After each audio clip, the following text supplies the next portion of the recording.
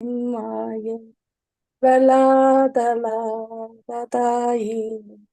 ಹಿರಣ್ಯಕಶಿಪೂರ್ವಕ್ಷಃ ಶಿಲಟಂಕ ನಕಾಲಾಯೇ ಇತೋ ನರಸಿಂಹ ಪರತೋ ನರಸಿಂಹ ಎತ್ತ ಎತ್ತೋ ಯಾಮಿ ತಥೋ ನರಸಿಂಹ ಬಹಿರ್ನರಸಿಂಹ ಹೃದಯೇ ನರಸಿಂಹ ನರಸಿಂಹಮದಿಂ ಶರಣಂ ಪ್ರಪದ್ಯೆ ತವ ಕರ ಕಮಲವರೆ ನಾಕಾಂ ಅದ್ಭುತ ಶೃಂಗಂ ದಲಿತಾ ಹಿರಣ್ಯಕಶಿಪು ತನು ಭೃಂಗಂ ಕೇಶವಧೃತ ನರಹರಿ ರೂಪ ಜಯ ಜಗದೀಶ ಹರೇ ಜಯ ಜಗದೀಶ ಹರೇ ಜಯ ಜಗದೀಶ ಹರೇ. ಹರೇ ಕೃಷ್ಣ ಮಾತಾಜಿ, ಧನ್ಯವಾದಗಳು. ಹರೇ ಕೃಷ್ಣ ಮಾತಾಜಿ, ಧನ್ಯವಾದ ಮಾತಾಜಿ. ಹರೇ ಕೃಷ್ಣ ಮಾತಾಜಿ. ನಾನೊಂದಾಡ್ಲಾ? ಹರೇ ಕೃಷ್ಣ.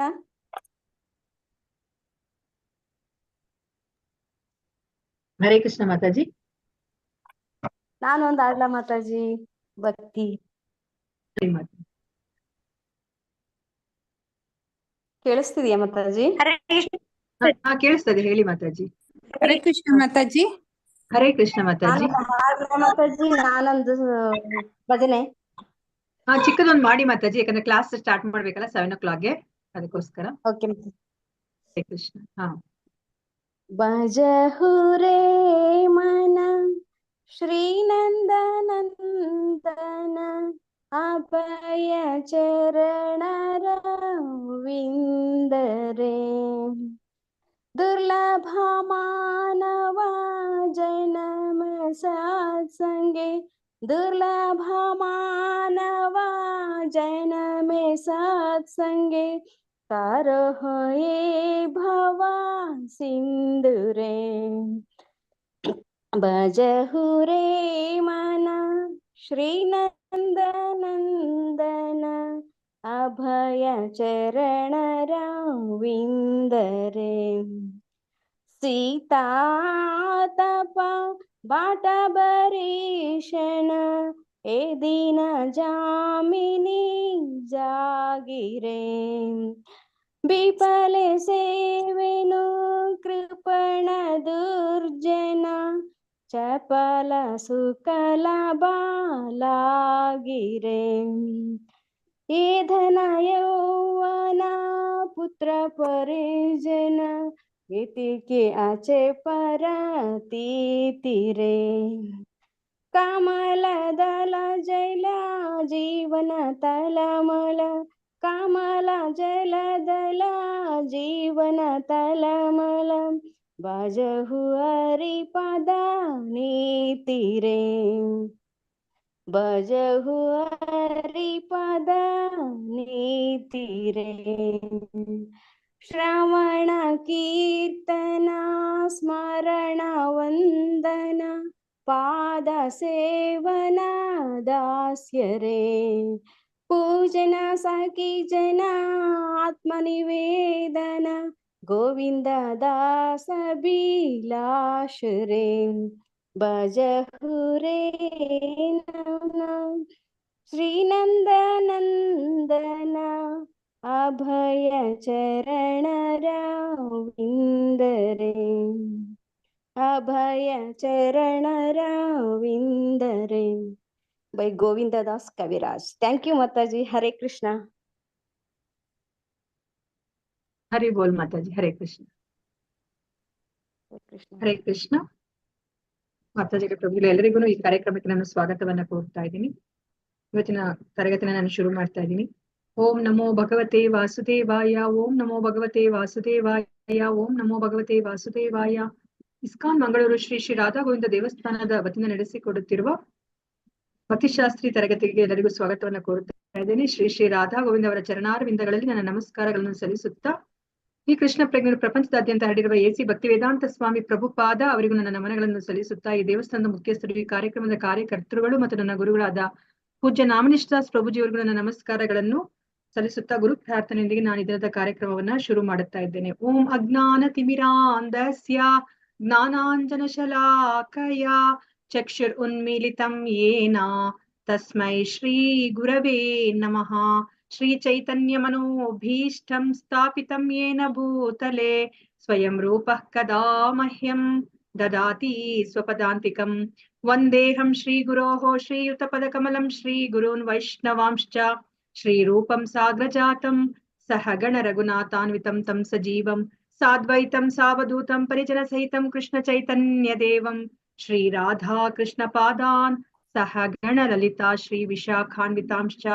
हे कृष्णा करुणा सिन्धो दीनबन्धो जगत्पते गोपेश गोपिका कान्ता राधा कान्त नमोऽस्तुते।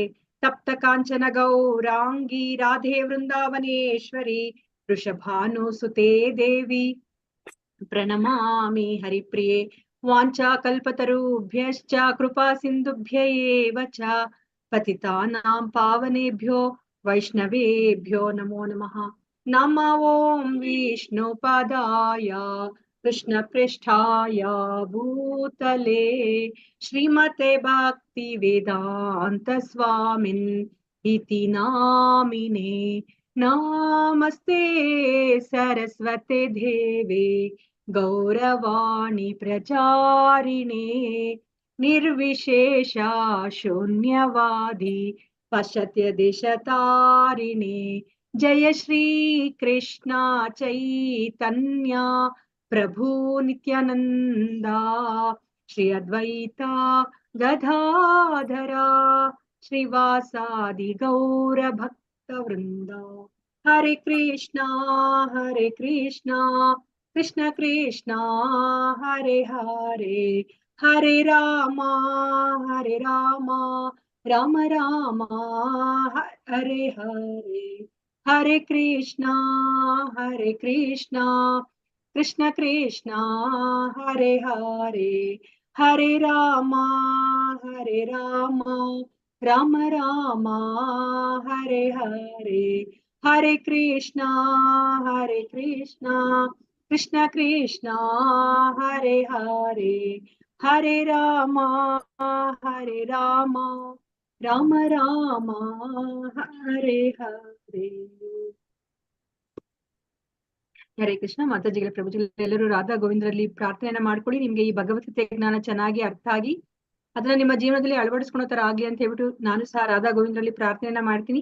ಈ ಜ್ಞಾನವನ್ನ ನಿಮ್ಗೆ ಅರ್ಥ ಆಗೋ ರೀತಿಯಲ್ಲಿ ತಲುಪಿಸುವಂತಹ ಶಕ್ತಿನ ನನ್ಗೆ ಕೊಡ್ಲಿ ಅಂತ ಹೇಳ್ಬಿಟ್ಟು ಹರೇ ಕೃಷ್ಣ ಕೃಷ್ಣ ಕೃಷ್ಣ ಹರೇ ಹರೇ ಹರೇ ರಾಮ ರಾಮ ರಾಮ ಹರೇ ಹರೇ. ಹರೇ ಕೃಷ್ಣ. ಶ್ರೀಲ ಪ್ರಭುಪಾದ್ ಕಿ ಜೈ. ಹರೇ ಕೃಷ್ಣ. ಹರೇ ಕೃಷ್ಣ. ನಾವು ಘಟಕ 1, 2 ಮುಗಿಸಿ ನಾವಿವಾಗ ಘಟಕ 3ರಲ್ಲಿ ಇದೀವಿ. ಘಟಕ 1 ಕರ್ಮಯೋಗದ ಅಧ್ಯಾಯಗಳು, ಹೇಗೆ ಕರ್ಮಯೋಗದ ಮೂಲಕ ನಾವು ಭಗವಂತನನ್ನ ಸೇರೋದು ಅಂತ ನಾವು ತಿಳ್ಕೊಂಡ್ವಿ. ಮತ್ತೆ ಮಧ್ಯದ ಘಟಕ 2ನೇ ಘಟಕ ಅದು ಪರಿಪೂರ್ಣವಾಗಿ ಭಕ್ತಿ ಯೋಗದ ಕುರಿತಾಗಿ ಇತ್ತು. ಸೊ ಈ ಭಗವದ್ಗೀತೆಯ ಮೂಲ ಉದ್ದೇಶ ನಾವು ಭಕ್ತಿಯನ್ನ ಮಾಡಿ ಭಗವಂತನ ಲೋಕಕ್ಕೆ ಹೋಗೋದು ಅನ್ನೋದನ್ನ ಅದನ್ನ ನಾವು 2ನೇ ಘಟಕದಲ್ಲಿ ತಿಳ್ಕೊಂಡ್ವಿ. ಈಗ 3ನೇ ಘಟಕದಲ್ಲಿ ನಾವು ಜ್ಞಾನದ ಬಗ್ಗೆ ನಾವು ತಿಳ್ಕೊತಾ ಇದೀವಿ. ಜ್ಞಾನದ ಮೂಲಕ ನಾವು ಜ್ಞಾನವನ್ನ ಪಡೆಯೋದ್ರ ಮೂಲಕ ನಾವು ಹೇಗೆ ಭಗವಂತನ ಬಳಿಗೆ ಹೋಗೋದು, ಭಕ್ತಿ ಸೇವೆಯನ್ನ ಹೇಗೆ ಮಾಡೋದು ಅನ್ನೋದನ್ನ ನಮ್ಗೆ ಈಗ ಕೃಷ್ಣ ತಿಳಿಸಿಕೊಡ್ತಾ ಇದ್ದಾರೆ. ಸೊ ಇದ್ರಲ್ಲಿ ನಾವು ಮುಖ್ಯವಾಗಿ ನಾವು 3 ಗುಣಗಳ ಬಗ್ಗೆ ನಾವು ತಿಳ್ಕೊತಾ ಇದೀವಿ. ಆ 3 ಗುಣಗಳು ನಮ್ಮನ್ನ ಬಂಧನಕ್ಕೆ ಒಳಗಾಗೋ ತರ ಮಾಡುತ್ತೆ. ಅದಕ್ಕೋಸ್ಕರ ನಾವು ಈ ಬಂಧನದಿಂದ ಹೊರಗಡೆ ಬರಬೇಕು, ಅದನ್ನ ಕ್ರಮಿಸಿ ನಾವು ಆ ಶುದ್ಧ ಸತ್ವ ಹಂತಕ್ಕೆ ಬರಬೇಕು ಅಂತ ಹೇಳ್ಬಿಟ್ಟು ನಮ್ಗೆ ಇಲ್ಲಿ ತಿಳಿಸಿಕೊಡ್ತಾ ಇದಾರೆ. ಯಾವ ವಿಧಾನದ ಮೂಲಕ ನಾವು ತಿಳ್ಕೊಬಹುದು ಅಂತ ಹೇಳ್ಬಿಟ್ಟು.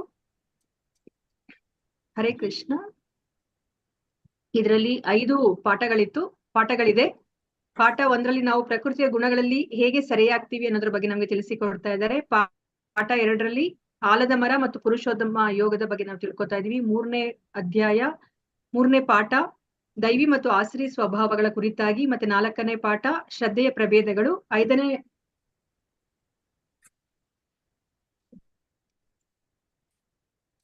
ಮ್ಯೂಟ್ ಆಗಿದ್ದೀರಿ ಮಾತಾಜಿ ನೀವು.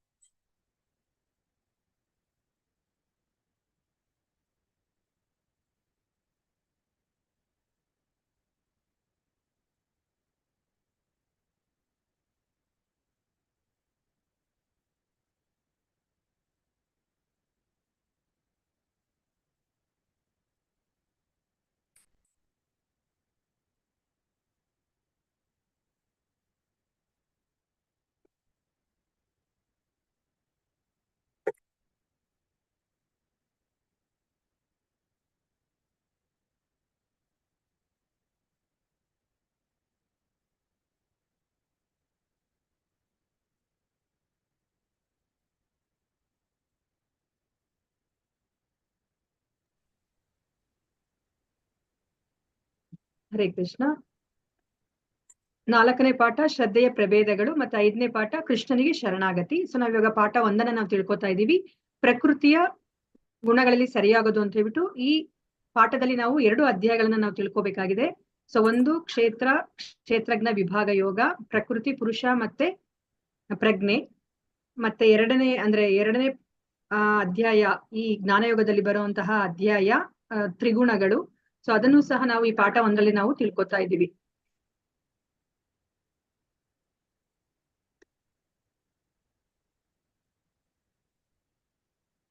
ಸೊ ನಾವು ಘಟಕ 13ರಲ್ಲಿ ಈಗ ನಾವು ಕ್ಷೇತ್ರಜ್ಞರ ಕುರಿತಾಗಿ ನಾವು ಮೊದಲ 7 ಶ್ಲೋಕಗಳಿಗೆ ನಾವು ತಿಳ್ಕೊತಾ ಇದೀವಿ. ಅದಾದ್ಮೇಲೆ ಜ್ಞಾನದ ಪ್ರಕ್ರಿಯೆಗಳನ್ನ ನಾವು ಇವತ್ತಿನ ದಿನ ತಿಳ್ಕೊಬೇಕಾಗಿದೆ. 8ರಿಂದ 12 ಶ್ಲೋಕಗಳಲ್ಲಿ ನಾವು ಜ್ಞಾನದ ಪ್ರಕ್ರಿಯೆಯನ್ನ ನಾವು ತಿಳ್ಕೊತಾ ಇದೀವಿ. ಜ್ಞಾನದ ವಿಷಯ 13 ಮತ್ತು 13ರಿಂದ 19ನೇ ಶ್ಲೋಕಗಳಲ್ಲಿ ನಾವು ಜ್ಞಾನದ ವಿಷಯಗಳನ್ನ ನಾವು ತಿಳ್ಕೊತಾ ಇದೀವಿ. ಪ್ರಕೃತಿ ಪುರುಷ ಮತ್ತು ಅವರ ಸಂಯೋಜನೆ, ಇದನ್ನ 20ರಿಂದ 26ನೇ ಶ್ಲೋಕಗಳಲ್ಲಿ ತಿಳಿಸಿಕೊಡ್ತಾ ಇದ್ದಾರೆ ಕೃಷ್ಣ. ಮತ್ತೆ ಜ್ಞಾನ ಚಕ್ಷು, ನಾವೆಲ್ಲವನ್ನ ನಾವು ಜ್ಞಾನದ ದೃಷ್ಟಿಯಿಂದ ನಾವು ಹೇಗೆ ತಿಳ್ಕೋಬೇಕು ಅನ್ನೋದನ್ನ ಕೊನೆಯ ಶ್ಲೋಕಗಳಲ್ಲಿ ನಮ್ಗೆ ಕೃಷ್ಣ ತಿಳಿಸಿಕೊಡ್ತಾ ಇದ್ದಾರೆ. ಸೊ ಇವತ್ತಿನ ದಿವಸ ಆದಷ್ಟು ಟ್ರೈ ಮಾಡ್ತೀನಿ ಈ 3 ಅಂಶಗಳನ್ನ ನಾವು ತಿಳ್ಕೊಳ್ಲಿಕ್ಕೆ. ಜ್ಞಾನದ ಪ್ರಕ್ರಿಯೆ, ಜ್ಞಾನದ ವಿಷಯ, ಪ್ರಕೃತಿ ಪುರುಷ ಮತ್ತು ಅವರ ಸಂಯೋಜನೆ. ಸೊ ಯಾರಾದ್ರೂ ಹೇಳ್ತೀರಾ ಜ್ಞಾನದ ಪ್ರಕ್ರಿಯೆ ಕ್ಷೇತ್ರ ಮತ್ತು ಕ್ಷೇತ್ರಜ್ಞರ ಈ ಬಗ್ಗೆ ನಾವ್ ಏನ್ ತಿಳ್ಕೊಂಡ್ವಿ ಅಂತ ಹೇಳ್ಬಿಟ್ಟು ಇದರ ಹಿಂದಿನ ವಾರದಲ್ಲಿ?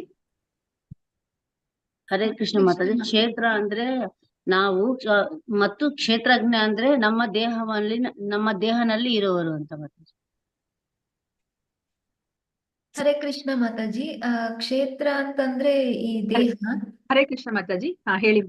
ಕ್ಷೇತ್ರ ಅಂದ್ರೆ ದೇಹ, ಕ್ಷೇತ್ರಜ್ಞ ಅಂತಂದ್ರೆ ಇದು ದೇಹವನ್ನ ತಿಳಿದವನು, ಪರಮ ಕ್ಷೇತ್ರಜ್ಞ ಅಂತಂದ್ರೆ ಎಲ್ಲದನ್ನು ತಿಳಿದವನು. ಹರೇ ಕೃಷ್ಣ ಮಾತಾಜಿ. ಹರೇ ಧನ್ಯವಾದಗಳು ಮಾತಾಜಿ. ಎಷ್ಟು ಜನ ಕ್ಷೇತ್ರಜ್ಞ ಇದ್ದಾರೆ ಅಂತ ನಾವು ತಿಳ್ಕೊಂಡ್ವಿ ಮಾತಾಜಿ? ಎಷ್ಟು ಜನ ಕ್ಷೇತ್ರಜ್ಞರಿದ್ದಾರೆ ಅಂತ ನಾವು ತಿಳ್ಕೊಂಡ್ವಿ? ಇಬ್ರು ಮಾತಾಜಿ, ಒಬ್ಬ ಪರಮ ಕ್ಷೇತ್ರಜ್ಞ ಮತ್ತೊಬ್ಬ ಕ್ಷೇತ್ರಜ್ಞ. ಇಬ್ರು ಯಾರು? ಓಕೆ. ಎಲ್ಲಾ ದೇಹಗಳ ಬಗ್ಗೆ ತಿಳಿದವನು ಪರಮ ಕ್ಷೇತ್ರಜ್ಞ ಮಾತಾಜಿ. ಓಕೆ. ವ್ಯಕ್ತಿಗತ ಕ್ಷೇತ್ರಜ್ಞ ಬಂದು ತನ್ನ ದೇಹದಲ್ಲಿ ಏನಾಗ್ತಿದೆ ಅನ್ನೋದನ್ನ ಮಾತ್ರ ಅವರು ತಿಳ್ಕೊಂಡಿದ್ದಾರೆ ಅಲ್ವಾ? ಸೊ ನಾವ್ ಇದ್ರ ಕುರಿತಾಗಿ ನಾವು ತಿಳ್ಕೊಂಡ್ವಿ. ಮತ್ತೆ ದೇಹ ಏನ್ರಿಂದ ಮಾಡಲ್ಪಟ್ಟಿದೆ ಅಂತ ನಾವು ತಿಳ್ಕೊಂಡ್ವಿ. ಎಷ್ಟು ಘಟಕಾಂಶಗಳಿಂದ ನಾವು ಇದು ಮಾಡಲ್ಪಟ್ಟಿದೆ ಅಂತ ನಾವು ತಿಳ್ಕೊಂಡ್ವಿ? 24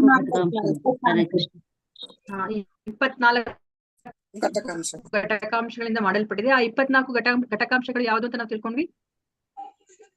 ಪಂಚಭೂತಗಳು ಮಾತಾಜಿ. ಪಂಚಭೂತಗಳು, ಪಂಚೇಂದ್ರಿಯಗಳು, ಕರ್ಮೇಂದ್ರಿಯಗಳು. ಅದಾದ್ಮೇಲೆ 15 ಆಯ್ತು. ಆಯ್ತು, ಜ್ಞಾನೇಂದ್ರಿಯಗಳು ಆಯ್ತು ಅವಾಗ್ಲೇ. ತ್ರಿಗುಣಗಳು, ಪಂಚೇಂದ್ರಿಯಗಳು ಮತ್ತೆ ಜ್ಞಾನೇಂದ್ರಿಯಗಳು ಅಂದ್ರೆ ಆಯ್ತು. ಅದಾದ್ಮೇಲೆ ಪಂಚ ತನ್ಮಾತ್ರಗಳು.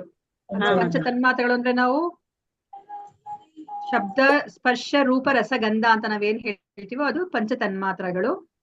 ಅದಾದ್ಮೇಲೆ ಇನ್ನ 4 ಯಾವುದು?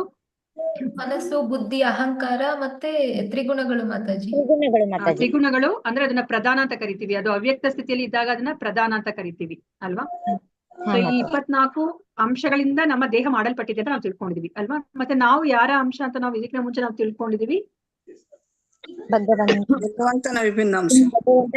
ನಾವೆಲ್ಲರೂ ಸಹ ಭಗವಂತನ ವಿಭಿನ್ನ ಅಂಶ. ಪ್ರತ್ಯೇಕ ಅಂಶಗಳು ಅಂತ ನಾವು ತಿಳ್ಕೊಂಡಿದೀವಿ ಅಲ್ವಾ? ಸೊ ಕ್ಷೇತ್ರಜ್ಞ ಅರ್ಜುನ ಎಷ್ಟು ಪ್ರಶ್ನೆಗಳನ್ನ ಕೇಳ್ತಾರೆ ಅಂತ ನಾವು ತಿಳ್ಕೊಂಡ್ವಿ? 6 ಅರ್ಜುನ ಎಷ್ಟು ಪ್ರಶ್ನೆಗಳನ್ನ ಕೇಳ್ತಾರೆ? 6 ಮಾತಾಜಿ. ಈ ಅಧ್ಯಾಯ ಶುರು ಆಗ್ತಾ ಇರೋದನ್ನೇ ಅರ್ಜುನನ ಪ್ರಶ್ನೆಗಳಿಂದ ಅಲ್ವಾ? ಎಷ್ಟು ಪ್ರಶ್ನೆಗಳನ್ನ ಕೇಳ್ತಾರೆ ಕೃಷ್ಣನಿಗೆ ಅರ್ಜುನ? 6 ಮಾತಾಜಿ. 6 ಮಾತಾಜಿ. 6 ಪ್ರಶ್ನೆಗಳು ಯಾವ್ದ್ಯಾವ್ದು? ಪ್ರಕೃತಿ, ಪುರುಷ, ಕ್ಷೇತ್ರಜ್ಞ, ಜ್ಞಾನ ಮತ್ತು ಜ್ಞಾನದ ಗುರಿ. ಹರಿ ಬೋಲ್ ಮಾತಾಜಿ. ಹರೇ ಕೃಷ್ಣ. ಸೊ ಈ 6 ಪ್ರಶ್ನೆಗಳನ್ನ ಅವರು ಕೇಳ್ತಾರೆ ಅಲ್ವಾ? ಈ 6 ಪ್ರಶ್ನೆಗಳಲ್ಲಿ ಈಗ ಕ್ಷೇತ್ರ ಮತ್ತು ಕ್ಷೇತ್ರಜ್ಞ ಅಂದ್ರೆ ಏನು ಅಂತ ನಾವು ತಿಳ್ಕೊಂಡಿದೀವಿ. ಸೊ ಅದಾದ್ಮೇಲೆ ಈಗ ಜ್ಞಾನ ಮತ್ತೆ ಜ್ಞೇಯ ಅದನ್ನ ನಮ್ಗೆ ಇವಾಗ ತಿಳಿಸ್ಕೊಡ್ತಾ ಇದ್ದಾರೆ ಕೃಷ್ಣ.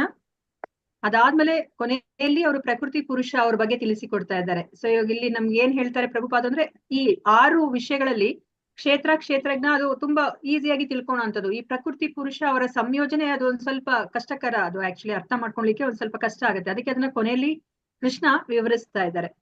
ಸೊ ಇವಾಗ ನಾವು ಜ್ಞಾನದ ಪ್ರಕ್ರಿಯೆನ ನಾವು ಇವಾಗ ತಿಳ್ಕೊಳ್ಳಂತೆ. ಹರೇ ಕೃಷ್ಣ ಮಾತಾಜಿ. ಹಾ ಹೇಳಿ ಮಾತಾಜಿ. ಹರೇ ಕೃಷ್ಣ. ತುಂಬಾ ಬ್ರೇಕ್ ಆಗ್ತಾ ಉಂಟು ಮಾತಾಜಿ. ಮತ್ತೆ ಕ್ಲಾಸ್ ಆಗ್ತೀರಾ ಮುಗಿದ್ಮೇಲೆ ರೆಕಾರ್ಡ್?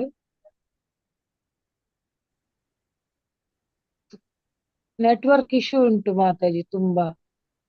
ನಂದು ಕೇಳಿಸ್ತಾ ಇಲ್ವಾ ಸರಿಯಾಗಿ? ಹೌದು, ಸ್ಲೈಡ್ಸ್ ಬರ್ತಾ ಇಲ್ಲ.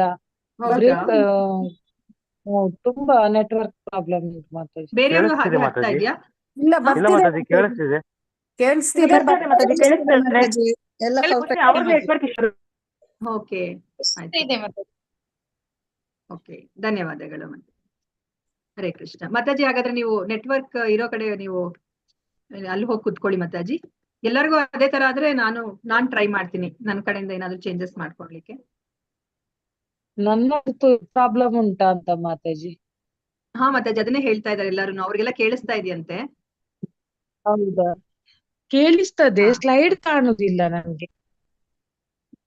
ಹೌದಾ ಮಾತಾಜಿ? ಅದ್ರ ಮೇಲೆ ಪ್ರೆಸ್ ಮಾಡಿ. ಹಾಗಾದ್ರೆ ನೀವ್ ಅದ್ರ ಮೇಲೆ ಒಂದ್ಸತಿ ಪ್ರೆಸ್ ಮಾಡಿದ್ರೆ ನಿಮ್ಗೆ ಸ್ಲೈಡ್ಸ್ ಕಾಣಿಸುತ್ತೆ, ಹೊಸ ಸ್ಲೈಡ್ಸ್ ಕಾಣಿಸುತ್ತೆ. ಇಲ್ಲ ಮಾತಾಜಿ, ಕಾಣಿಸ್ತಾ ಇದೆಯಾ ಮಾತಾಜಿ? ಇಲ್ಲ ಇಲ್ಲ, ಆಗುದಿಲ್ಲ. ನೀವ್ ಒಂದ್ಸತಿ ಲಾಗೌಟ್ ಆಗಿ ಮತ್ತಿನ್ನೊಂದ್ಸತಿ ಎಕ್ಸಿಟ್ ಆಗಿ ಮತ್ತಿನ್ನೊಂದ್ಸತಿ ಜಾಯಿನ್ ಆಗಿ mataji. Okay okay okay mataji, Hare Krishna. So ಇವಾಗ ನಾವು ಜ್ಞಾನದ ಪ್ರಕ್ರಿಯೆಗಳನ್ನ ನಾವು ತಿಳ್ಕೊತಾ ಇದೀವಿ. ಸೊ ಜ್ಞಾನದ ಪ್ರಕ್ರಿಯೆ ಅಂತಂದ್ರೆ ಇಲ್ಲಿ ಏನ್ ಅರ್ಥ ಅಂತಂದ್ರೆ, ಪ್ರಕ್ರಿಯೆ ಅಂದ್ರೆ ಸಾಧನಗಳು. ಸೊ ನಾವು ಜ್ಞಾನವನ್ನ ನಾವು ಪಡ್ಕೋಬೇಕು ಅಂತಂದ್ರೆ ನಾವು ಈ ವಿಧಾನಗಳನ್ನ ನಾವು ಅನುಸರಿಸ್ಬೇಕಾಗತ್ತೆ. ಅವಾಗಷ್ಟೇ ನಮ್ಗೆ ಆ ಜ್ಞಾನ ಅಂತ ಹೇಳ್ಬಿಟ್ಟು ಕೃಷ್ಣ ಏನ್ ಹೇಳ್ತಿದ್ರು ಅದನ್ನ ನಾವು ಅರ್ಥ ಮಾಡ್ಕೊಳ್ಲಿಕ್ಕೆ ಸಾಧ್ಯ ಆಗುತ್ತೆ. ಸೊ ಜ್ಞಾನದ ಪ್ರಕ್ರಿಯೆಗಳು ಎಷ್ಟಿದೆ ಅಂತ ನಾವು ತಿಳ್ಕೊಂಡಿದೀವಿ. ಮೊದಲನೇ ಲೆವೆಲ್, ಎರಡನೇ ಲೆವೆಲ್ ಅಲ್ಲೆಲ್ಲ ನಾವು ತಿಳ್ಕೊಂಡಿದೀವಿ ಅಲ್ವಾ? ಎಷ್ಟು ಜ್ಞಾನದ ಪ್ರಕ್ರಿಯೆಗಳಿದೆ ಅಂತ ನಮ್ಗೆ ಭಗವಂತ ಹೇಳ್ತಾ ಇದಾರೆ, ಕೃಷ್ಣ ಹೇಳ್ತಾ ಇದಾರೆ.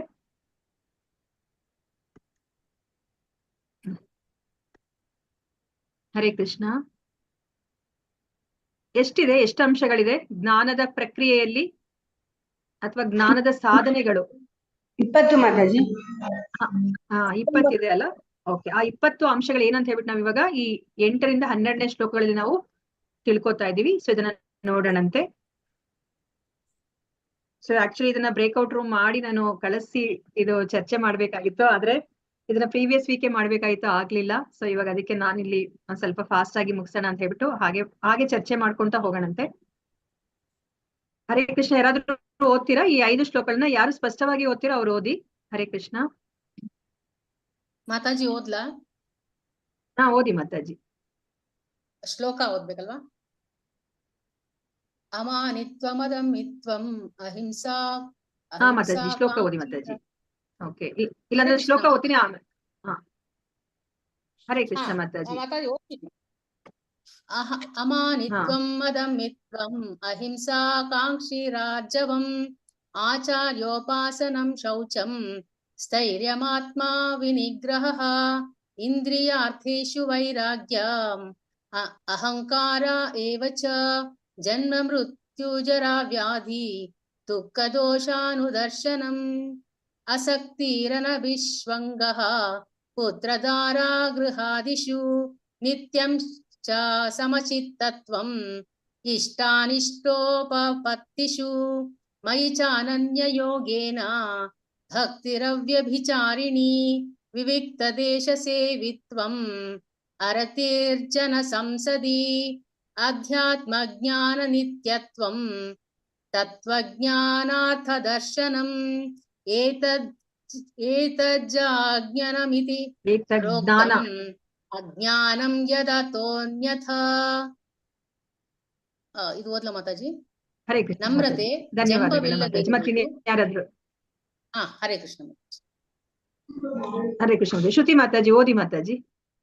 ಧನ್ಯವಾದ ಮಾತಾಜಿ. ಪದ್ಮಿನಿ ಮಾತಾಜಿ ಚೆನ್ನಾಗಿ ಇದ್ ಮಾಡಿದ್ರಿ. ಬಟ್ ಇಲ್ಲಿ ಅನಹಂಕಾರ ಅಂತ ಹೇಳ್ಬೇಕು. ಇಲ್ಲಿ ವೈರಾಗ್ಯಂ ಅನಹಂಕಾರ ಹೇವಚ. ಅಹಂಕಾರ ಇಲ್ದಲೇ ಇರೋದು ಅನಹಂಕಾರ. ಹಾ ಮಾತಾಜಿ. ಹರಿ ಬೋಲ್ ಮಾತಾಜಿ. ಹರೇ ಕೃಷ್ಣ. ಶ್ರುತಿ ಮಾತಾಜಿ ಬೇಗ ಓದಿ ಮಾತಾಜಿ. ಹರೇ ಕೃಷ್ಣ ಮಾತಾಜಿ. ಹರೇ ಕೃಷ್ಣ. ಮಾತಾಜಿ ಇದು ವಿಡಿಯೋಸ್ ಆನ್ ಮಾಡ್ಕೊಳ್ಳಿ. ಹಾ ಮಾತಾಜಿ. ಯಾಕೆಂದ್ರೆ ನನಗೆ ಯಾರಂತಾನೆ ಗೊತ್ತಾಗೋದಿಲ್ಲ ಆಕ್ಚುಲಿ. ನನಗೆ ಭಕ್ತಿ ಶಾಸ್ತ್ರಿಗೆ ನನಗೆ ಹೆಲ್ಪ್ ಆಗುತ್ತೆ ಆಕ್ಚುಲಿ. ಬೇರೆ ಕ್ಲಾಸ್ ಅಲ್ಲಿ ನಾನು ಇನ್ಸಿಸ್ಟ್ ಮಾಡಲ್ಲ, ಬಟ್ ಭಕ್ತಿ ಶಾಸ್ತ್ರದಲ್ಲಿ ನೀವು ಅದು ಆಕ್ಚುಲಿ ರೂಲ್ಸ್, ಅದು ಕ್ಲಾಸ್ ರೂಲ್ಸ್. ನಾನು ಮಾಡಿದ್ದೀನಿ ಮಾತಾಜಿ. ಹಾ ಮಾತಾಜಿ.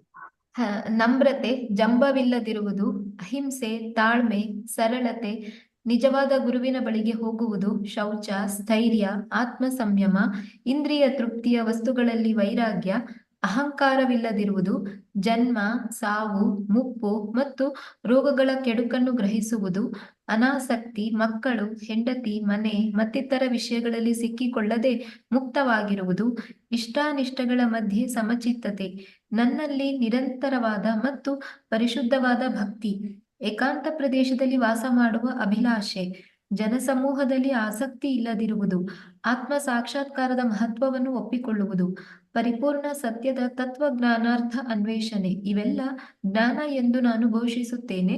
ಇದಲ್ಲದೆ ಇರುವುದೆಲ್ಲ ಅಜ್ಞಾನ. ಹರೇ ಕೃಷ್ಣ ಮಾತಾಜಿ. ಹರೇ ಕೃಷ್ಣ. ಧನ್ಯವಾದಗಳು ಮಾತಾಜಿ. ಹರೇ ಕೃಷ್ಣ.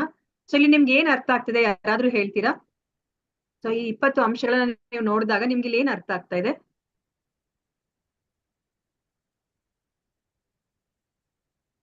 ಅಂದ್ರೆ ಒಬ್ಬ ಭಕ್ತನಿಗೆ ಜಂಬವಿರುವುದಿಲ್ಲ, ಅಸೂಯೆ ಇರಬಾರ್ದು, ತಾಳ್ಮೆ ಇರಬೇಕು ಅಂತ ಹೇಳ್ತಾ ಇದಾರೆ ಮಾತಾಜಿ ಇದ್ರಲ್ಲಿ. ಯಾವ ರೀತಿ ಇರ್ಬೇಕು ಅದನ್ನ ಇಲ್ಲಿ ತಿಳಿಸ್ತಾ ಇದೆ ಮಾತಾಜಿ. ತಾಳ್ಮೆ, ಜ್ಞಾನ ಅಂದ್ರೆ ಯಾವ್ಯಾವ್ದು ಅಂತ ತಿಳಿಸ್ತಿದ್ದಾರೆ ಆಧ್ಯಾತ್ಮ ಮಾತಾಜಿ. ಮಾರ್ಗದಲ್ಲಿ ಚಲಿಸೋದಿಕ್ಕೆ ಏನು ಇದು ಐಹಿಕ ಪ್ರಪಂಚದ ಒಂದು ಇದು ಇರಬಾರ್ದು ಅಂತ. ಓಕೆ, ಮಾತಾಜಿ, ಪ್ರಾಪಂಚಿಕ ವಿಷಯಗಳಲ್ಲಿ ಅತಿಯಾದ ಆಸಕ್ತಿ ಇಲ್ಲದಿರುವುದು ಜ್ಞಾನ. ಅದ್ರ ಬಗ್ಗೆ Okay. ವೈರಾಗ್ಯ ತಾಳುವುದು ನಿಜವಾದ ಜ್ಞಾನ, ಆಸಕ್ತಿ ಇಲ್ಲದಿರುವುದು ಇರುವುದು ಅಜ್ಞಾನ ಅಂತ ಹೇಳ್ತಾರೆ. ಓಕೆ, ಧನ್ಯವಾದಗಳು ಮಾತಾಜಿ. ಹರೇ ಕೃಷ್ಣ. ಮುನಿರಾಜ್ ಪ್ರಭುಜಿ ನೀವೇನೋ ಹೇಳ್ತಾ ಇದ್ರಿ, ಹೇಳಿ ಪ್ರಭುಜಿ. ಹರೇ ಕೃಷ್ಣ. ಪ್ರಭುಜಿ ಹೇಳಿ. ಮಾತಾಜಿ ಇಲ್ಲಿ ಕೊಟ್ಟಿರೋ 20 ಅಂಶಗಳು ಫಾಲೋ ಮಾಡಿದ್ರೆ ಇಷ್ಟು ಮಾತ್ರ ಜ್ಞಾನ, ಈ 20 ಅಂಶ ಬಿಟ್ಟು ಬೇರೆ ಇರೋವೆಲ್ಲ ಅಜ್ಞಾನ ಅಂತ ಖಚಿತವಾಗಿ ಪಡಿಸಿ ಹೇಳ್ತಿದ್ದಾರೆ. ಓಕೆ ಪ್ರಭುಜಿ, ಧನ್ಯವಾದಗಳು. ಸೊ ಇವಾಗ ನಾವು ಇಷ್ಟು ದಿನಗಳ ತನಕ ನಾವು ಜ್ಞಾನ ಅಂದ್ರೆ ನಾವೇನಂತ ತಿಳ್ಕೊಂಡಿದ್ವಿ? ನಾವು ನಮ್ಮ ಮಕ್ಕಳಿಗೆ ಸ್ಕೂಲ್ಗೆ ಕಳಿಸ್ತೀವಲ್ವಾ, ನಾವು ಸ್ಕೂಲ್ಗೆ ಕಳಿಸ್ತೀವಲ್ವಾ, ಅವ್ರು ಏನಕ್ಕೋಸ್ಕರ ನಾವು ಸ್ಕೂಲ್ಗೆ ಕಳಿಸ್ತೀವಿ? ಪಾಠ ಕಲೀಲಿಕ್ಕೆ. ಜ್ಞಾನ ಸಂಪಾದನೆ ಆಗ್ಲಿ ಅಂತ ಜ್ಞಾನ ಸಂಪಾದನೆ ಮಾಡೋದನ್ನ ಮಾತಾಡಿ. ಹೊಟ್ಟೆ ಐಹಿಕ ಬಟ್ಟೆ ಪ್ರಪಂಚದಲ್ಲಿ ಸಂಪಾದನೆಗೆ ಬದುಕೋದಕ್ಕೋಸ್ಕರ ಕಲಿಯುವಂತಹ ಸಹಾಯವಾಗುವಂಥದ್ದು ವಿದ್ಯೆ ಮಾತಾಜಿ. ವಿಶ್ವವಿದ್ಯಾಲಯದ ಜ್ಞಾನ ಅಂತ ತಿಳ್ಕೊಂಡಿದ್ವಿ ಮಾತಾಜಿ. ಓಕೆ. ಸೊ ಇವಾಗ ಏನ್ ವ್ಯತ್ಯಾಸ ಇದೆ ಆ ಜ್ಞಾನಕ್ಕೂ ಈ ಜ್ಞಾನಕ್ಕೂ ಏನು ವ್ಯತ್ಯಾಸ ಇದೆ? ಅದು ನಮ್ಮ ಭೌತಿಕ ದೈಹಿಕವಾದ ದೇಹಕ್ಕೆ ಸಂಬಂಧಪಟ್ಟಿದ್ದ ಜ್ಞಾನ ಮಾತ್ರ ಹೇಳ್ಕೊಡ್ತಾ ಇದ್ರು ಮಾತಾಜಿ. ಇಲ್ಲ ಆತ್ಮ ಅಂದ್ರೆ ಏನು ಅನ್ನೋದೇ ಗೊತ್ತಿಲ್ಲ, ಅದೊಂದು ಜ್ಞಾನನೇ ಇಲ್ಲಿ ಗೊತ್ತಿಲ್ಲ. ಇದು ಆತ್ಮಕ್ಕೆ ಸಂಬಂಧಪಟ್ಟ ಜ್ಞಾನ ಆಗುತ್ತೆ. ಭೌತಿಕ ಸ್ಕೂಲಿಗೆ ಹೋಗೋದು ಭೌತಿಕ ಜ್ಞಾನ. ಓಕೆ, ಧನ್ಯವಾದ ಮಾತಾಜಿ. ಹರೇ ಕೃಷ್ಣ. ಸೊ ಇವಾಗ ನಮ್ಗೆ ಪರಿಪೂರ್ಣ ಜ್ಞಾನದಲ್ಲಿರೋರು ಅವರ ಭಾವ ಯಾವ ತರ ಇರುತ್ತೆ ಅಂತ ನಾವು ಇದಕ್ಕಿಂತ ಮುಂಚೆ ಸಹ ನಾವು ತಿಳ್ಕೊಂಡ್ವಿ ಅಲ್ವಾ? ವಿದ್ಯಾ ಏನು ದದಾತಿ ವಿನಯಂ ಅಂತ. ಆತರ ಈಗಿನ ನಾವು ವಿದ್ಯೆ ಏನ್ ಕಲ್ತ್ಕೊತಾ ಇದೀವಿ ನಾವು ಭೌತಿಕ ಪ್ರಪಂಚದಲ್ಲಿ, ಆ ವಿದ್ಯೆ ಕಲ್ತ್ಕೊಂಡಾಗ ನಮ್ಗೆ ಅಲ್ಲಿ ವಿನಯ ಸಿಗ್ತಾ ಇದೆಯಾ ಆ ಜ್ಞಾನದಿಂದ? ವಿದ್ಯಾ ದದಾತಿ ವಿನಯಂ ಅಂತ ಹೇಳ್ತಾರೆ. ಅಲ್ಲಿ ಇರುತ್ತೆ ಮಾತಾಜಿ. ಗರ್ವ ಬರ್ತಾ ಇದೆ.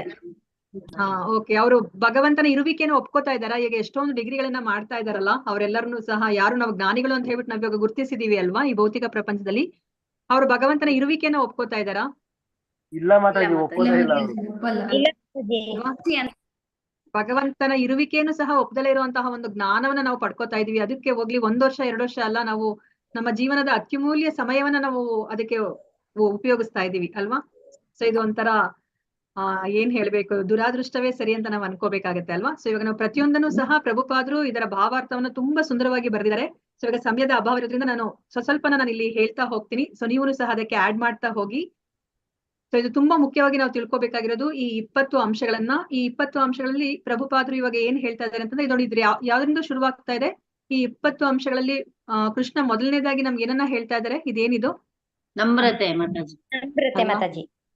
ನಮ್ರತೆ ಇಲ್ಲ ಅಂತಂದ್ರೆ ನಾವು ಯಾವ್ದೇ ಒಂದು ಜ್ಞಾನವನ್ನ ಪಡ್ಕೊಳ್ಲಿಕ್ಕೆ ಸಾಧ್ಯನಾ? ಇಲ್ಲ ಮಾತಾಜಿ, ಆಗೋದಿಲ್ಲ ಅಲ್ವಾ? ಇವಾಗ ಯಾವ್ದೋ ಒಂದು ಕ್ಲಾಸ್ ನಡೀತಾ ಇದ್ರೆ ಅವ್ರು ಏನಾದ್ರು ಹೇಳಿಕ್ಕೆ ಶುರು ಮಾಡಿದಾಗ, ನನಗೆ ಗೊತ್ತಿದೆ ಎಲ್ಲ ಅಂತಂದ್ರೆ ನಾವ್ ಅಲ್ಲಿ ಹೋಗಿ ಕುತ್ಕೊಂಡು ನಾವು ಅವ್ರು ಹೇಳೋ ಜ್ಞಾನವನ್ನ ಪಡ್ಕೊಳ್ಲಿಕ್ಕೆ ಸಾಧ್ಯ ಇಲ್ಲ ಅಲ್ವಾ? ಸೊ ಅದನ್ನ ನಮ್ಮ ಈ ಭೌತಿಕ ಪ್ರಪಂಚದಲ್ಲೂ ಸಹ ನಾವ್ ಇದನ್ನ ಅರ್ಥ ಮಾಡ್ಕೋಬಹುದು. ನಮ್ರತೆ ಇಲ್ಲ ಅಂತಂದ್ರೆ ನಾವ್ ಯಾವ್ದೇ ಒಂದು ಜ್ಞಾನವನ್ನ ನಾವು ಪಡ್ಕೊಳ್ಲಿಕ್ಕೆ ಸಾಧ್ಯ ಇಲ್ಲ. ಇಲ್ಲಿ ಕೃಷ್ಣನು ಸಹ ಇಲ್ಲಿ ನಮ್ರತೆಯಿಂದನೇ ಅದನ್ನ ಶುರು ಮಾಡ್ತಾ ಇದ್ದಾರೆ ಅಲ್ವಾ? ಸೊ ಮತ್ತೆ ನಮ್ಗೆ ಇಲ್ಲಿ ಮತ್ತೆ ಮಧ್ಯದಲ್ಲಿ ನಾವು ಇಲ್ಲಿ ಏನನ್ನ ನೋಡ್ತಾ ಇದೀವಿ, ನನ್ನಲ್ಲಿ ನಿರಂತರವಾದ ಮತ್ತು ಪರಿಶುದ್ಧವಾದ ಭಕ್ತಿ ಅಂತ ಹೇಳ್ತಾ ಇದ್ದಾರೆ ಅಲ್ವಾ. ಸೊ ಇವಾಗ ನಾವು ಇದಕ್ಕಿಂತ ಮುಂಚೆ ನಾವು ಏನನ್ನ ತಿಳ್ಕೊಂಡಿವಿ, ನಾವು ಯಾವುದೇ ಒಂದು ಜ್ಞಾನ, ಸೊ ಜ್ಞಾನವನ್ನ ನಾವು ಪಡ್ಕೊಂಡಾಗ ಅದು ಯಾವ್ದ್ರಲ್ಲಿ ಕೊನೆಯಾಗ್ಬೇಕು ಅಂತ ನಾವು ತಿಳ್ಕೊಂಡ್ವಿ. ಏನ್ ಮಾತಾಡಿ? ನಾವು ಜ್ಞಾನವನ್ನ ಪಡ್ಕೊಂಡಾಗ ಸೊ ಅದರ ಗುರಿ ಏನಿರ್ಬೇಕು ಅಥವಾ ಅದು ಯಾವ್ದ್ರಲ್ಲಿ ಕೊನೆಯಾಗತ್ತೆ ಅಂತ ಹೇಳ್ಬಿಟ್ಟು ನಾವು ತಿಳ್ಕೊಂಡ್ವಿ. ನಾವ್ ಇವಾಗ ಜ್ಞಾನ ಪಡ್ಕೊಳೋದು ಏನಕ್ಕೆ, ನಾವು ಈ ಭೌತಿಕ ಪ್ರಪಂಚದಲ್ಲಿ ನಾನು ಹೆಚ್ಚು ಹಣವನ್ನ ಪಡಿಬೇಕು ಅಥವಾ ಹೆಚ್ಚು ಒಂದು ಆಸ್ತಿ ಅಂತಸ್ತು ಅಧಿಕಾರವನ್ನ ಪಡಿಬೇಕು, ಹೆಸರನ್ನ ಗಳಿಸ್ಬೇಕು ಅಂತ ಇದೆ ಅಲ್ವಾ. ಸೊ ಆದ್ರೆ ನಾವ್ ಇವಾಗ ತಿಳ್ಕೊಂಡ್ವಿ ಅದು ನಿಜವಾದ ಜ್ಞಾನ ಅಲ್ಲ ಅಂತ. ಆದ್ರೆ ಈಗ ಭಗವಂತ ಹೇಳ್ತಿರೋ ಜ್ಞಾನದಿಂದ ಆ ಜ್ಞಾನದ ಗುರಿ ಏನಿರ್ಬೇಕು ಅಂತ ನಾವು ತಿಳ್ಕೊಂತಾ ಇದೀವಿ. ಈಗ ಚರ್ಚೆ ಮಾಡ್ತೀವಿ. ಬ್ಯಾಕ್ ಟು ಗಾಡೆಡ್ ಮಾತಾಜಿ, ಅಲ್ವಾ. ಆ ಜ್ಞಾನ ಅದು ಭಗವಂತನ ಪರಿಶುದ್ಧವಾದ ಸೇವೆಯಲ್ಲಿ ಅದು ಕೊನೆಗೊಳ್ಬೇಕು ಅಲ್ವಾ. ಇಲ್ಲಾಂದ್ರೆ ಏನು ಪ್ರಯೋಜನ ಇಲ್ಲ. ಬರೇ ಜ್ಞಾನವನ್ನ ಪಡ್ಕೊಂಡ್ರೆ ಏನು ಪ್ರಯೋಜನ ಇಲ್ಲ. ಅದಕ್ಕೆ ಪ್ರಭುಪಾದರು ನಮ್ಗೆ ಮುಂದೆ ನಾನು ಅದ್ ನಿಮ್ಗೆ ಸ್ಲೈಡ್ ತೋರಿಸ್ತೀನಿ. ಅವರು ರಾವಣನ ಉದಾಹರಣೆಯನ್ನ ಕೊಡ್ತಾರೆ ಅಲ್ವಾ. ರಾವಣ ಜ್ಞಾನಿ ಇರ್ಲಿಲ್ವಾ? ಇದ್ದ ಮಾತಾಜಿ, ಭಕ್ತ ಅಲ್ವಾ. ಎಷ್ಟು ಜ್ಞಾನಿಯಾಗಿದ್ದ ಅಲ್ವಾ. ಅವನ ಅಂದ್ರೆ ಅವನ ಬ್ರಾಹ್ಮಣ ಅಂತಾನೂ ಸಹ ಪರಿಗಣಿಸಲಾಗಿತ್ತು. ಆದ್ರೆ ಯಾವಾಗ ಅವನು ದೇವೋತ್ತಮ ಪರಮ ಪುರುಷನ ಪತ್ನಿಯನ್ನೇ ಅವ್ರು ಅಪಹರಿಸ್ತಾರೋ ಅವಾಗ ಅವನು ರಾಕ್ಷಸನಾಗ್ತಾರೆ ಅಲ್ವಾ. ಸೊ ಇವಾಗ ಆ ಜ್ಞಾನದಿಂದ ಅವ್ರೇನಾದ್ರು ಅಲ್ಲಿ ಪರಿಶುದ್ಧವಾದ ಭಕ್ತಿಯನ್ನ ಮಾಡಿದ್ರ ರಾವಣ? ಅದಕ್ಕೆ ಅವ್ರು ಏನಾದ್ರು ಈಗ ಬ್ರಾಹ್ಮಣತ್ವನ ಕಳ್ಕೊಂಡು ಅವ್ರು ಅಸುರನಾದ್ರು ಅಲ್ವಾ. ನಾವು ರಾವಣಾಸುರ ಅಂತ ಕರಿತೀವಿ, ಅಸುರ ಅಲ್ವಾ. ಅವ್ರ ಹೆಸರು ಜೊತೆ ಅದನ್ನ ಅವರು ಪರ್ಮನೆಂಟ್ ಆಗಿ ಅದನ್ನ ಟ್ಯಾಗ್ ಮಾಡ್ಕೊಂಡ್ಬಿಟ್ರು, ರಾವಣಾಸುರ. ಆದ್ರೆ ಅವನು ಎಷ್ಟು ಜ್ಞಾನಿಯಾಗಿದ್ದ ಅಲ್ವಾ. ಅವನು ಬ್ರಹ್ಮಜ್ಞಾನವನ್ನು ಸಹ ಪಡೆದಿದ್ದ. ಆದ್ರೆ ಅದನ್ನ ಅವರು ಭಗವಂತನ ಪರಿಶುದ್ಧ ಭಕ್ತಿ ಸೇವೆಯಲ್ಲಿ ಅದನ್ನ ಉಪಯೋಗಿಸ್ಲಿಲ್ಲ ಅಲ್ವಾ. ಅದಕ್ಕೆ ಅಂತಹ ಜ್ಞಾನ ಅದು ವ್ಯರ್ಥ ಆಯ್ತು. ಅದಕ್ಕೆ ಈ 20 ಅಂಶಗಳಲ್ಲಿ ಇಲ್ಲಿ ಏನ್ ಹೇಳ್ತಿದ್ರೆ ನಮ್ಗೆ ಪ್ರಭುಪಾದರು ಅರ್ಥ ಮಾಡಿಸ್ತಿದ್ದಾರೆ ಅಂತಂದ್ರೆ, ಈ ಜ್ಞಾನ ಎಲ್ಲಿ ಕೊನೆಗೊಳ್ಬೇಕು ಅಂತಂದ್ರೆ ಆ ಭಗವಂತನ ಭಕ್ತಿ ಸೇವೆಯಲ್ಲಿ ಕೊನೆಗೊಳ್ಬೇಕು ಅಲ್ವಾ. ಸೊ ಆವಾಗಷ್ಟೇ ನಮ್ಗೆ ಈ ಜ್ಞಾನದ ಪರಿಪೂರ್ಣ ಪ್ರಯೋಜನ ಆಗುತ್ತೆ. ಇಲ್ಲ ಅಂತಂದ್ರೆ ಅದರ ಉಪಯೋಗ ಆಗೋದಿಲ್ಲ, ಪರಿಪೂರ್ಣವಾದ ಪ್ರಯೋಜನ ಆಗೋದಿಲ್ಲ ಅಂತ ಹೇಳ್ಬಿಟ್ಟು ನಮ್ಗೆ ಇಲ್ಲಿ ತಿಳಿಸಿಕೊಡ್ತಾ ಇದ್ದಾರೆ. ಮತ್ತೆ ಜ್ಞಾನಿಗಳು ಅಂತ ನಾವ್ ಏನ್ ಹೇಳ್ತೀವೋ ಅವ್ರನ್ನು ಸಹ ಈ 20 ಅಂಶಗಳನ್ನ ಬೆಳೆಸ್ಕೋತಾರೆ. ಆದ್ರೆ ಅವರಲ್ಲಿ ಇದಿರೋದಿಲ್ಲ ಯಾವ್ದು. ಇದು ತುಂಬಾ ಮುಖ್ಯವಾದದ್ದು. ನನ್ನಲ್ಲಿ ನಿರಂತರವಾದ ಮತ್ತು ಪರಿಶುದ್ಧವಾದ ಭಕ್ತಿ ಅಂತ ಕೃಷ್ಣ ಏನೇ ಹೇಳ್ತಿದ್ದಾರೆ, ಮೈ ಚಾನನ್ಯ ಯೋಗೇನ ಭಕ್ತಿ ರವ್ಯವಿಚಾರಿಣಿ ಅಂತ ಕೃಷ್ಣ ಏನ್ ಹೇಳ್ತಾರೋ ಅದು ಆ ಜ್ಞಾನಿಗಳು ಬೆಳೆಸ್ಕೊಳೋದಿಲ್ಲ. ಅಲ್ಲಿ ವ್ಯತ್ಯಾಸ ಆಗುತ್ತೆ. ಅವಾಗ ಏನಾಗುತ್ತೆ, ಬರೇ ಜ್ಞಾನ ನಮ್ಗೆ ಏನನ್ನ ಕೊಡೋದಿಲ್ಲ, ನಮ್ಗೆ ನಮ್ಮ ಗುರಿಯನ್ನ ಮುಟ್ಲಿಕ್ಕೆ ಅದು ಸಹಾಯ ಮಾಡೋದಿಲ್ಲ. ಸೊ ಆ ಜ್ಞಾನ ನಮ್ಗೆ ಇಲ್ಲಿ ಭಗವಂತನಲ್ಲಿ ನಿರಂತರವಾದ ಮತ್ತು ಪರಿಶುದ್ಧವಾದ ಭಕ್ತಿಯನ್ನ ಅದು ನಮ್ಗೆ ಬರೋ ತರ ಮಾಡ್ಬೇಕಾಗತ್ತೆ ಅಲ್ವಾ. ಅವಾಗಷ್ಟೇನೆ ಅದಕ್ಕೆ ಪರಿಪೂರ್ಣತೆ ಬರುತ್ತೆ. ಅದೇನೆ ಇಲ್ಲಿ ಏನು ಸೆಂಟರ್ ಅಂತ ಹೇಳ್ಬಿಟ್ಟು ನಮ್ಗೆ ಇಲ್ಲಿ ಪ್ರಭುಪಾದರು ಅರ್ಥ ಮಾಡಿಸ್ತಾರೆ. ಈಗ ಪ್ರತಿಯೊಂದನ್ನ ಅರ್ಥ ಮಾಡ್ಕೊಂತ ಹೋಗೋಣಂತೆ. ಸೊ ಇಲ್ಲಿ ತುಂಬಾ ಚೆನ್ನಾಗಿರುವಂತಹ ಒಂದು ಪರ್ಪಟ್ಟಲ್ಲಿ ನಮ್ಗೆ ಪ್ರಭುಪಾದರು ಹೇಳ್ತಾ ಇದಾರೆ ಭಾವಾರ್ಥದಲ್ಲಿ. ಇದನ್ನ ಯಾರಾದ್ರೂ ಒಬ್ರು ಓದಿ. ಇದನ್ನ ಪ್ರತಿಯೊಂದು ಲೈನನ್ನು ನೀವು ಅರ್ಥ ಮಾಡ್ಕೊಳ್ಳಿ. ಆಗ ನಿಮ್ಗೆ ಈ 20 ಅಂಶಗಳು ಏನ್ ಹೇಳ್ತಿದ್ದಾರೆ ಅದನ್ನ ನಿಮ್ಗೆ ಚೆನ್ನಾಗಿ ಅರ್ಥ ಆಗತ್ತೆ. ಹರೇ ಕೃಷ್ಣ.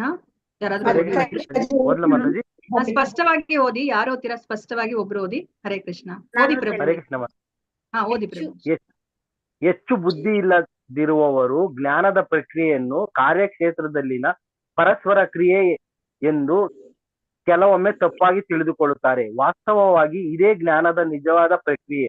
ಈ ಪ್ರಕ್ರಿಯೆಯನ್ನು ಒಪ್ಪಿಕೊಂಡರೆ ಪರಿಪೂರ್ಣ ಸತ್ಯವನ್ನು ಸೇರುವ ಸಾಧ್ಯತೆ ಉಂಟು. ಹಿಂದೆ ವರ್ಣಿಸಿದಂತೆ 24 ಘಟಕಾಂಶಗಳ ಪರಸ್ಪರ ಪ್ರತಿಕ್ರಿಯೆ ಇದಲ್ಲ. ವಾಸ್ತವವಾಗಿ ಆ ಘಟಕಗಳ ತೊಡಕಿನಿಂದ ಪಾರಾಗುವ ಮಾರ್ಗ ಇದು. ದೇಹವು 24 ಘಟಕಗಳಿಂದ ಮಾಡಿದ ಕೋಶ. ದೇಹಧಾರಿ ಆತ್ಮವು ದೇಹದಲ್ಲಿ ಸಿಕ್ಕಿಬಿದ್ದಿದೆ. ಇಲ್ಲಿ ವರ್ಣಿಸಿದ ಜ್ಞಾನದ ಪ್ರಕ್ರಿಯೆಯು ಅದರಿಂದ ಹೊರಬರುವ ಮಾರ್ಗ. ಜ್ಞಾನ ಪ್ರಕ್ರಿಯೆಯ ಎಲ್ಲ ವರ್ಣನೆಗಳಲ್ಲಿ ಅತಿ ಮುಖ್ಯವಾದದ್ದು 11ನೆಯ ಶ್ಲೋಕದ ಮೊದಲನೇ ಪಂಕ್ತಿ, ಮಯಿ ಚಾನನ್ಯ ಯೋಗೇನ ಭಕ್ತಿರ ಅವ್ಯಭಿಚಾರೇಣ. ಜ್ಞಾನದ ಪ್ರಕ್ರಿಯೆಯು ಪ್ರಭುವಿನ ಪರಿಶುದ್ಧ ಭಕ್ತಿ ಸೇವೆಯಲ್ಲಿ ಮುಕ್ತವಾಗುತ್ತದೆ. ಆದುದರಿಂದ ಪ್ರಭುವಿನ ದಿವ್ಯ ಸೇವೆಯ ಬಳಿ ಸಾರದೆ ಅಥವಾ ಬಳಿ ಸಾರಲು ಸಾಧ್ಯವಾಗದೆ ಇರುವವನಿಗೆ ಉಳಿದ 19 ಅಂಶಗಳು ಲೆಕ್ಕಕ್ಕೆ ಬರುವುದಿಲ್ಲ. ಆದರೆ ಸಂಪೂರ್ಣ ಕೃಷ್ಣ ಪ್ರಜ್ಞೆಯಲ್ಲಿ ಭಕ್ತಿ ಸೇವೆಯಲ್ಲಿ ತೊಡಗಿದರೆ ಉಳಿದ 19 ಅಂಶಗಳು ಅವನಲ್ಲಿ ತಂತಾವೇ ಬೆಳೆಯುತ್ತವೆ. ಶ್ರೀಮದ್ ಭಾಗವತದಲ್ಲಿ ಹೇಳಿರುವಂತೆ 5ನೇ ಅಧ್ಯಾಯ 5ನೇ ಸ್ಕಂದ 18ನೇ ಅಧ್ಯಾಯ 12ನೇ ಶ್ಲೋಕದಲ್ಲಿ ಯಸ್ಯಾಸ್ತಿ ಭಕ್ತಿರ್ ಭಗವತಿ ಅಕಿಂಚನ ಸವೈ ಗುಣೈತಸ್ತ್ರ ಸಮಸತೆ ಸುರ. ಭಕ್ತಿ ಸೇವೆಯ ಹಂತವನ್ನು ತಲುಪಿದವನಲ್ಲಿ ಜ್ಞಾನದ ಎಲ್ಲಾ ಸದ್ಗುಣಗಳು ಬೆಳೆಯುತ್ತವೆ. 8ನೇ ಶ್ಲೋಕದಲ್ಲಿ ಹೇಳಿರುವಂತೆ ಒಬ್ಬ ಗುರುವನ್ನು ಸ್ವೀಕರಿಸುವ ತತ್ವವು ಬಹು ಮುಖ್ಯವಾದದ್ದು. ಭಕ್ತಿ ಸೇವೆಯನ್ನು ಸ್ವೀಕರಿಸಿದವರೆಗೂ ಸಹ ಇದು ಅತ್ಯಂತ ಮುಖ್ಯ. ಮನುಷ್ಯನು ಯೋಗ್ಯ ಗುರುವನ್ನು ಸ್ವೀಕರಿಸಿದಾಗ ದಿವ್ಯ ಜೀವನವು ಪ್ರಾರಂಭವಾಗುತ್ತದೆ. ದೇವೋತ್ತಮ ಪರಮ ಪುರುಷನಾದ ಶ್ರೀಕೃಷ್ಣನು ಜ್ಞಾನದ ಈ ಪ್ರತಿಕ್ರಿಯೆಯೇ ವಾಸ್ತವವಾದ ಮಾರ್ಗ ಎಂದು ಇಲ್ಲಿ ಸ್ಪಷ್ಟವಾಗಿ ಹೇಳುತ್ತಾನೆ. ಇದರ ಆಚೆ ಊಹಿಸಿದ್ದೆಲ್ಲ ಅಸಂಬದ್ಧವಾದದ್ದು. ಹರೇ ಕೃಷ್ಣ ಮಾತಾಜಿ. ಹರೇ ಕೃಷ್ಣ ಪ್ರಭುಜಿ, ಧನ್ಯವಾದಗಳು. ಹರೇ ಕೃಷ್ಣ. ಅಲ್ವಾ ನೋಡಿ, ನಮ್ಗಿಲ್ಲಿ ಎಷ್ಟು ಮುಖ್ಯವಾದ ವಿಷಯನ ನಾವಿಲ್ಲಿ ಅರ್ಥ ಮಾಡ್ಕೋತಾ ಇದೀವಿ ಅಲ್ವಾ. ಸೊ ಇದಕ್ಕಿಂತ ಮುಂಚೆ ನಾವು 24 ಘಟಕಾಂಶಗಳನ್ನ ನಾವು ಅರ್ಥ ಮಾಡ್ಕೊಂಡಿದೀವಲ್ವಾ. 24 ಘಟಕಾಂಶಗಳು, ಅದರಲ್ಲಿ ಒಂದು ಪರಸ್ಪರ ಪ್ರತಿಕ್ರಿಯೆಗಳಾಗತ್ತೆ. ಅವಾಗ ಅದರಿಂದ ನಮ್ಗೆ ಏನಾಗುತ್ತೆ, ದ್ವೇಷ, ಇಚ್ಛಾ, ಸುಖ, ದುಃಖ ಅವೆಲ್ಲನೂ ಬರುತ್ತೆ ಅಲ್ವಾ. ಅದಕ್ಕೆ ಏನ್ ಮಾಡ್ಕೋತಾರೆ, ಕನ್ಫ್ಯೂಸ್ ಮಾಡ್ಕೊಂಡ್ಬಿಡ್ತಾರೆ ಈ 20 ಘಟಕಾಂಶಗಳನ್ನ. ಆದ್ರೆ ಈ 20 ಘಟಕಾಂಶಗಳು ಈ 20 ಅಂಶಗಳು ನಾವ್ ಇದಕ್ಕಿಂತ ಮುಂಚೆ ನಾವು ತಿಳ್ಕೊಂಡಿದೀವಲ್ವಾ, ದೇಹದ 24 ಘಟಕಾಂಶಗಳಿಂದ ಅದು ಪರಸ್ಪರ ಒಂದಕ್ಕೊಂದು ಏನಾಗತ್ತೆ, ಸಂಪರ್ಕ ಪಡೆದಾಗ ಪ್ರತಿಕ್ರಿಯೆಗಳಾಗತ್ತಲ್ಲ, ಅದಕ್ಕೆ ಕನ್ಫ್ಯೂಸ್ ಮಾಡ್ಕೊಳ್ತಾರೆ. ಅದಕ್ಕೆ ಇಲ್ಲಿ ನಮ್ಗೆ ಪ್ರಭುಪಾದರು ಅರ್ಥ ಮಾಡಿಸ್ತಾ ಇದ್ದಾರೆ. ನಮ್ಗೆ ಈ ದೇಹ ಆಗಿರೋದು 24 ಘಟಕಾಂಶಗಳಿಂದ, ನಮ್ಮ ಆತ್ಮ ಅಂದ್ರೆ ನಾವು ಈ ದೇಹದ ಒಳಗಡೆ ನಾವು ಸಿಕ್ಕು ಬಿದ್ದಿದೀವಿ. ಈ 20 ಅಂಶಗಳು ಇಲ್ಲಿ ಏನು ವರ್ಣಿಸ್ತಾ ಇದ್ದಾರೆ, ಹೇಳ್ತಾ ಇದ್ದಾರೆ ಕೃಷ್ಣ, ಅದನ್ನ ನಾವು ಪಾಲಿಸಿದ್ರೆ ನಾವು ಈ ದೇಹದಿಂದ ನಾವು ಹೊರಗಡೆ ಬರ್ತೀವಿ. ಅದನ್ನ ನಾವಿಲ್ಲಿ ಅರ್ಥ ಮಾಡ್ಕೋಬೇಕಾಗತ್ತೆ. ದೇಹದಾರಿ ಆತ್ಮವು ದೇಹದಲ್ಲಿ ಸಿಕ್ಕಿ ಬಿದ್ದಿದೆ. ಇಲ್ಲಿ ವರ್ಣಿಸಿದ ಜ್ಞಾನದ ಪ್ರಕ್ರಿಯೆಯು ಅದರಿಂದ ಹೊರಬರುವ ಮಾರ್ಗ. ನಾವು ಈ 20 ಅಂಶಗಳನ್ನ ನಾವು ಉಪಯೋಗಿಸ್ಕೊಂಡ್ರೆ, ನಮ್ಮ ಜೀವನದಲ್ಲಿ ನಾವು ಅಳವಡಿಸ್ಕೊಂಡ್ರೆ, ನಾವು ಈ ದೇಹದಿಂದ ನಾವು ಹೊರಗಡೆ ಬರಬಹುದು. ಅದನ್ನ ನಮ್ಗೆ ಇಲ್ಲಿ ಅರ್ಥ ಮಾಡಿಸ್ತಿದ್ದಾರೆ ಪ್ರಭುಪಾದರು. ಮತ್ತೆ ನಮ್ಗೆ ಇಲ್ಲಿ ಇನ್ನ ಒಂದು ಮುಖ್ಯವಾದ ವಿಷಯವನ್ನ ನಾವು ತಿಳ್ಕೊಬೇಕು ಅಂತಂದ್ರೆ, ಇಲ್ಲಿ 20 ಅಂಶಗಳು ಏನ್ ಹೇಳಿದಾರೋ ಅದರಲ್ಲಿ ತುಂಬಾ ಮುಖ್ಯವಾದದ್ದು ಮೈ ಚಾನನ್ಯ ಯೋಗೇನ ಭಕ್ತಿರವಿ ಚಾರಿಣಿ. ನಾವು ಈ ಜ್ಞಾನದ ಪ್ರಕ್ರಿಯೆನ ನಾವು ಅನುಸರಿಸಿದಾಗ ನಾವು ಭಗವಂತನ ಪರಿಶುದ್ಧ ಭಕ್ತಿ ಸೇವೆಯನ್ನ ಮಾಡೋ ಒಂದು ಹಂತಕ್ಕೆ ಬರ್ಬೇಕಾಗತ್ತೆ ಅಲ್ವಾ. ಇಲ್ಲ ಅಂತಂದ್ರೆ ಈ 19 ಅಂಶಗಳು ಏನಿದೆ ಅವೆಲ್ಲನೂ ಸಹ ವ್ಯರ್ಥವಾಗತ್ತೆ ಅಲ್ವಾ, ನಿಷ್ಪ್ರಯೋಜಕವಾಗತ್ತೆ. ಮತ್ತೆ ನಮ್ಗೆ ಪ್ರಭುಪಾದರು ಇನ್ನ ತುಂಬಾ ಮುಖ್ಯವಾದ ವಿಷಯ ಏನ್ ಹೇಳ್ತಾರೆ ಅಂತಂದ್ರೆ, ನಾವು ಅಕಸ್ಮಾತ್ ಭಕ್ತಿಯನ್ನ ಮಾಡಿದ್ರೆ, ಕೃಷ್ಣ ಪ್ರಜ್ಞೆಗೆ ನಾವು ಬಂದ್ಬಿಟ್ರೆ, ನಾವು ಅವಾಗ ಏನ್ ಮಾಡ್ತೀವಿ, ಕೃಷ್ಣನ ಭಕ್ತಿಯನ್ನ ಮಾಡ್ತೀವಿ. ಕೃಷ್ಣನ ಭಕ್ತಿಯನ್ನ ಮಾಡಿದ್ರೆ ನಮ್ಗೆ ಈ 19 ಅಂಶಗಳು ಏನಿದೆಯೋ ಅವೆಲ್ಲ ತಾನಾಗ್ತಾನೆ ಬೆಳೆಯುತ್ತೆ ಅಂತ ಹೇಳ್ಬಿಟ್ಟು ಇಲ್ಲಿ ನಮ್ಗೆ ಇಲ್ಲಿ ಭಾಗವತದ ಒಂದು ಶ್ಲೋಕವನ್ನು ಸಹ ನಮ್ಗೆ ಇಲ್ಲಿ ಅವರು ತಿಳಿಸಿಕೊಡ್ತಾ ಇದ್ದಾರೆ ಅಲ್ವಾ. ನೋಡಿ, ಅದಕ್ಕೆ ಭಕ್ತಿಯನ್ನ ಮಾಡಿ ಅಂತ ಹೇಳ್ತಾ ಇದ್ದಾರೆ. ಭಕ್ತಿಯನ್ನ ಮಾಡಿದ್ರೆ ನಿಮ್ಗೆ ಎಲ್ಲಾ ಅಂಶಗಳು, ನಿಮ್ಗೆ ದೇವತಾ ಗುಣಗಳೆಲ್ಲ ಬಂದ್ಬಿಡುತ್ತೆ ಅಂತ ನಾವು ಇದಕ್ಕೆ ಮುಂಚೆ ನಾವು ತಿಳ್ಕೊಂಡಿದೀವಿ ಅಲ್ವಾ. ಬೇಡ ಅಂದ್ರೂ, ನಮ್ಗೆ ಯಾವುದೇ ಗುಣಗಳು ಬೇಡ ಅಂದ್ರೂ ಸಹ ಎಲ್ಲಾ ಗುಣಗಳು ಸಹ ಬಂದ್ಬಿಡುತ್ತೆ ಅಲ್ವಾ. ನಾವ್ ಅದನ್ನು ಸಹ ನಾವು ತಿಳ್ಕೊಂಡಿದೀವಿ ಅಲ್ವಾ. ಆ ಮುಕ್ತಿ, ಭಕ್ತಿ ರಸಾಮೃತ ಸಿಂಧುವಲ್ಲಿ ಆ ಮುಕ್ತಿನೂ ಸಹ ಬಂದು ಅದು ನಮ್ಮ ಮನೆಯ ಬಾಗಿಲು, ಅಂದ್ರೆ ಶುದ್ಧ ಭಕ್ತರ ಮನೆಯ ಬಾಗಿಲ ಮುಂದೆ ಅದು ನಿಂತಿರುತ್ತೆ ಅಲ್ವಾ. ಕೈಗಳನ್ನ ಮುಕ್ಕೊಂಡು ನಿಂತಿರುತ್ತೆ, ನನಗೆ ಯಾವಾಗ ಸೇವೆಯನ್ನ ಕೊಡ್ತಾರೆ ಈ ಭಗವಂತನ ಭಕ್ತ ಅಂತ ಹೇಳ್ಬಿಟ್ಟು ಅಲ್ವಾ. ಸೊ ಎಲ್ಲಾ ಸದ್ಗುಣಗಳು ಸಹ ಆ ಭಕ್ತನಲ್ಲಿ ಅದು ಬೆಳೆಯುತ್ತೆ. ಆದ್ರೆ ನಾವಿಲ್ಲಿ ಪ್ರತಿಯೊಂದು ಇಲ್ಲಿ 20 ಅಂಶಗಳನ್ನ ನಾವು ಬೆಳೆಸ್ಕೊಂತಾ ಹೋಗ್ಬೇಕು ಅಂತ ಹೇಳ್ಬಿಟ್ಟು ನಾವಿಲ್ಲಿ ಜ್ಞಾನ ಯೋಗದಲ್ಲಿ ನಾವು ತಿಳ್ಕೊತಾ ಇದೀವಿ ಅಲ್ವಾ. ಅಂದ್ರೆ ಈ 20 ಅಂಶಗಳನ್ನ ಒಬ್ಬ ಜ್ಞಾನಿ ಬೆಳೆಸ್ಕೊಂಡ್ರು ಸಹ ಅವನು ಭಕ್ತಿ ಮಾರ್ಗಕ್ಕೆ ಬರ್ಲಿಲ್ಲ, ಭಕ್ತಿಯನ್ನ ಮಾಡ್ಲಿಲ್ಲ ಅಂತಂದ್ರೆ ಇನ್ನ ಉಳಿದ 19 ಅಂಶಗಳು ಸಹ ನಿಷ್ಪ್ರಯೋಜಕ ಅನ್ನೋದನ್ನ ನಾವಿಲ್ಲಿ ತಿಳ್ಕೊಬೇಕಾಗತ್ತೆ. ಮತ್ತೆ ನಾವು ಈ 20 ಅಂಶಗಳನ್ನ ನಾವು ಬೆಳೆಸ್ಕೋಬೇಕು ಅಂತಂದ್ರೆ ನಮ್ಗೆ ಒಬ್ಬ ಯೋಗ್ಯ ಗುರುವಿನ ಬಳಿಗೆ ನಾವು ಹೋಗ್ಬೇಕಾಗತ್ತೆ. ಸೊ ಈ ಮೂರನ್ನ ನಾವಿಲ್ಲಿ ಅರ್ಥ ಮಾಡ್ಕೋಬೇಕಾಗಿದೆ. ಸೊ ಇಲ್ಲಿ ಪ್ರಭುಪಾದ್ರೆ ಏನ್ ಹೇಳ್ತಾರೆ ಅಂತ ಹೇಳ್ಬಿಟ್ಟು ನೋಡೋಣಂತೆ. ಹರೇ ಕೃಷ್ಣ. ಯಾರಾದ್ರೂ ಓದಿ, ಫಾಸ್ಟ್ ಆಗಿ ಓದಿ, ಇಲ್ಲ ಅಂತಂದ್ರೆ ಮುಗಿಸ್ಲಿಕ್ಕೆ ಆಗೋದಿಲ್ಲ. ಬೇಗ ಒಬ್ರಾದ್ಮೇಲೆ ಒಬ್ರು ಓದಿ.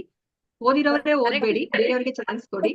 ಒಬ್ಬರು ಪಾರಮಾರ್ಥಿಕ ಸೇವೆಯನ್ನು ಸಮೀಪಿಸದಿದ್ದರೆ ಅಥವಾ ಸಮೀಪಿಸಲು ಸಾಧ್ಯವಾಗದಿದ್ದರೆ ಇತರ 19 ವಸ್ತುಗಳು ಯಾವುದೇ ನಿರ್ದಿಷ್ಟ ಮೌಲ್ಯವನ್ನು ಹೊಂದಿರುವುದಿಲ್ಲ. ಆದರೆ ಒಬ್ಬನು ಪೂರ್ಣ ಕೃಷ್ಣ ಪ್ರಜ್ಞೆಯಲ್ಲಿ ಭಕ್ತಿ ಸೇವೆಯನ್ನು ತೆಗೆದುಕೊಂಡರೆ ಇತರ 19 ವಸ್ತುಗಳನ್ನು ಅದರೊಳಗೆ ಸ್ವಯಂಚಾಲಿತವಾಗಿ ಬೆಳೆಯುತ್ತದೆ. ಅವನನ್ನು ಅಷ್ಟೇ ಮಾತಾಜಿ, ಸಾರಿ ಅಲ್ಲಿ ಎಕ್ಸ್ಟ್ರಾ ಇದೆ ಅದು. ಹರೇ ಕೃಷ್ಣ, ಧನ್ಯವಾದಗಳು ಮಾತಾಜಿ. ಸೊ ಸೇಮ್ ಅದನ್ನೇ ಇಲ್ಲಿ ಪ್ರಭುಪಾದರು ಇಲ್ಲಿ ಹೇಳ್ತಾ ಇದ್ದಾರೆ ಅಲ್ವಾ. ಸೊ ಇವಾಗ ಕೃಷ್ಣ ಪ್ರಜ್ಞೆಗೆ ಬಂದ್ರೆ, ಅವರು ಭಕ್ತಿ ಸೇವೆನ ತಗೊಂಡ್ರೆ ಎಲ್ಲವೂ ಸಹ ಈ 20 ಅಂಶಗಳೇನಿದೆ ಎಲ್ಲವೂ ಸಹ ಸ್ವಯಂ ಚಾಲಿತವಾಗಿ ಬೆಳೆಯುತ್ತೆ. ಅದಕ್ಕೋಸ್ಕರ ನಾವು ಯಾವುದೇ ಒಂದು ಕಷ್ಟವನ್ನ ಪಡೋದು ಬೇಕಾಗಿಲ್ಲ, ಕೃಷಿಯನ್ನ ಮಾಡೋದು ಬೇಕಾಗಿಲ್ಲ ಅಂತ ಹೇಳಿ ಇಲ್ಲಿ ಪ್ರಭುಪಾದರು ಹೇಳ್ತಾ ಇದ್ದಾರೆ. ಹರೇ ಕೃಷ್ಣ. ಇನ್ನೊಬ್ರು ಯಾರಾದ್ರೂ ಓದಿ. ಲಕ್ಷ್ಮೀ ಮಾತಾಜಿ. ಹರೇ ಕೃಷ್ಣ ಮಾತಾಜಿ. ನಾವು ಪ್ರಾಯೋಗಿಕವಾಗಿ ನೋಡಿದ್ದೇವೆ. ರಾವಣನು ಮಹಾನ್ ವ್ಯಕ್ತಿತ್ವದಂತೆಯೇ ಭಗವಾನ್ ಶಿವನ ಮಹಾನ್ ಭಕ್ತನಾಗಿದ್ದನು ಮತ್ತು ಭೌತಿಕವಾಗಿ ಅವನ ರಾಜ್ಯವು ತುಂಬಾ ಮುಂದುವರೆದಿತ್ತು. ಲಂಕಾ ಚಿನ್ನದಿಂದ ಮಾಡಲ್ಪಟ್ಟಿದೆ ಎಂದು ಹೇಳಲಾಗುತ್ತದೆ. ವಾಸ್ತವವಾಗಿ ಅನೇಕ ಅರಮನೆಗಳು ಇದ್ದವು ಮತ್ತು ಅವರು ಬಹಳ ದೊಡ್ಡ ವೈದಿಕ ಪಂಡಿತರೂ ಆಗಿದ್ದರು. ಆದರೆ ಒಂದು ವಿಷಯವೆಂದರೆ ಅವನು ರಾಮನ ವಿರುದ್ಧ ಇದ್ದನು ಮತ್ತು ಈ ಅನರ್ಹತೆಗೆ ಅವನನ್ನ ಇನ್ನೂ ಅಸುರ ರಾಕ್ಷಸ ಎಂದು ವಿವರಿಸಲಾಗಿದೆ. ಸೋಹರವ ಮತ್ತೆ ಸ್ವಲ್ಪ ಅಭಕ್ತಸ್ಯ ಕುತೋ ಮಹದ್ಗುಣಃ ಮನೋರಥೇನಾಸತೋ ಧಾವತೋ ಬಹಿಃ. ಓದಿ ಮಾತಾಜಿ. ಒಬ್ಬನು ಭಗವಂತನ ಭಕ್ತನಲ್ಲದಿದ್ದರೆ ಅವನು ಮಾನಸಿಕ ವೇದಿಕೆಯಲ್ಲಿ ಸರಳವಾಗಿ ಸಂಚು ಮಾಡಿಕೊಳ್ಳುತ್ತಾನೆ, ಆದ್ದರಿಂದ ಆಗುವುದಿಲ್ಲ. ಹರೇ ಕೃಷ್ಣ ಮಾತಾಜಿ. ಹರೇ ಕೃಷ್ಣ ಮಾತಾಜಿ, ಧನ್ಯವಾದಗಳು. ಅಲ್ವಾ, ಇದು ಅರ್ಥ ಆಯ್ತಲ್ಲ ನಿಮ್ಗೆ? ನೋಡಿ, ಪ್ರಭುಪಾದರು ಎಷ್ಟು ಚೆನ್ನಾಗಿ ನಮ್ಗೆ ಅರ್ಥ ಮಾಡಿಸಿದ್ದಾರೆ. ರಾವಣನಲ್ಲಿ ಎಲ್ಲಾನು ಇತ್ತು ಅಲ್ವಾ. ಅವನು ಶಿವನ ಮಹಾನ್ ಭಕ್ತನಾಗಿರ್ತಾನೆ. ಭೌತಿಕವಾಗಿ ಅವನ ರಾಜ್ಯ ಮುಂದುವರೆದಿರುತ್ತೆ. ಅವನ ಲಂಕಾ ಚಿನ್ನದಿಂದ ಮಾಡಲ್ಪಟ್ಟಿತ್ತು ಅಂತ ಹೇಳಲಾಗ್ತಿದೆ. ಆದ್ರೆ ಎಲ್ಲವೂ ಇದ್ರೂನು ಸಹ ಅರಮನೆಗಳು, ಅನೇಕ ಅರಮನೆಗಳು ಎಲ್ಲಾನು ಇದ್ರೂನು, ಅವನು ವೈದಿಕ ಪಂಡಿತನೂ ಆಗಿದ್ರು ಸಹ ಅವನು ರಾಮನ ವಿರುದ್ಧ ಇದ್ರು ಅಲ್ವಾ. ದೇವೋತ್ತಮ ಪರಮ ಪುರುಷನಾದ ರಾಮನ ವಿರುದ್ಧ ಇದ್ದಿದ್ರಿಂದ ಅವನನ್ನ ರಾಕ್ಷಸ ಅಂತ ಹೇಳ್ಬಿಟ್ಟು ಪರಿಗಣಿಸಲಾಗಿದೆ ಅಂತ ಹೇಳ್ಬಿಟ್ಟು ಪ್ರಭುಪಾದರು ಹೇಳ್ತಾ ಇದ್ದಾರೆ. ಸೊ ಅದಕ್ಕೆ ಈ 20 ಗುಣಗಳಲ್ಲಿ 20 ಗುಣಗಳು ಒಬ್ಬನಿಗಿದ್ರು ಸಹ ಅದರಲ್ಲಿ ಮುಖ್ಯವಾಗಿ ಭಗವಂತನ ಭಕ್ತಿಯನ್ನ ಮಾಡ್ಲಿಲ್ಲ ಅಂತಂದ್ರೆ ಇನ್ನ ಉಳಿದ 19 ಗುಣಗಳು ಸಹ ನಿಷ್ಪ್ರಯೋಜಕ ಅನ್ನೋದನ್ನ ನಾವಿಲ್ಲಿ ಅರ್ಥ ಮಾಡ್ಕೋಬೇಕಾಗಿರೋದು ಅಲ್ವಾ. ಸೊ ನಾವಿಲ್ಲಿ ಯಾರನ್ನ ನೋಡ್ತಾ ಇದೀವಿ? ಇದು ಯಾರಿಗಾದ್ರೂ ಗೊತ್ತಾ ಈ ಪ್ರಸಂಗ? ಜಡ ಬರುತ್ತಾ ಮಾತಾಜಿ? ಜಡ ಭರತ ಅಲ್ವಾ. ಓಕೆ. ಸೊ ಇದರಿಂದ ನಮ್ಗೆ ಏನ್ ಗೊತ್ತಾಗುತ್ತೆ? ಈ ಪ್ರಸಂಗದಿಂದ ನಾವ್ ಏನ್ ತಿಳ್ಕೊಂಡ್ವಿ ನಾವು? ಅಂತ್ಯಕಾಲದಲ್ಲಿ ಯಾರನ್ನ ನಾವು ನೆನೆಸ್ಕೊಳ್ತೀವೋ ಅದೇ ಆಗುತ್ತೆ ಅಂತ ಹೇಳ್ತಾ ಇದಾರೆ. ಇಲ್ಲ ಮಾತಾಜಿ, ಆ ರಥ ಎತ್ಕೊಂಡು ಹೋಗ್ಬೇಕಾದ್ರೆ ಅಲ್ಲಿ ಇರುವೆಗೆಯಲ್ಲಿ ನಾನು ಕಾಲು ತುಳಿದು ಬಿಡ್ತೇನೋ ಅಂತ ಆ ಜಡ ಭರತ ಬಂದು ಈ ಕಡೆ ಆ ಕಡೆ ಹೋಗ್ತಾರೆ ಮಾತಾಜಿ. ಓಕೆ. ಅವಾಗ ರಾಹುಗಣ ಏನ್ ಮಾಡ್ತಾರೆ? ರಾಜ ಏನೇ ಹೇಳ್ತಾನೆ? ತುಂಬಾ ಅವಮಾನ ಮಾಡ್ತಾನೆ ಅಲ್ವಾ. ಜಡಭರತನಿಗೆ ತುಂಬಾ ಅವಮಾನ ಮಾಡ್ತಾನೆ. ಅದಾದ್ಮೇಲೆ ಜಡಭರತ ಏನ್ ಮಾಡ್ತಾನೆ? ಅವನು ಏನು ಮಾತಾಡೋದಿಲ್ಲ ಅಲ್ವಾ. ಆ ಅವಮಾನವನ್ನೆಲ್ಲ ಅವನು ಅದನ್ನ ಏನು ಯಾವುದೇ ಒಂದು ಬೇಜಾರಿದ್ರೆ ಅದನ್ನೆಲ್ಲನೂ ಸಹ ಸಹಿಸ್ಕೊತಾನೆ ಅಲ್ವಾ. ಸೊ ಅದಾದ್ಮೇಲೆ ಅವನು ಕೊನೆಯಲ್ಲಿ ಅವನು ಮಾತಾಡ್ತಾನೆ ಅಲ್ವಾ. ಮಾತಾಡಿದಾಗ ನೀವ್ ಏನೆಲ್ಲ ನನಗೆ ಈಗ ಜರದ್ರಿ ಅಲ್ವಾ, ಅದೆಲ್ಲನೂ ಸಹ ನನ್ನ ದೇಹಕ್ಕೆ ಕುರಿತಾಗಿ, ಆದ್ರೆ ನಾನು ದೇಹ ಅಲ್ಲ, ಅದಕ್ಕೋಸ್ಕರ ನಾನು ಅದ್ ಯಾವ್ದೇ ವಿಷಯವನ್ನ ನಾನು ಮನಸ್ಸಿಗೆ ತಗೋತಾ ಇಲ್ಲ ಅಂತ ಹೇಳ್ಬಿಟ್ಟು ಅವರು ಹೇಳ್ತಾರೆ ಅಲ್ವಾ. ಸೊ ಇವಾಗ ಅದಕ್ಕೆ ಇಲ್ಲಿ ನಮ್ಗೆ ಮೊದಲನೇ ವಿಷಯ ಏನು ಹೇಳ್ತಾ ಇದಾರೆ? ಕೃಷ್ಣ ನಮ್ರತೆ. ಸೊ ನಮ್ರತೆ ಅಂದ್ರೆ ಇಲ್ಲಿ ನಮ್ಗೆ ಪ್ರಭುಪಾದರನ್ನ ಅರ್ಥ ಮಾಡಿಸ್ತಾ ಇದಾರೆ. ನಮ್ರತೆಗೆ ಒಂದು ಡೆಫಿನೇಷನ್ ಅನ್ನ ಕೊಡ್ತಾ ಇದಾರೆ. ನಮ್ರತೆ ಅಂತಂದ್ರೆ ಏನರ್ಥ? ಇತರರಿಂದ ಗೌರವ ಪಡೆಯುವ ತೃಪ್ತಿಗಾಗಿ ಮನುಷ್ಯನು ಕಾತರನಾಗದಿರುವುದು. ನಾವು ಬೇರೆ ನಮ್ಗೆ ಯಾವಾಗ್ಲೂ ಅಷ್ಟೇ ಅಲ್ವಾ, ನಾವೆಲ್ಲಾದ್ರೂ ಹೋದ್ರೆ ಗೌರವ ಕೊಡ್ತಾ ಇಲ್ಲ ಅಂತಂದ್ರೆ ನಾವ್ ಈ ಭೌತಿಕ ಪ್ರಪಂಚದಲ್ಲಿ ನಾವ್ ಏನನ್ನ ಅರ್ಥ ಮಾಡ್ಕೊಂಡಿದೀವಿ? ಸೊ ನಾವ್ ಆ ಜಾಗದಲ್ಲಿ ಇರ್ಕೂಡ್ದು, ನಾವು ಹೊರಗಡೆ ಬಂದ್ಬಿಡ್ಬೇಕು ಅಂತ ನಾವ್ ಅರ್ಥ ಮಾಡ್ಕೊಂಡಿದೀವಿ ಅಲ್ವಾ. ಆದ್ರೆ ನಮ್ರತೆ ಅಂತಂದ್ರೆ ನೋಡಿ, ಇಲ್ಲಿ ನಮ್ಗೆ ಏನನ್ನ ಹೇಳ್ತಾ ಇದಾರೆ? ಇತರರಿಂದ ಗೌರವ ಪಡೆಯುವ ತೃಪ್ತಿಗಾಗಿ ಮನುಷ್ಯನು ಕಾತರನಾಗದಿರುವುದು ಅಂತ ಹೇಳ್ತಾ ಇದಾರೆ. ನಾವು ಬೇರೆಯವರಿಂದ ಗೌರವನ ಎಕ್ಸ್ಪೆಕ್ಟ್ ಮಾಡ್ಕೊಡ್ದು, ಆದ್ರೆ ನಾವು ಬೇರೆಯವ್ರಿಗೆ ಗೌರವವನ್ನ ನಾವು ಕೊಡ್ಬೇಕು ಅಂತ ಹೇಳ್ತಾ ಇದಾರೆ. ನಮ್ಗೆ ಅದನ್ನೇ ಹೇಳ್ಕೊಡ್ತಾ ಇರೋದು. ನಮ್ಗೆ ಆಧ್ಯಾತ್ಮಿಕ ಜ್ಞಾನ ಅಂತಂದ್ರೆ ಅದನ್ನೇ ನಮ್ಗೆ ತಿಳಿಸಿಕೊಡ್ತಾ ಇರೋದು. ನಾವು ಬೇರೆಯವರಿಂದ ಗೌರವವನ್ನ ನಿರೀಕ್ಷಿಸಕೂಡದು, ಆದ್ರೆ ನಾವು ಬೇರೆಯವರಿಗೆ ಅದೇ ಸಮಯದಲ್ಲಿ ನಾವು ಗೌರವವನ್ನ ನಾವು ಕೊಡ್ಬೇಕಾಗತ್ತೆ ಅಂತ. ಬದುಕಿನ ಐಹಿಕ ಪರಿಕಲ್ಪನೆಯಿಂದಾಗಿ ನಾವು ಇತರರಿಂದ ಗೌರವವನ್ನು ಪಡೆಯಲು ಬಹು ಕಾತರರಾಗಿರುತ್ತೇವೆ ಅಲ್ವಾ. ನಮ್ಗೆ ಈ ಭೌತಿಕ ಪ್ರಪಂಚದಲ್ಲಿ ನಮ್ಗೆ ನಾವೇನೇ ಒಂದು ಕೆಲಸವನ್ನ ಮಾಡಿದಾಗ ನಮ್ಗೆ ಅಲ್ಲಿ ಗೌರವವನ್ನ ನಾವು ನಿರೀಕ್ಷಣೆ ಮಾಡ್ತೀವಿ ಅಲ್ವಾ. ಆದ್ರೆ ತಾನು ಈ ದೇಹವಲ್ಲ ಎಂದು ತಿಳಿದಿರುವ ಪರಿಪೂರ್ಣ ಜ್ಞಾನವಿರುವ ಮನುಷ್ಯನ ದೃಷ್ಟಿಯಲ್ಲಿ ಗೌರವವಾಗಲಿ ಅಗೌರವವಾಗಲಿ ಈ ದೇಹಕ್ಕೆ ಸಂಬಂಧಿಸಿದ್ದರೆ ನಿಷ್ಪ್ರಯೋಜಕ ಅಲ್ವಾ. ಸೊ ಆ ಗೌರವ ಮತ್ತೆ ಅಗೌರವ ಅದು ನಮ್ಮ ದೇಹದ ಕುರಿತಾಗಿ ಇವಾಗ ಒಬ್ರು ಕೊಡ್ತಾ ಇದಾರೆ ಅಂತಂತಂದ್ರೆ ಅದಕ್ಕೆ ಯಾವುದೇ ಒಂದು ಅರ್ಥ ಇಲ್ಲ ಅಲ್ವಾ. ಅದು ನಿಷ್ಪ್ರಯೋಜಕ ಅಂತ ಹೇಳ್ಬಿಟ್ಟು ಹೇಳ್ತಾ ಇದಾರೆ. ಅದಕ್ಕೋಸ್ಕರ ನಾವು ಮೋಸಕ್ಕೆ ಒಳಗಾಗಬಾರ್ದು. ಇದು ಮೋಸ ಆಗುತ್ತಲ್ವಾ. ನಾವು ದೇಹಕ್ಕೋಸ್ಕರ ಗೌರವ ಅಗೌರವವನ್ನ ನಾವು ನಿರೀಕ್ಷಣೆ ಮಾಡ್ತಾ ಇದ್ರೆ, ಅದರ ಕುರಿತಾಗೆ ನಾವು ಯೋಚನೆ ಮಾಡ್ತಾ ಇದ್ರೆ ನಾವು ಇಲ್ಲಿ ಮೋಸಕ್ಕೆ ಒಳಗಾಗ್ತಾ ಇದೀವಿ. ಅದಕ್ಕೋಸ್ಕರ ಅಂತಹ ಮೋಸಕ್ಕಾಗಿ ನಾವು ಯಾವಾಗ್ಲೂ ತವಕ ಪಡಬಾರದು ಅಂತ ಹೇಳ್ಬಿಟ್ಟು ಇಲ್ಲಿ ನಮ್ಗೆ ಪ್ರಭುಪಾದರು ಅರ್ಥ ಮಾಡಿಸ್ತಾ ಇದಾರೆ. ಸೊ ಇವಾಗ ನಮ್ರತೆ ಅಂದ್ರೆ ನೀವೇನಂತ ತಿಳ್ಕೊಂಡ್ರಿ?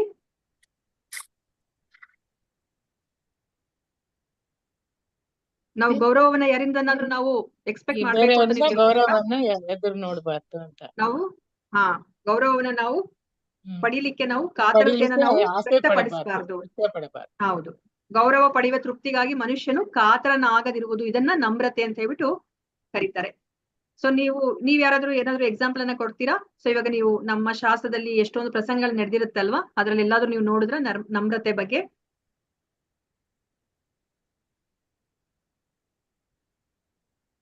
ಹರೇ ಕೃಷ್ಣ ಮಾತಾಜಿ. ಹೇಳಿ ಮಾತಾಜಿ.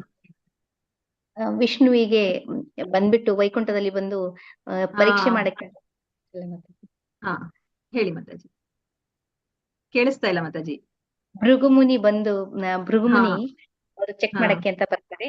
ಮತ್ತೆ ಅವರು ವಿಷ್ಣುವಿಗೆ ಎದೆ ಮೇಲೆ ಒದೀತಾರೆ ಮಾತಾಜಿ. ಓಕೆ. ಅವಾಗ ವಿಷ್ಣು ಏನ್ ಹೇಳ್ತಾರೆ? ನಿಮ್ಮ ಕಾಲು ತುಂಬಾ ನೋವಾಗಿರೋದು, ನಿಮ್ಮ ಕಾಲಿಗೆ ತುಂಬಾ ನೋವಾಗಿದೆ ಅಂತ ಅಲ್ವಾ? ಹೌದು. ನನ್ನ ಎದೆ ತುಂಬಾ ವಜ್ರದ ತರ ಕಠಿಣ ಇದೆ. ಸೊ ನಿಮ್ಗೆ ಅದನ್ನ ನೀವು ನನ್ನ ದೇಹ ಅಂದ್ರೆ ಎದೆಯನ್ನ ಒದ್ದಿರೋದ್ರಿಂದ ನಿಮ್ಮ ಕಾಲಿಗೆ ಏನಾದ್ರು ಮೃದುವಾದ ಕಾಲಿಗೆ ನೋವಾಗಿದ್ಯಾ ಅಂತ ಹೇಳ್ಬಿಟ್ಟು ಅವರು ಅದನ್ನ ಅಂದ್ರೆ ನೋವು ಕಾಲನ್ನ ಅವರು ಹಿಚಕ್ಲಿಕ್ಕೆ ಅವರು ಬರ್ತಾರೆ ಅಲ್ವಾ? ಹರೇ ಕೃಷ್ಣ. ಧನ್ಯವಾದ ಮತ್ತೆ. ಹರೇ ಕೃಷ್ಣ. ಸೊ ಇಲ್ಲಿ ಪ್ರಭುಪಾದ್ರೆ ಏನ್ ಹೇಳ್ತಾರೆ ಅಂತ ಹೇಳ್ಬಿಟ್ಟು ನೋಡೋಣಂತೆ. ಯಾರಾದ್ರೂ ಒಬ್ರು ಓದಿ ನಮ್ರತೆ ಬಗ್ಗೆ ಏನ್ ಹೇಳ್ತಾ ಇದಾರೆ ಅಂತ ಹೇಳ್ಬಿಟ್ಟು. ಹರೇ ಕೃಷ್ಣ ಮಾತಾಜಿ.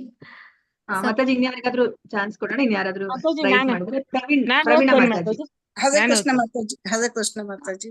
ಪ್ರವೀಣ ಮಾತಾಜಿ ಓದಿ, ವಿಡಿಯೋ ಆನ್ ಮಾಡ್ಕೊಳ್ಳಿ.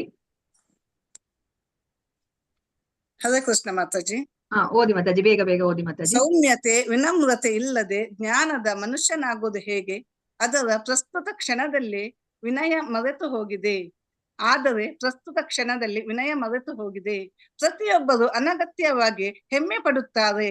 ಅವನು ಏನೂ ಅಲ್ಲದಿದ್ದರೂ ಅವನು ಹೆಮ್ಮೆ ಪಡುತ್ತಾನೆ. ಎಷ್ಟರ ಮಟ್ಟಿಗೆ ಎಂದರೆ ಕೆಲವೊಮ್ಮೆ ಒಬ್ಬ ದುಷ್ಟನು ನಾನೇ ದೇವರು ಎಂದು ಹೇಳುತ್ತಾನೆ.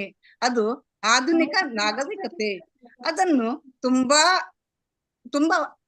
ಅವನು ತುಂಬಾ ಉಬ್ಬಿಕೊಳ್ಳುತ್ತಾನೆ, ತುಂಬಾ ಹೆಮ್ಮೆ ಪಡುತ್ತಾನೆ. ಒಬ್ಬನು ತಾನು ದೇವರಾಗುತ್ತೇನೆ ಎಂದು ಹೇಳಿಕೊಳ್ಳುತ್ತಾನೆ. ಇತರ ವಿಷಯಗಳ ಬಗ್ಗೆ ಏನು ಮಾತನಾಡಬೇಕು ಇಲ್ಲ. ಮೊದಲನೆಯ ವಿಷಯವೆಂದರೆ ಒಬ್ಬರು ತುಂಬಾ ವಿನಮ್ರರಾಗಿರಬೇಕು. ವಿದ್ಯಾ ದದಾತಿ ನಮ್ರತ. ವಿದ್ಯೆ ಎಂದರೆ ಅವನು ತುಂಬಾ ಸೌಮ್ಯವಾಗಿರಬೇಕು. ನಮ್ರ ಅದು ವಿದ್ಯೆ. ಶಿಕ್ಷಣ ಎಂದರೆ ಅನಗತ್ಯವಾಗಿ ಹೆಮ್ಮೆ ಪಡುವುದು ಎಂದಲ್ಲ. ಮಹಾನ್ ವಿಜ್ಞಾನಿ ಸರ್ ಐಸಾಕ್ ನ್ಯೂಟನ್ ಕೂಡ ನನಗೆ ಏನು ಜ್ಞಾನವಿದೆ, ನಾನು ದೊಡ್ಡ ಕಡಲ ತೀರದಿಂದ ಕೆಲವು ಧಾನ್ಯಗಳ ಮರಳನ್ನು ಸಂಗ್ರಹಿಸಿದ್ದೇನೆ ಎಂದು ಹೇಳುತ್ತಿದ್ದರು ಎಂದು ನಾವು ಕೇಳುತ್ತೇವೆ. ಹೌದು, ಅದು ವಿನಯ. ಹರೇ ಕೃಷ್ಣ ಮಾತಾಜಿ. ಹರೇ ಕೃಷ್ಣ ಮಾತಾಜಿ, ಧನ್ಯವಾದಗಳು. ಅಲ್ವಾ ನೋಡಿ, ಪ್ರಭುಪಾದ ಎಷ್ಟು ಚೆನ್ನಾಗಿ ನಮ್ಗೆ ಅರ್ಥ ಮಾಡಿಸ್ತಾರೆ ಅಲ್ವಾ. ನಾವೆಷ್ಟು ವಿದ್ಯೆನ ಕಲ್ತ್ಕೋತೀವೋ ಅಷ್ಟು ನಾವು ಬಾಗ್ತಾ ಹೋಗ್ಬೇಕು ಅಲ್ವಾ. ಇವಾಗ ಫಲಗಳಿಂದ ಸಮೃದ್ಧಿಯಾಗಿರುವಂತಹ ಮರ ಏನ್ ಮಾಡುತ್ತೆ, ಅದು ನಿಮಿರಿ ನಿಂತ್ಕೊಂಡಿರೋದಿಲ್ಲ ಅಲ್ವಾ, ಅದು ಬಾಗುತ್ತೆ ಅದು ಅಲ್ವಾ. ಫಲಗಳಿಂದ ಕೂಡಿರುವಂತಹ ಮರ. ಅದೇ ತರ ನಾವು ಹೆಚ್ಚು ಹೆಚ್ಚು ವಿದ್ಯೆನ ಪಡ್ಕೊಂಡ್ಮೇಲೆ ನಮ್ಗೆ ಗೊತ್ತಾಗ್ಬೇಕು ನಾವ್ ಯಾರು, ನಾವೇನೂ ಅಲ್ಲ ಅಲ್ವಾ. ಭಗವಂತ ಅವರು ವಿಭು, ನಾವು ಅಣು. ಭಗವಂತನ ಮುಂದೆ ನಾವ್ ಏನೂ ಅಲ್ಲ ಅಂತ ಹೇಳ್ಬಿಟ್ಟು ನಾವು ಅರ್ಥ ಮಾಡ್ಕೋತಾ ಹೋಗ್ಬೇಕು ಅಲ್ವಾ. ಸೊ ಅವಾಗ ನಾವೇನಾಗುತ್ತೆ, ನಮ್ಮ ನಿಜವಾದ ಸ್ಥಾನ, ಶಾಶ್ವತ ಸ್ಥಾನ ಏನು, ನಾವು ದಾಸರು ಅಲ್ವಾ. ನಾವು ಭಗವಂತನ ಶಾಶ್ವತ ಸೇವಕರು. ಅದು ನಮ್ಗೆ ಅರ್ಥ ಆಗ್ತಾ ಬರುತ್ತೆ. ಅವಾಗ ಏನಾಗುತ್ತೆ, ವಿನಯನೇ ಬರೋದು. ಅಯ್ಯೋ ನಾನೇನೋ ನನ್ನನ್ನು ಅನ್ಕೊಂಡ್ಬಿಟ್ಟಿದ್ದೆ, ನಾನು ಇಷ್ಟೇನಾ ಅಂತ ಹೇಳ್ಬಿಟ್ಟು ನಮ್ಗೆ ಆ ಜ್ಞಾನ ಬೆಳೀತಾ ಬರುತ್ತೆ. ಅದಕ್ಕೆ ನೋಡಿ, ಇಲ್ಲಿ ಐಸಾಕ್ ನ್ಯೂಟನ್ ಎಕ್ಸಾಂಪಲ್ ಅನ್ನ ಕೊಡ್ತಾ ಇದ್ರೆ ಪ್ರಭುಪಾದ್ರು ಅಲ್ವಾ. ಐಸಾಕ್ ನ್ಯೂಟನ್ ಏನ್ ಹೇಳ್ತಾರೆ, ಅವ್ರು ಎಷ್ಟು ಮಹಾನ್ ವಿಜ್ಞಾನಿ ಅಲ್ವಾ. ಆದ್ರೆ ಅವ್ರು ಏನ್ ಹೇಳ್ತಾರೆ, ನನಗೇನು ಜ್ಞಾನ ಇದೆ, ನಾನು ಒಂದು ದೊಡ್ಡ ಕಡಲ ತೀರಕ್ಕೆ ಹೋದ್ರೆ ಅಲ್ಲಿ ಒಂದ್ 3-4 ಮರಳು ಕಾಳುಗಳನ್ನ ನಾನು ಸಂಗ್ರಹಿಸ್ಕೊಂಬಂದ್ರೆ ಏನಂತೀವಿ ನಾವು ಅಲ್ವಾ.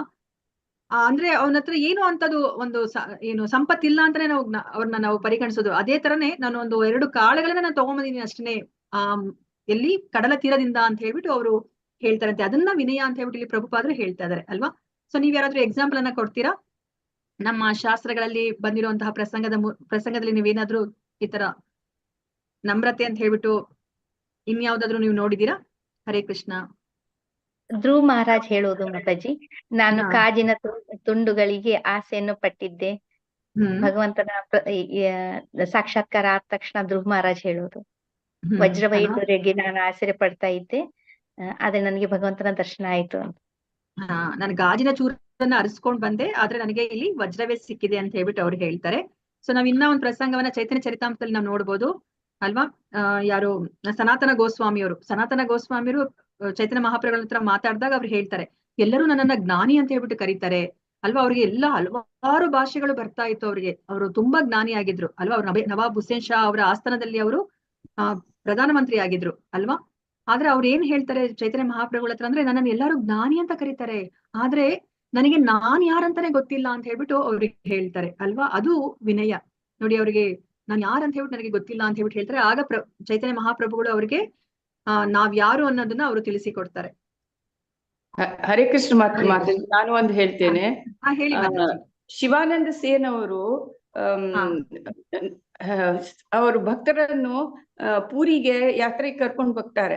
ಆಗ ಅವರದ್ದು ಸ್ವಲ್ಪ ಲೇಟ್ ಆಗ್ತದೆ, ಅವರಿಗೆಲ್ಲ ಸೌಲಭ್ಯವನ್ನು ಕೊಡ್ಲಿಕ್ಕೆ, ವಸತಿ ಎಲ್ಲ ಕೊಡ್ಲಿಕ್ಕೆ. ಆಗ ನಿತ್ಯಾನಂದ ಪ್ರಭು ಶಿವಾನಂದ ಸೇನ್ ಅವರಿಗೆ ಕೊಡ್ತಾರೆ, ನೀನ್ ಇಷ್ಟು ಲೇಟ್ ಮಾಡುವುದಾ, ವೈಷ್ಣವರನ್ನ ಇಷ್ಟು ನೀನ್ ಲೇಟ್ ಮಾಡುವುದಾ, ನಿನ್ ಮಕ್ಕಳು ಸತ್ತು ಹೋಗ್ಲಿ ಅಂತ ಹೇಳ್ತಾರೆ. ಆಗ ಅವ್ರ ಹೆಂಡತಿಗೆ, ಅವರ ಹೆಂಡತಿಯ ತಮ್ಮನಿಗೆಲ್ಲ ಕೋಪ ಬರ್ತದೆ. ಆದ್ರೆ ಶಿವಾನಂದ ಸೇನ್ ಹೇಳ್ತಾರೆ, ಏನು, ನಾನು ಮಾಡಿದ ಪಾಪಕ್ಕೆ ನಂಗೆ ಇದು ಶಾಪ ತುಂಬಾ ಕಡಿಮೆ ಅಂತ ಹೇಳ್ತಾರೆ. ಇದು ಎಂತ ಮಾತು ನೋಡಿ, ಎಂತ ನಮ್ರತೆ. ಹಾ ಮಾತಾಜಿ, ಧನ್ಯವಾದಗಳು ಮಾತಾಜಿ. ಹರಿ ಬೋಲ್ ಮಾತಾ, ಹರೇ ಕೃಷ್ಣ. ಸೊ ಇವಾಗ ನಮ್ಗೆ ನೆಕ್ಸ್ಟ್ ವಿಷಯವನ್ನ ನಮ್ಗೆ ತಿಳಿಸಿಕೊಡ್ತಾ ಇದ್ದಾರೆ. ಮೂರನೇದು, ಇದು ಅಹಿಂಸೆ. ಅಹಿಂಸೆ ಬಗ್ಗೆ ಇಲ್ಲಿ ಹೇಳ್ತಾ ಇದ್ದಾರೆ. ಸೊ ಅಹಿಂಸೆ ಅಂತಂದ್ರೆ ಏನು? ಸೊ ನಮ್ರತೆ ಮತ್ತೆ ಜಂಬವಿಲ್ದಲೇ ಇರೋದು ಎರಡನ್ನ ತಿಳ್ಕೊಂಡ್ವಿ ನಾವು. ಸೊ ಅವೆರಡನ್ನು ಸಹ ಆಲ್ಮೋಸ್ಟ್ ಸೇಮ್ ತರನೇ ನಮ್ಗೆ ಅಂತ ಅನ್ನಿಸ್ತು ಅಲ್ವಾ. ನಮ್ಗೆ ಏನೇ ಒಂದು ಸಿಕ್ಕಿದಾಗ ನಾವು ಅದನ್ನ ಜಂಬ ಪಡ್ತೀವಿ, ಆದ್ರೆ ನಮ್ಗೆ ಅದರ ಮೂಲವನ್ನ ನಾವು ತಿಳ್ಕೊಂಡಾಗ ಸೊ ಭಗವಂತ ನಮ್ಗೆ ಇದನ್ನ ಕೊಟ್ಟಿದ್ದಾನೆ ಅಂತ ನಾವು ಅರ್ಥ ಮಾಡ್ಕೋಬೇಕು ಅಲ್ವಾ. ನಮ್ಮಲ್ಲಿ ಏನೇ ಒಂದು ಐಶ್ವರ್ಯ, ಹಣ, ಅಂತಸ್ತು, ಆಸ್ತಿ ಏನೇ ಇದ್ರು ಸಹ ಅದನ್ನ ನಾವು ಸ್ವತಃ ನಾವು ಪಡ್ಕೊಳ್ಳಿಕ್ಕೆ ಸಾಧ್ಯ ಇಲ್ಲ. ಭಗವಂತನ ಅನುಗ್ರಹದಿಂದ ಮಾತ್ರನೇ ಅದು ನಮ್ಗೆ ಸಿಗುತ್ತೆ ಅಂತ ನಾವು ಅದನ್ನ ಅರ್ಥ ಮಾಡ್ಕೋಬೇಕು. ಮತ್ತೆ ಇವಾಗ ಮಾತಾಜಿ ಎಕ್ಸಾಂಪಲ್ ಕೊಟ್ಟಿರೋ ತರನೇ ನಮ್ಗೆ ಇವಾಗ ಅವೆಲ್ಲ ಸಿಕ್ಕಿದ್ರು ಸಹ ನಾನು ಇದನ್ನೆಲ್ಲ ಪಡ್ಕೊಳ್ಲಿಕ್ಕೆ ನನಗೆ ಯೋಗ್ಯತೆ ಇಲ್ಲ, ಆದ್ರೆ ಭಗವಂತನ ಅನುಗ್ರಹದಿಂದ ನಾನು ಇದೆಲ್ಲವನ್ನ ನಾನು ಹೊಂದಿದೀನಿ ಅಂತ ಹೇಳ್ಬಿಟ್ಟು ನಾವು ಅರ್ಥ ಮಾಡ್ಕೋಬೇಕಾಗತ್ತೆ ಅಲ್ವಾ. ಈಗ ಮೂರನೇ ಅಂಶವನ್ನ ಹೇಳ್ತಾ ಇದ್ರೆ ಅಹಿಂಸೆ ಬಗ್ಗೆ ಹೇಳ್ತಾ ಇದ್ರೆ, ಅಹಿಂಸೆ ಅಂದ್ರೆ ನಾವ್ ಏನಂತ ಅರ್ಥ ಮಾಡ್ಕೊಂಡಿದೀವಿ, ಅದರ್ವೈಸ್ ನಾವ್ ಯಾರನ್ನಾದ್ರೂ ಕೊಂದ್ರೆ ಅದನ್ನ ಹಿಂಸೆ ಅಂತ ನಾವು ತಿಳ್ಕೊಂಡಿದೀವಿ ಅಲ್ವಾ. ಬೇರೆಯವ್ರನ್ನ ನಾವು ಕೊಲ್ಲಲಿಲ್ಲ ಅಂದ್ರೆ ಅದನ್ನ ಅಹಿಂಸೆ ಅಂತ ನಾವು ಅರ್ಥ ಮಾಡ್ಕೊಂಡಿದೀವಿ. ಆದ್ರೆ ಇಲ್ಲಿ ನಮ್ಗೆ ಪ್ರಭುಪಾದರು ಅದನ್ನ ಪರಿಪೂರ್ಣವಾಗಿ ಅರ್ಥ ಮಾಡಿಸ್ತಾ ಇದ್ರೆ, ಯಾರಾದ್ರೂ ಒಬ್ರು ಓದಿ ಇದನ್ನ. ನಾನು ಓದ್ತೀನಿ ಮಾತಾಜಿ. ಅಹಿಂಸೆ ಎಂದರೆ ಜಗಳವನ್ನು ಮಾಡದಿರುವುದು ಅಥವಾ ನಾಶ ಮಾಡದಿರುವುದು ಸಾಮಾನ್ಯವಾಗಿ ಅರ್ಥ ಮಾಡಿಕೊಳ್ಳುತ್ತಾರೆ. ಆದರೆ ವಾಸ್ತವವಾಗಿ ಅಹಿಂಸೆ ಎಂದರೆ ಇತರರಿಗೆ ನೋವನ್ನುಂಟು ಮಾಡದಿರುವುದು. ಸಾಮಾನ್ಯವಾಗಿ ಜನರು ಅಜ್ಞಾನದಿಂದ ಬದುಕಿನ ಐಹಿಕ ಪರಿಕಲ್ಪನೆಯಲ್ಲಿ ಸಿಕ್ಕಿ ಬೀಳುತ್ತಾರೆ ಮತ್ತು ಅವರು ನಿರಂತರವಾಗಿ ಐಹಿಕ ನೋವುಗಳನ್ನು ಅನುಭವಿಸುತ್ತಾರೆ. ಆದುದರಿಂದ ಜನರನ್ನು ಆಧ್ಯಾತ್ಮಿಕ ಜ್ಞಾನಕ್ಕೆ ಏರಿಸದಿದ್ದರೆ ಮನುಷ್ಯನು ಹಿಂಸೆಯನ್ನು ಆಚರಿಸುತ್ತಿರುತ್ತಾನೆ. ಜನರಿಗೆ ಜ್ಞಾನೋದಯಕ್ಕಾಗಿ ಅವರು ಈ ಐಹಿಕ ತೊಡಕನ್ನು ಬಿಡಲು ಸಾಧ್ಯವಾಗುವಂತೆ ಅವರಿಗೆ ನಿಜವಾದ ಜ್ಞಾನವನ್ನು ಹಂಚಿಕೊಡಲು ಮನುಷ್ಯನು ಸಾಧ್ಯವಾದಷ್ಟು ಪ್ರಯತ್ನಿಸಬೇಕು. ಇದು ಅಹಿಂಸೆ. ಹರೇ ಕೃಷ್ಣ ಮಾತಾಜಿ. ಹರೇ ಕೃಷ್ಣ ಮಾತಾಜಿ, ಧನ್ಯವಾದಗಳು. ಸೊ ಇಲ್ಲಿ ಏನನ್ನ ಅರ್ಥ ಮಾಡಿಸ್ತಾರೆ ನಮ್ಗೆ ಪ್ರಭುಪಾದರು? ಸೊ ನಿಜವಾದ ಹಿಂಸೆ ಅಂದ್ರೆ ಏನು? ಇತರರಿಗೆ ನೋವನ್ನುಂಟು ಮಾಡದೇ ಇರುವುದು. ನೋವನ್ನು ಉಂಟು ಮಾಡೋದು ಅಂತಂದ್ರೆ ಯಾವ ರೀತಿಯಲ್ಲಿ ನೋವನ್ನು ಉಂಟು ಮಾಡೋದು? ಬರೇ ದೈಹಿಕವಾಗಿ, ಮಾನಸಿಕವಾಗಿ, ಅಥವಾ ಮಾತು, ಕಾಯ, ವಾಚ, ಮನಸ್ಸು ಅದರಿಂದನಾ? ಅಥವಾ ಇಲ್ಲಿ ಯಾವ ಅರ್ಥವನ್ನ ಕೊಡ್ತಾ ಇದ್ದಾರೆ? ನಾವ್ ಈ ಭೌತಿಕ ಪ್ರಪಂಚದಲ್ಲಿ ನಾವು ಜೀವನವನ್ನ ಮಾಡೋದು, ಇಲ್ಲಿ ಇದು ಯಾವಾಗ್ಲೂ ದುಃಖಾಲಯಂ ಅಶಾಶ್ವತಂ ಅಂತ ನಾವು ತಿಳ್ಕೊಂಡಿದೀವಿ. ಇಲ್ಲಿ ನಮ್ಗೆ ನೋವೇ ಸಿಗೋದು ಅಲ್ವಾ. ಈಗ ನಮ್ಗೆ ಕೃಷ್ಣ ಪ್ರಜ್ಞೆಗೆ ಬಂದ್ಮೇಲೆ ನಮ್ಗೆ ಗೊತ್ತಾಗೋಗುತ್ತೆ ಈ ನೋವಿನಿಂದ ನಾವು ಶಾಶ್ವತ ಪರಿಹಾರ ಹೇಗೆ ನಾವು ಕಂಡುಕೊಳ್ಳೋದು ನಮ್ಗೆ ಗೊತ್ತಾಗೋಗಿದೆ ಅಲ್ವಾ. ಸೊ ಏನನ್ನ ಮಾಡ್ಬೇಕು ನಾವು? ಈ ಶಾಶ್ವತವಾಗಿ ಈ ಜನ್ಮ, ಮೃತ್ಯು, ಜರ, ವ್ಯಾಧಿಯಿಂದ ಹೊರಗಡೆ ಬರ್ಬೇಕಂದ್ರೆ ನಾವ್ ಏನನ್ನ ಮಾಡ್ಬೇಕು ಅಂತ ನಾವು ತಿಳ್ಕೊಂಡಿದೀವಿ? ನಾವು ಭಗವಂತನ ಜ್ಞಾನವನ್ನು ಬೇರೆಯವರಿಗೆ ಕೊಡ್ಬೇಕು. ನಾವು ಕೃಷ್ಣ ಭಕ್ತಿಯನ್ನ ಮಾಡ್ಬೇಕು ಅಲ್ವಾ. ನಮ್ಗೆ ಇದೊಂದೇನೆ ನಮ್ಗೆ ಮಾರ್ಗ ಇರೋದು. ನಮ್ಗೆ ಈ ಶಾಶ್ವತ ತೊಂದರೆಗಳು ಏನಿದೆ, ಜನ್ಮ, ಮೃತ್ಯು, ಜರ, ವ್ಯಾಧಿಯಿಂದ ನಾವು ತಪ್ಪಿಸ್ಕೋಬೇಕು ಅಂತಂದ್ರೆ ನಮ್ಗೆ ಈ ಭೌತಿಕವಾಗಿ ನಾವ್ ಎಷ್ಟೇ ಮುಂದುವರೆದ್ರು, ವಿಜ್ಞಾನಿಗಳು ನಾವ್ ಇನ್ನ ಎಷ್ಟೇ ಮುಂದುವರಿತೀವಿ ಅಂತ ನಾವು ಅವ್ರು ಹೇಳ್ಕೊಂಡ್ರು ಸಹ ಈ 4ರಿಂದ ನಾವು ಹೊರಗಡೆ ಬರ್ಲಿಕ್ಕೆ ಸಾಧ್ಯ ಇಲ್ಲ ಅಲ್ವಾ. ಸೊ ಆದ್ರೆ ನಮ್ಗೆ ಇವಾಗ ಗೊತ್ತಾಗಿದೆ ಈ 4ರಿಂದ ಹೊರಗಡೆ ಬರ್ಬೇಕು ಅಂತಂದ್ರೆ ನಾವು ಭಕ್ತಿಯನ್ನ ಮಾಡ್ಬೇಕು ಅಂತ. ಸೊ ನಮ್ಗೆ ಈ ಜ್ಞಾನ ಗೊತ್ತಾಗಿರೋದ್ರಿಂದ ನಾವ್ ಎಲ್ಲರಿಗೂ ಸಹ ಇದನ್ನ ಪ್ರಚಾರ ಮಾಡ್ಬೇಕಾಗತ್ತೆ ಅಲ್ವಾ. ಸೊ ಇವಾಗ ಚೈತನ್ಯ ಮಹಾಪ್ರಭುಗಳ ಆಶಯನೇ ಅದಾಗಿದೆ, ಮತ್ತೆ ಶ್ರೀಲ ಪ್ರಭುಪಾದರ ಆಶಯವೂ ಸಹ ಅದಾಗಿದೆ ಅಲ್ವಾ. ಶ್ರೀಲ ಪ್ರಭುಪಾದರು ಅದಕ್ಕೆ ಅವರ ಗುರುಗಳು ಏನ್ ಹೇಳ್ತಾರೆ, ಸೊ ನೀನ್ ಯಾಕೆ ಈ ಕೃಷ್ಣ ಪ್ರಜ್ಞೆನ ನೀನು ಆಂಗ್ಲ ಮಾಧ್ಯಮ ಅಂದ್ರೆ ಆಂಗ್ಲ ಭಾಷೆಯನ್ನ ಮಾತಾಡುವಂತಹ ರಾಷ್ಟ್ರಗಳಿಗೆ ಹೋಗಿ ನೀನ್ ಯಾಕೆ ಹೇಳ್ಬಾರ್ದು ಅಂತ ಆದ್ರೂ ಸಹ ಅವರು ಅಮೆರಿಕಾಗೆ ಹೋಗಿ, ಏಕಾಂಗಿಯಾಗಿ ಅಮೆರಿಕಾಗೆ ಹೋಗಿ ಯಾರ ಸಹಾಯವೂ ಇಲ್ದಲೆ ಅವರು ಅಲ್ಲಿ ಕೃಷ್ಣ ಪ್ರಜ್ಞೆನ ಅವರು ಬೋಧಿಸ್ಲಿಕ್ಕೆ ಅವರು ಹೋಗ್ತಾರೆ ಅಲ್ವಾ. ಸೊ ಅಂದ್ರೆ ಏನಾಯ್ತು, ಅವ್ರು ಇವಾಗ ಎಲ್ಲರೂ ಇವಾಗ ನೋವಲ್ಲಿ ಇದ್ದಾರೆ, ಅವ್ರನ್ನೆಲ್ಲರನ್ನೂ ಸಹ ಈಗ ನೋವಿನಿಂದ ಪಾರಾಗ್ಲಿಕ್ಕೆ ಅವರು ಆ ಕೃಷ್ಣ ಪ್ರಜ್ಞೆನ ಅವ್ರೆಲ್ಲರಿಗೂ ತಿಳಿಸಿಕೊಡ್ತಾ ಇದ್ದಾರೆ ಅಲ್ವಾ. ಇಲ್ಲಿ ಯಾವುದೇ ಒಂದು ಜಾತಿ, ಮತ, ದೇಶ, ಭೇದ ಯಾವುದೇ ಒಂದು ಇಲ್ಲ ಅಲ್ವಾ. ಸೊ ಇದನ್ನ ಅಹಿಂಸೆ ಅಂತ ಹೇಳ್ಬಿಟ್ಟು ಹೇಳ್ತಾ ಇದ್ದಾರೆ. ಸೊ ನಾವ್ ಇವಾಗ ಇಲ್ಲಿ ಅಹಿಂಸೆನ ನಾವಿಲ್ಲಿ ಕಲ್ತ್ಕೋಬೇಕಾಗಿದೆ. ಅವಾಗ ನಾವು ನಿಜವಾದ ಜ್ಞಾನವನ್ನ ನಾವು ಪಡ್ಕೊಂಡಿದೀವಿ ಅಂತ ಹೇಳ್ಬಿಟ್ಟು. ಹರೇ ಕೃಷ್ಣ. ಸೊ ಇವಾಗ ನಮ್ಗೆ ನೆಕ್ಸ್ಟ್ ಅಂಶವನ್ನ ಹೇಳ್ತಾ ಇದ್ದಾರೆ. ಸೊ ತಾಳ್ಮೆ ಬಗ್ಗೆ ಹೇಳ್ತಾ ಇದ್ದಾರೆ. ಸೊ ತಾಳ್ಮೆ ಅಂತಂದ್ರೆ ಏನಂತ ಹೇಳ್ತಾರೆ ಅಂತ ಹೇಳ್ಬಿಟ್ಟು ಇಲ್ಲಿ ಯಾರಾದ್ರೂ ಓದಿ. ಹರೇ ಕೃಷ್ಣ. ಹರೇ ಕೃಷ್ಣ. ತಾಳ್ಮೆ ಎಂದರೆ ಅಪಮಾನವನ್ನು, ಅಗೌರವವನ್ನು ತಡೆದುಕೊಳ್ಳುವುದನ್ನು ಅಭ್ಯಾಸ ಮಾಡುವುದು. ಆಧ್ಯಾತ್ಮಿಕ ಜ್ಞಾನದಲ್ಲಿ ಮುಂದುವರಿಯುವುದರಲ್ಲಿ ನಿರತನಾದವನಿಗೆ ಇತರರಿಂದ ಎಷ್ಟೋ ಅಪಮಾನಗಳು, ಅಗೌರವವು ಆಗುತ್ತದೆ. ಐಹಿಕ ಪ್ರಕೃತಿಯ ರಚನೆಯೇ ಇಂತಹುದು. ಆದುದರಿಂದ ಇದು ನಿರೀಕ್ಷಿಸಬೇಕಾದದ್ದೇ. ಹರೇ ಕೃಷ್ಣ. ಧನ್ಯವಾದಗಳು. ಹರೇ ಕೃಷ್ಣ. ಧನ್ಯವಾದಗಳು ಮಾತಾಜಿ. ಅಲ್ವಾ? ಸೊ ಇವಾಗ ತಾಳ್ಮೆ ಅಂದ್ರೆ ಏನರ್ಥ?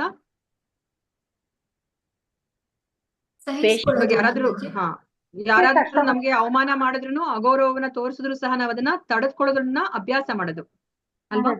ನಮ್ರತೆ ಅಂದ್ರೆ ನಾವೇನ್ ತಿಳ್ಕೊಂಡ್ವಿ? ನಮ್ರತೆಗೂ ಮತ್ತೆ ತಾಳ್ಮೆಗೂ ಏನ್ ವ್ಯತ್ಯಾಸ ಇದೆ ಇಲ್ಲಿ? ನಮ್ರತೆ ಅಂದ್ರೆ ದರ್ಪ ಮಾಡದೇ ಇರುವುದು, ತಾಳ್ಮೆ ಅಂದ್ರೆ ಸಹಿಸ್ಕೊಳ್ಳೋದು. ಏನೇ ಅವಮಾನ ಮಾಡಿದ್ರು ಕೂಡ ನಾವು ಸಹಿಸ್ಕೊಳ್ಬೇಕು ಸ್ವಲ್ಪ ಮಟ್ಟಿಗೆ. ಅಲ್ವಾ? ಸೊ ನಮ್ರತೆ ಅಂತಂದ್ರೆ ನಾವು ಅಂದ್ರೆ ಗೌರವವನ್ನ ನಾವು ನಿರೀಕ್ಷಣೆ ಮಾಡ್ದಲೇ ಇರೋದು ಅಲ್ವಾ? ನಾವು ಗೌರವವನ್ನ ನಿರೀಕ್ಷೆ ಮಾಡ್ದಲೇ ಇರೋದನ್ನ ನಮ್ರತೆ ಅಂತ ಕರೀತಾರೆ. ತಾಳ್ಮೆ ಅಂದ್ರೆ ಯಾರಾದ್ರೂ ನಮ್ಗೆ ಇವಾಗ ಅಕಸ್ಮಾತ್ ಅಗೌರವವನ್ನ ತೋರ್ಸಿದ್ರು ಸಹ ಅದನ್ನ ನಾವು ತಡ್ಕೊಳ್ಳುವಂತಹ ಅಭ್ಯಾಸವನ್ನ ನಾವು ಮಾಡ್ಬೇಕು ಅಂತ ಹೇಳ್ಬಿಟ್ಟು ಇಲ್ಲಿ ಹೇಳ್ತಾ ಇದಾರೆ. ಸೊ ಇಲ್ಲಿ ನಮ್ಗೆ ಎಕ್ಸಾಂಪಲ್ ಯಾರನ್ನ ಕೊಡ್ತಾ ಇದ್ರೆ ಪ್ರಭುಪಾದರು ಅಂತಂದ್ರೆ, ಅವರು 5 ವರ್ಷದ ಬಾಲಕನಾದ ಪ್ರಹ್ಲಾದನ ಎಕ್ಸಾಂಪಲ್ ಅನ್ನ ಕೊಡ್ತಾ ಇದಾರೆ ಅಲ್ವಾ? ಅವ್ರ ತಂದೆ ಅವ್ರಿಗೆ ಎಷ್ಟೇ ಅವ್ರಿಗೆ ಪ್ರಹ್ಲಾದ ಮಹಾರಾಜನ ಎಕ್ಸಾಂಪಲ್ ಅನ್ನ ಕೊಡ್ತಾ ಇದಾರೆ. ಎಷ್ಟೇ ಅವ್ರಿಗೆ ಕಷ್ಟಗಳನ್ನ ಕೊಟ್ರು ಸಹ ಅವರು ತಾಳ್ಮೆಯಿಂದ ಅದನ್ನ ಸಹಿಸ್ಕೊತಾರೆ ಅಲ್ವಾ? ಇವನ್ ಜೀಸಸ್ ಕ್ರಿಸ್ತನು ಅಷ್ಟೇನೆ ಅಲ್ವಾ? ಅವ್ರನ್ನ ಈಗ ಶಿಲುಬೆಗೆ ಏರಿಸಿದ್ರು ಸಹ ಅವ್ರು ಅದನ್ನೆಲ್ಲನೂ ಸಹ ಅವ್ರ ಅದನ್ನ ಸಹಿಸ್ಕೊತಾರೆ. ಸೊ ಅದಕ್ಕೆ ತಾಳ್ಮೆ ಅನ್ನೋದನ್ನ ಇವಾಗ ಜ್ಞಾನ ಅಂತ ಹೇಳ್ಬಿಟ್ಟು ಹೇಳ್ತಾ ಇದ್ದಾರೆ. ಸೊ ಇವಾಗ ನಮ್ಗೆ ಸರಳತೆ ಬಗ್ಗೆ ಹೇಳ್ತಾ ಇದ್ರೆ, ಸರಳತೆ ಅಂತಂದ್ರೆ ಏನಂತ ಹೇಳ್ತಾ ಇದ್ರೆ, ಮನುಷ್ಯನು ಲೌಕಿಕ ಚಾಣಾಕ್ಷತನವಿಲ್ಲದೆ ಶತ್ರುವಿಗೂ ಸತ್ಯವನ್ನು ಹೇಳು ಬಿಡುವಷ್ಟು ನೇರವಾದ ನಡತೆ ಅಂತ ಹೇಳ್ತಿದ್ದಾರೆ. ಸೊ ಸರಳತೆ ಅಂತಂದ್ರೆ ಏನು? ಸೊ ಸರಳತೆ ಅಂದ್ರೆ ಅಲ್ಲಿ ಡ್ಯೂಪ್ಲಿಸಿಟಿ ಅನ್ನೋದೇ ಇಲ್ಲ ಅಲ್ವಾ? ಇವಾಗ ನಾವು ಒಳಗಡೆ ಒಂದು ಹೊರಗಡೆ ಒಂದು ಮಾತಾಡ್ತಾ ಇರ್ತೀವಿ ಈ ಭೌತಿಕ ಪ್ರಪಂಚದಲ್ಲಿ ಅಲ್ವಾ? ಅದನ್ನ ತುಂಬಾ ಚಾಣಾಕ್ಷತನ ಅಂತ ನಾವು ಹೇಳ್ತೀವಿ ಅಲ್ವಾ? ಆದ್ರೆ ಇಲ್ಲಿ ಸರಳತೆ ಅಂತಂದ್ರೆ ಯಾವುದೇ ಒಂದು ಚಾಣಾಕ್ಷತನ ಇಲ್ದಲೆ ಶತ್ರುಗೂ ಸಹ ಸತ್ಯವನ್ನ ಹೇಳು ಬಿಡುವಷ್ಟು ನೇರವಾದ ನಡತೆ ಅಂತ ಹೇಳ್ಬಿಟ್ಟು ಇಲ್ಲಿ ನಮ್ಗೆ ಪ್ರಭುಪಾದರು ಅರ್ಥ ಮಾಡಿಸ್ತಾ ಇದ್ದಾರೆ. ಸೊ ಇಲ್ಲಿ ನಮ್ಗೆ ಚಿಕ್ಕದೊಂದು ಪ್ರಸಂಗವನ್ನ ನಮ್ಗೆ ಹೇಳ್ತಾ ಇದ್ದಾರೆ. ಇದೇನು ಅಂತಂದ್ರೆ, ಇಲ್ಲಿ ಒಬ್ಬ ಸತ್ಯಕಾಮ ಅನ್ನೋ ಒಂದು ಹುಡುಗ ಇರ್ತಾನೆ. ಅವನಿಗೆ ಗುರುಗಳ ಬಳಿ ಹೋಗಿ ವಿದ್ಯೆನ ಕಲ್ತ್ಕೋಬೇಕು ಅಂತ ಹೇಳ್ಬಿಟ್ಟು ಅವನಿಗೆ ಆಸೆ ಆಗತ್ತೆ. ಅದಕ್ಕೋಸ್ಕರ ಅವನೇನ್ ಮಾಡ್ತಾನೆ, ಸತ್ಯಕಾಮ ಗೌತಮ ಋಷಿ ಹತ್ರ ಹೋಗ್ತಾನೆ. ಗೌತಮ ಋಷಿ ಕೇಳ್ತಾನೆ, ನೀನು ಬ್ರಾಹ್ಮಣನಾ ಅಂತ ಹೇಳ್ಬಿಟ್ಟು. ಆ ಮಗುಗೆ ಏನೂ ಗೊತ್ತಿರೋದಿಲ್ಲ. ಅದಕ್ಕೋಸ್ಕರ ಗೌತಮ ಹೇಳ್ತಾರೆ, ಹೋಗಿ ನಿನ್ನ ತಾಯಿನ ಕೇಳ್ಕೊಂಡ್ ಬಾ, ನಿನ್ನ ತಂದೆ ಯಾರು ಅಂತ ಹೇಳ್ಬಿಟ್ಟು ಅಂತ ಕಳಿಸ್ತಾರೆ. ಆಗ ಅವನು ಸತ್ಯಕಾಮ ಹೋಗ್ಬಿಟ್ಟು ತನ್ನ ತಾಯಿ ಜಾಬಲ ಹತ್ರ ಹೇಳ್ತಾನೆ ಅವನು, ನನ್ನ ತಂದೆ ಯಾರಮ್ಮ ಅಂತ ಹೇಳ್ಬಿಟ್ಟು. ಆಗ ತಾಯಿ ಹೇಳ್ತಾಳೆ, ನನಗೆ ಗೊತ್ತಿಲ್ಲ ಅಂತ ಹೇಳ್ತಾಳೆ. ಯಾಕಂದ್ರೆ ಅವಳು ವೇಶ್ಯೆ ಆಗಿರ್ತಾಳೆ. ಸೊ ಇದೇ ವಿಷಯವನ್ನ ಅವನು ಎತ್ಕೊಂಡು ಹೋಗಿ ಗುರುಗಳ ಹತ್ರ ಹೇಳ್ತಾನೆ, ಗೌತಮ ಋಷಿ ಹತ್ರ ಹೇಳ್ತಾನೆ ಸತ್ಯಕಾಮ. ಆಗ ಗೌತಮ ಹೇಳ್ತಾನೆ, ಸೊ ನೀನು ಬ್ರಾಹ್ಮಣ, ನಾನು ನಿನಗೆ ವಿದ್ಯೆನ ಹೇಳ್ಕೊಡ್ತೀನಿ, ಯಾಕಂದ್ರೆ ನೀನು ಸತ್ಯವನ್ನೇ ನುಡಿದಿದ್ಯಾ ಅಂತ ಹೇಳ್ಬಿಟ್ಟು ಹೇಳ್ತಾ ಇದಾರೆ. ಅಂದ್ರೆ ಅಷ್ಟು ಶತ್ರುವಿಗೂ ಸಹ ಸತ್ಯವನ್ನ ಹೇಳುವಷ್ಟು ನೇರವಾದ ನಡತೆ. ನೋಡಿ, ಈಗ ಅವನು ಸುಳ್ಳು ಹೇಳ್ಬೋದಾಗಿತ್ತು ಅಲ್ವಾ? ನಾನು ಬ್ರಾಹ್ಮಣ ಅಂತ ಹೇಳ್ಬಿಟ್ಟು ಹೇಳ್ಬೋದಾಗಿತ್ತು. ಆದ್ರೆ ಆ ಸತ್ಯಕಾಮ ಆತರ ಮಾಡ್ಲಿಲ್ಲ. ಅವನು ನಿಜವನ್ನ ಹೇಳ್ತಾನೆ, ಸತ್ಯವನ್ನ ಹೇಳ್ತಾನೆ. ಸೊ ಅದಕ್ಕೆ ಇಲ್ಲಿ ಈ ಪ್ರಸಂಗವನ್ನ ನಮ್ಗೆ ಅರ್ಥ ಮಾಡ್ಲಿಕ್ಕೆ ನಾವು ಇದನ್ನ ಉಪಯೋಗಿಸ್ಕೋಬಹುದು. ಸೊ ಯಾವ್ದಾದ್ರು ಇದೆಯಾ, ಗೊತ್ತಿದ್ಯಾ ಪ್ರಸಂಗ? ಹರೇ ಕೃಷ್ಣ.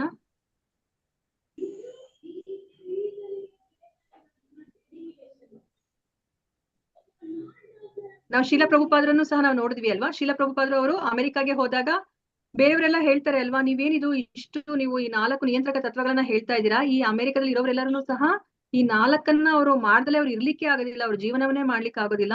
ಸೊ ನೀವು ಒಂದ್ ಸ್ವಲ್ಪ ಸಡಿಲಗೊಳಿಸಿ ನೀವು ನಿಮ್ಮ ನೀತಿ ನಿಯಮಗಳನ್ನ, ಆಗ ನಿಮ್ಗೆ ಹೆಚ್ಚು ಜನ ನಿಮ್ಗೆ ಅನುಯಾಯಿಗಳು ಸಿಗ್ತಾರೆ ಅಂತ ಹೇಳಿದಾಗ ಪ್ರಭುಪಾದರು ಏನ್ ಹೇಳ್ತಾರೆ ಅಲ್ವಾ? ನಾನು ಯಾವತ್ತೂ ಸಹ ನಾನು ಈ 4 ನಿಯಂತ್ರಕ ತತ್ವಗಳೇನಿದೆ ಅದನ್ನ ನಾನು ಸಡಿಲಗೊಳಿಸೋದಿಲ್ಲ. ನಾನು ಬೇರೆಯವರ ಸಂತೋಷಕ್ಕೋಸ್ಕರ ನಾನು ಇಲ್ಲಿ ಬಂದಿಲ್ಲ ಅಲ್ವಾ? ನಾನು ನಿಜವಾದ ಕೃಷ್ಣ ಪ್ರಜ್ಞೆನ ಇವ್ರಿಗೆಲ್ಲ ತಿಳಿಸಿ ಕೊಡ್ಲಿಕ್ಕೆ, ನಾನು ನಿಜವಾದ ಜ್ಞಾನವನ್ನ ಕೊಡ್ಲಿಕ್ಕೆ ಬಂದಿದ್ದೀನಿ ಅಂತ ಹೇಳ್ಬಿಟ್ಟು ಅವ್ರು ಹೇಳ್ತಾರೆ ಅಲ್ವಾ? ಅವ್ರು ಯಾವಾಗ್ಲೂ ಸಹ ಆ ನಿಯಂತ್ರಕ ತತ್ವಗಳನ್ನ ಪರಿಪಾಲನೆ ಮಾಡ್ಲಿಕ್ಕೆ ಅವರು ತುಂಬಾ ಹೆಚ್ಚು ಒತ್ತನ್ನ ಅವರು ಕೊಡ್ತಾರೆ. ಸೊ ಇವಾಗ ಮತ್ತೆ ನಮ್ಗೆ ತುಂಬಾ ಮುಖ್ಯವಾದದ್ದು ಈ 20 ಅಂಶಗಳಲ್ಲಿ ತುಂಬಾ ಮುಖ್ಯವಾದದ್ದು, ನಾವು ಒಬ್ಬ ಗುರುವನ್ನ ಸ್ವೀಕರಿಸ್ಬೇಕು ಅಲ್ವಾ? ಗುರುವನ್ನ ಸ್ವೀಕರಿಸಿದ್ರೆ ಏನಾಗತ್ತೆ ಅಂತ ನಮ್ಗೆ ಪ್ರಭುಪಾದರು ಹೇಳಿದ್ರು, ನಮ್ಮ ದಿವ್ಯ ಜೀವನ ಪ್ರಾರಂಭ ಆಗತ್ತೆ, ನಮ್ಮ ಆಧ್ಯಾತ್ಮಿಕ ಜೀವನ ಪ್ರಾರಂಭ ಆಗತ್ತೆ ಅಂತ ಹೇಳಿದ್ರು ಅಲ್ವಾ? ಸೊ ನಮ್ಗೆ ಇವಾಗ ಒಳ್ಳೆ ಗುರು ಸಿಗ್ಬೇಕು ಅಂತಂತಂದ್ರೆ ನಾವು ನಮ್ಮ ಜೀವನದಲ್ಲಿ, ಸೊ ಇವಾಗ ನಮ್ಮ ಮನಸ್ಥಿತಿನೂ ಸಹ ಅದೇ ತರ ಇರ್ಬೇಕು. ಅವಾಗ ಏನಾಗುತ್ತೆ, ಭಗವಂತನೇ ನಮ್ಮ ಬಳಿಗೆ ಒಳ್ಳೆಯ ಗುರುವನ್ನ ಅವ್ರು ಕಳಿಸ್ತಾರೆ ಅಂತ ಹೇಳ್ಬಿಟ್ಟು ನಾವು ತಿಳ್ಕೊಂಡಿದೀವಿ ಅಲ್ವಾ? ಸೊ ನಾವಿವಾಗ ಗುರುವನ್ನ ಸ್ವೀಕರಿಸ್ಲಿಲ್ಲ ಅಂತಂದ್ರೆ ನಮ್ಗೆ ಸರಿಯಾದ ಮಾರ್ಗದರ್ಶನ ಸಿಗೋದಿಲ್ಲ, ನಮ್ಮ ಜೀವನದ ಗುರಿಯನ್ನ ನಾವು ಮುಟ್ಲಿಕ್ಕೆ ಸಾಧ್ಯ ಆಗೋದಿಲ್ಲ. ಹರೇ ಕೃಷ್ಣ. ಯಾರಾದ್ರೂ ಓದ್ರಾ? ಇಲ್ಲಿ ತನಕ ಯಾರು ಓದಿಲ್ವೋ ಅವ್ರು ಓದಿ. ವ್ಯಕ್ತಿಯು ಗುರುವನ್ನು ಸ್ವೀಕರಿಸುವುದು ಅತ್ಯಗತ್ಯ.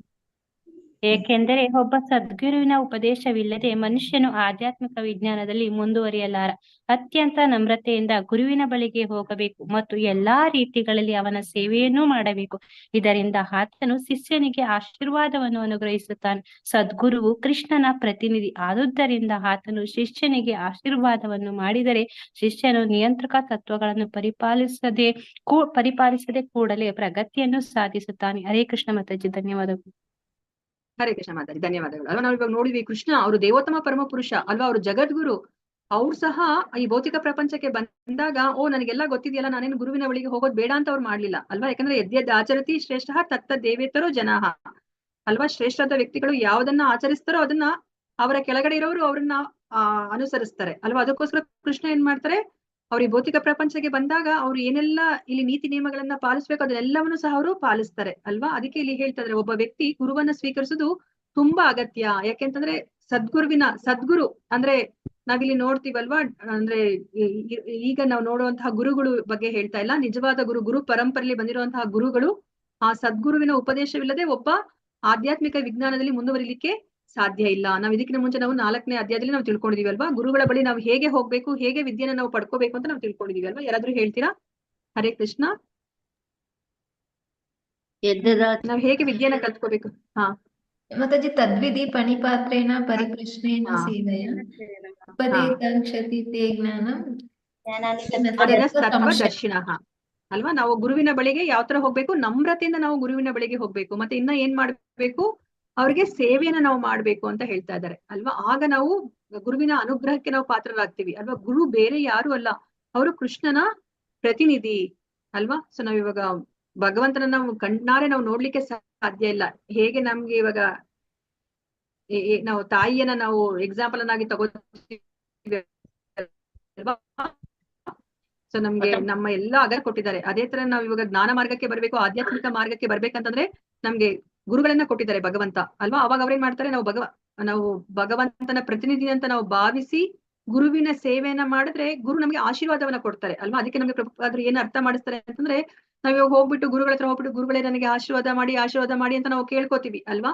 ಅದು ನಿಜವಾದ ಆಶೀರ್ವಾದ ಅಲ್ಲ. ಗುರು ನಮ್ಮ ಸೇವೆಯನ್ನ ಮೆಚ್ಚಿ ನಮ್ಮ ನಮ್ರತೆಯನ್ನ ಮೆಚ್ಚಿ ಅವರು ಮನಸಾರೆ ಅವರು ನಮ್ಗೆ ಆಶೀರ್ವಾದ ಮಾಡ್ಬೇಕು. ಅದು ನಿಜವಾದ ಆಶೀರ್ವಾದ. ಅದನ್ನ ನಾವಿಲ್ಲಿ ಅರ್ಥ ಮಾಡ್ಕೋಬೇಕು. ಅವಾಗ ಏನಾಗತ್ತೆ ನೋಡಿ, ಗುರು ನಮ್ಮ ಸೇವೆಯನ್ನ ಮೆಚ್ಚಿ ಅವರು ಆಶೀರ್ವಾದ ಮಾಡಿದ್ರೆ ನಾವು ಈ ನಿಯಂತ್ರಕ ತತ್ವಗಳು ಏನಿದೆ ಅದನ್ನ ಪಾಲಿಸೋದೇನು ಬೇಕಾಗಿಲ್ಲ. ಅವರು ಕೂಡಲೇ ಪ್ರಗತಿಯನ್ನ ಸಾಧಿಸ್ತಾರೆ ಅಂತ ಹೇಳ್ತಾರೆ. ಮತ್ತೆ ನಾವು ಅಕಸ್ಮಾತ್ ನಾವು ಈ 4 ನಿಯಂತ್ರಕ ತತ್ವಗಳನ್ನ ಪಾಲಿಸ್ಲಿಕ್ಕೆ ನಾವು ತಯಾರಿದೀವಿ ಅಂತಂದ್ರೆ ನಾವು ತುಂಬಾ ಸುಲಭವಾಗಿ ನಾವು ಅದನ್ನ ಪಾಲನೆ ಮಾಡ್ಲಿಕ್ಕೆ ಸಾಧ್ಯ ಆಗುತ್ತೆ ಅಂತ ಹೇಳ್ಬಿಟ್ಟು ಹೇಳ್ತಾರೆ ಅಲ್ವಾ. ನಾವ್ ಇವಾಗ ಶಿಲ ಪ್ರಭುಪಾದನ ನೋಡಿದ್ರು ಅಷ್ಟೇನೆ, ಈಗ ಅವರ ಶಿಷ್ಯರು ಎಲ್ಲರನ್ನೂ ಸಹ ಈ 4 ನಿಯಂತ್ರಕ ತತ್ವಗಳನ್ನ ಅವ್ರು ಯಾರನ್ನೂ ಪಾಲಿಸ್ತಾ ಇರ್ಲಿಲ್ಲ.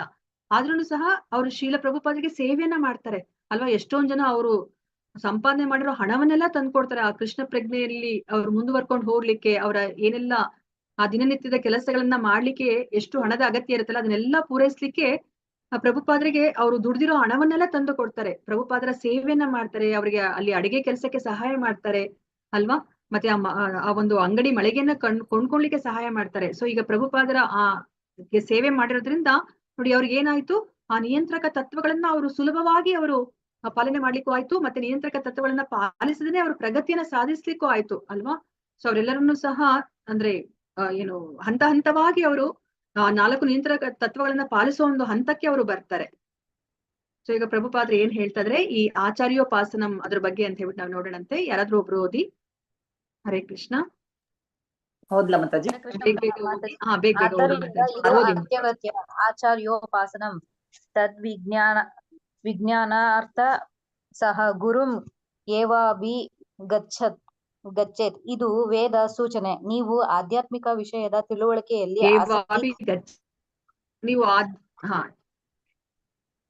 ಆಸಕ್ತಿ ಹೊಂದಿರದಿದ್ದರೆ ನೀವು ಪ್ರಾಮಾಣಿಕ ಆಧ್ಯಾತ್ಮಿಕ ಗುರುಗಳನ್ನು ಸಂಪರ್ಕಿಸಬೇಕು. ತದ್ ವಿಜ್ಞಾನಾರ್ಥಂ ನ ಗುರುಂ ಏವ ಬಿಗಚ್ಚೇತ್.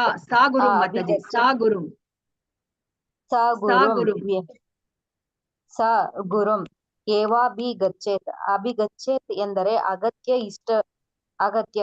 ಇಷ್ಟವಿದ್ದರೆ ಹೋಗಬಹುದು ಎಂದಲ್ಲ. ನಿಮಗೆ ಇಷ್ಟವಿಲ್ಲದಿದ್ದರೂ ನಿಮಗೆ ಇಷ್ಟವಿಲ್ಲ ಇಲ್ಲ ನೀವು ಮಾಡಬೇಕು. ಅಭಿಗಚ್ಚೇತ್ ನಮಿತ್ ಪಾಣಿ ಶ್ರೋತ್ರಿಯಾಂ ಬ್ರಹ್ಮ ನಿಷ್ಠಂ ತಸ್ಮದ್ ಗುರುಹು ಪ್ರಪದ್ಯೇತ್ ಜಿಜ್ಞಾಸು ಶ್ರೇಯಃ ಉತ್ತಮಂ. ಹರೇ ಕೃಷ್ಣ ಮಾತಾಜಿ, ಧನ್ಯವಾದಗಳು. ಹರೇ ಕೃಷ್ಣ ಮಾತಾಜಿ, ಧನ್ಯವಾದಗಳು. ಇಲ್ಲಿ ನಮ್ಗೆ ಏನಾರ ಪ್ರಭುಪಾದ ತಿಳಿಸಿ ಕೊಡ್ತಿದ್ದಾರೆ ಅಂತಂದ್ರೆ ಇವಾಗ ನಾವು ಒಂದೊಂದು ನಮ್ಗೆ ಇಷ್ಟ ಇದ್ರೆ ಮಾಡ್ಬೋದು, ಇಲ್ಲಾಂದ್ರೆ ನನಗೆ ಇದು ಇಷ್ಟ ಇಲ್ಲ ಅಂತ ನಾವು ಸುಮ್ಮನೆ ಆಗ್ಬೋದು ಅಲ್ವಾ. ಆದ್ರೆ ಇಲ್ಲಿ ಆತರ ಅಲ್ಲ. ನಾವು ಆಧ್ಯಾತ್ಮಿಕ ಮಾರ್ಗದಲ್ಲಿ ಮುನ್ನಡಿಬೇಕು ಅಂತಂದ್ರೆ ನಾವು ಗುರುವಿನ ಬಳಿಗೆ ಹೋಗ್ಲೇಬೇಕು, ನಮ್ರರಾಗಿರ್ಬೇಕು, ಸೇವೆನ ಮಾಡ್ಲೇಬೇಕು ಅಂತ ಹೇಳ್ತಾ ಇದಾರೆ. ಅಭಿಗಚ್ಚೇತ್ ಅಂತಂದ್ರೆ ಇದು ಅಗತ್ಯ. ನಮ್ಗೆ ಇಷ್ಟ ಇದ್ರೆ ಹೋಗೋದು, ಇಷ್ಟ ಇಲ್ದ್ರೆ ಇಲ್ಲ ಅನ್ನೋ ಅನ್ಕೊಳ್ಳೋ ತರ ಅಲ್ಲ ಅಂತ ಹೇಳ್ಬಿಟ್ಟು ನಮ್ಗೆ ಇಲ್ಲಿ ಪ್ರಭುಪಾದರು ಅರ್ಥ ಮಾಡಿಸ್ತಾ ಇದ್ದಾರೆ. ಸೊ ಇದು ಆಚಾರ್ಯೋಪಾಸನಂ ಅನ್ನೋದು ತುಂಬಾ ಮುಖ್ಯವಾದದ್ದು ಈ ಜ್ಞಾನದ 20 ಅಂಶಗಳಲ್ಲಿ ಅಂತ ಹೇಳ್ತಾ ಇದ್ದಾರೆ. ಹರೇ ಕೃಷ್ಣ. ಈಗ ಶುಚಿತ್ವದ ಬಗ್ಗೆ ನಮ್ಗೆ ಇಲ್ಲಿ ಹೇಳ್ತಾ ಇದ್ದಾರೆ. ಸೊ ಆಧ್ಯಾತ್ಮಿಕ ಜೀವನದಲ್ಲಿ ಪ್ರಗತಿಯನ್ನು ಸಾಧಿಸಲು ಶುಚಿತ್ವವು ಅಗತ್ಯ ಅಲ್ವಾ. ಶುಚಿತ್ವದಲ್ಲಿ 2 ತರ ಇದೆ, ಬಹಿರಂಗ ಮತ್ತೆ ಅಂತರಂಗ ಶುಚಿತ್ವ. ಬಹಿರಂಗ ಶುಚಿತ್ವ ಅಂದ್ರೆ ಸ್ನಾನ ಮಾಡ್ಕೊಳೋದು ಅಲ್ವಾ. ನಮ್ಗೆ ಗೊತ್ತಿರೋ ಹಾಗೆ ಕೃಷ್ಣ ಪ್ರಜ್ಞೆಯಲ್ಲಿ ಮಿನಿಮಮ್ 2 times ಸ್ನಾನ ಮಾಡ್ತಾರೆ ಅಲ್ವಾ. ಸೊ ಅದು ಬಹಿರಂಗ ಶುಚಿತ್ವಕ್ಕೆ ಅದು ಆಗತ್ತೆ. ಆದ್ರೆ ಅಂತರಂಗ ಶುಚಿತ್ವಕ್ಕೆ ಯಾವುದೇ ಒಂದು ಸಾಬೂನ್ ಇಲ್ಲ. ಸೊ ಇವಾಗ ನಮ್ಗೆ ಯಾವ ಸಾಬೂನನ್ನ ಕೊಟ್ಟಿದ್ದಾರೆ ಇಲ್ಲಿ ಅಂತರಂಗವನ್ನ ಶುಚಿ ಮಾಡ್ಕೊಳ್ಲಿಕ್ಕೆ, ನಮ್ಮ ಮನಸ್ಸನ್ನು ಶುಚಿ ಮಾಡ್ಕೊಳ್ಲಿಕ್ಕೆ ಹರೇ ಕೃಷ್ಣ ಮಹಾಮಂತ್ರ ಅಲ್ವಾ. ಹರೇ ಕೃಷ್ಣ ಮಹಾಮಂತ್ರವನ್ನ ನಾವು ಪ್ರತಿಯೊಂದು ಪದವನ್ನು ಸಹ ನಾವು ಕಿವಿಗೆ ಕೇಳಿಸ್ಕೊಳೋ ತರ ನಾವು 16 ಬಾರಿ ನಾವು ಅಂದ್ರೆ 16 rounds ಮಾಡ್ಬೇಕಾಗತ್ತೆ. 108 × 16. ಸೊ 16 rounds ಮಾಡಿದಾಗ ಏನಾಗುತ್ತೆ, ಸೊ ನಮ್ಮ ಮನಸ್ಸು ಶುಚಿ ಆಗತ್ತೆ ಅಲ್ವಾ. ನಮ್ಮ ಮನಸ್ಸು ಶುಚಿ ಆಗೋದು ಅಂತಂದ್ರೆ ಏನರ್ಥ, ನಮ್ಗೆ ಇವಾಗ ಎಷ್ಟೊಂದು ಅನರ್ಥಗಳಿದೆ. ಅದಕ್ಕೆ ನಾವು ದೇವರಾಗ್ಲಿಕ್ಕೆ ಹೊರಟಿದ್ವಿ ಅಲ್ವಾ. ನಾವ್ ಇವಾಗ ಈ ತರ ಇದೀವಿ, ಜ್ಞಾನವನ್ನ ಪಡ್ಕೊಂಡ್ರೆ ನಾವು ದೇವರಾಗ್ಬಿಡ್ತೀವಿ, ದೇವರಿಗೆ ಸಮನಾಗ್ಬಿಡ್ತೀವಿ ಅಂತ ನಾವು ಯೋಚನೆ ಮಾಡ್ತಾ ಇದ್ವಿ ಅಲ್ವಾ. ಸೊ ಇವಾಗ ನಾವು ನಮ್ಮ ಮನಸ್ಸು ಶುಚಿಯಾದಾಗ ಏನಾಗುತ್ತೆ, ಅದು ಅರ್ಥ ಮಾಡ್ಕೊಳುತ್ತೆ, ಇಲ್ಲ ನನ್ನ ಸ್ಥಾನ ನಾನು ಶಾಶ್ವತವಾದ ಸೇವಕ ಅಲ್ವಾ. ಸೊ ಇವಾಗ ಚೇತೋದರ್ಪಣ ಮಾರ್ಜನಂ. ಸೊ ನಮ್ಮ ಮನಸ್ಸನ್ನೋ ಒಂದು ಕನ್ನಡಿ ಅದು ಶುಚಿ ಆಗತ್ತೆ. ಸೊ ಅದಕ್ಕೆ ಅಂತರಂಗ ಶುಚಿತ್ವ ಮಾಡ್ಕೋಬೇಕಂದ್ರೆ ನಾವು ಹರೇ ಕೃಷ್ಣ ಮಹಾಮಂತ್ರವನ್ನ ನಾವು ಹೇಳ್ಕೋಬೇಕಾಗತ್ತೆ. ಸೊ ಹರೇ ಕೃಷ್ಣ ಮಹಾಮಂತ್ರ ಹೇಳ್ಕೊಂಡ್ರೆ ಏನಾಗುತ್ತೆ, ಇದು ಸಂಚಿತವಾದ ಹಿಂದಿನ ಕರ್ಮವನ್ನು ಮನಸ್ಸಿನಿಂದ ತೊಡೆದು ಹಾಕಿ ಸ್ವಚ್ಛಗೊಳಿಸುತ್ತದೆ ಅಂತ ಹೇಳ್ಬಿಟ್ಟು ಇಲ್ಲಿ ಪ್ರಭುಪಾದರು ಹೇಳ್ತಾ ಇದ್ದಾರೆ. ಸೊ ನಾವಿಲ್ಲಿ ಯಾವ ಪ್ರಸಂಗವನ್ನ ನೋಡ್ತಾ ಇದೀವಿ? ಹರೇ ಕೃಷ್ಣ. ಗುಂಡೀಚ ಮಾರ್ಜನ್. ಗುಂಡೀಚ ಮಾರ್ಜನ್ ಅಲ್ವಾ. ಸೊ ಗುಂಡೀಚ ಮಾರ್ಜನ್ ನಮ್ಗೆ ಪ್ರಭು ಇಲ್ಲಿ ಚೈತನ್ಯ ಮಹಾಪ್ರಭು ನಮ್ಗೆ ಏನನ್ನ ತಿಳಿಸಿ ಕೊಡ್ತಾ ಇದ್ದಾರೆ?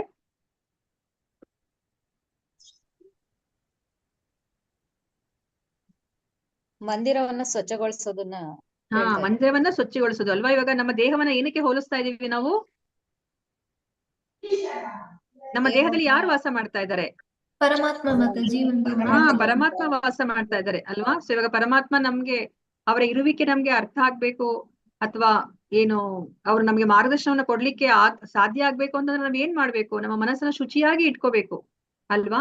ಸೊ ಶುಚಿಯಾಗಿ ಇಟ್ಕೋಬೇಕಂದ್ರೆ ಇವಾಗ ಗುಂಡೀಚ ಮಾರ್ಜನ ನಮ್ಗೆ ಅದನ್ನ ಸೂಚಿಸುತ್ತಾ ಇದೆ. ಇವಾಗ ಚೈತನ್ಯ ಮಹಾಪ್ರಭು ಏನ್ ಮಾಡ್ತಾರೆ, ಈ ಗುಂಡೀಚವನ್ನ ಅವರು ಶುಚಿಗೊಳಿಸ್ತಾರೆ ಅಲ್ವಾ ಭಕ್ತರ ಸಹಾಯದಿಂದ. ಸೊ ಅದಾದ್ಮೇಲೆ ಅವ್ರು ಏನ್ ಮಾಡ್ತಾರೆ, ಫಸ್ಟ್ ಟೈಮ್ ಶುಚಿಗೊಳಿಸಿದ್ಮೇಲೆ ಇನ್ನೂ ಒಂದ್ಸತಿ ಅವರು ಶುಚಿಗೊಳಿಸ್ತಾರೆ, 2ನೇ ಬಾರಿ ಅವರು ಶುಚಿಗೊಳಿಸ್ತಾರೆ. ಎಲ್ಲೂ ಒಂದು ಮೂಲೆಯಲ್ಲಿ ಎಲ್ಲೂ ಸಹ ಒಂದು ಚಿಕ್ಕ ಧೂಳು ಸಹ ಇರ್ಕೂಡುದು, ಆ ತರ ಅವರು ಶುಚಿಗೊಳಿಸ್ತಾರೆ.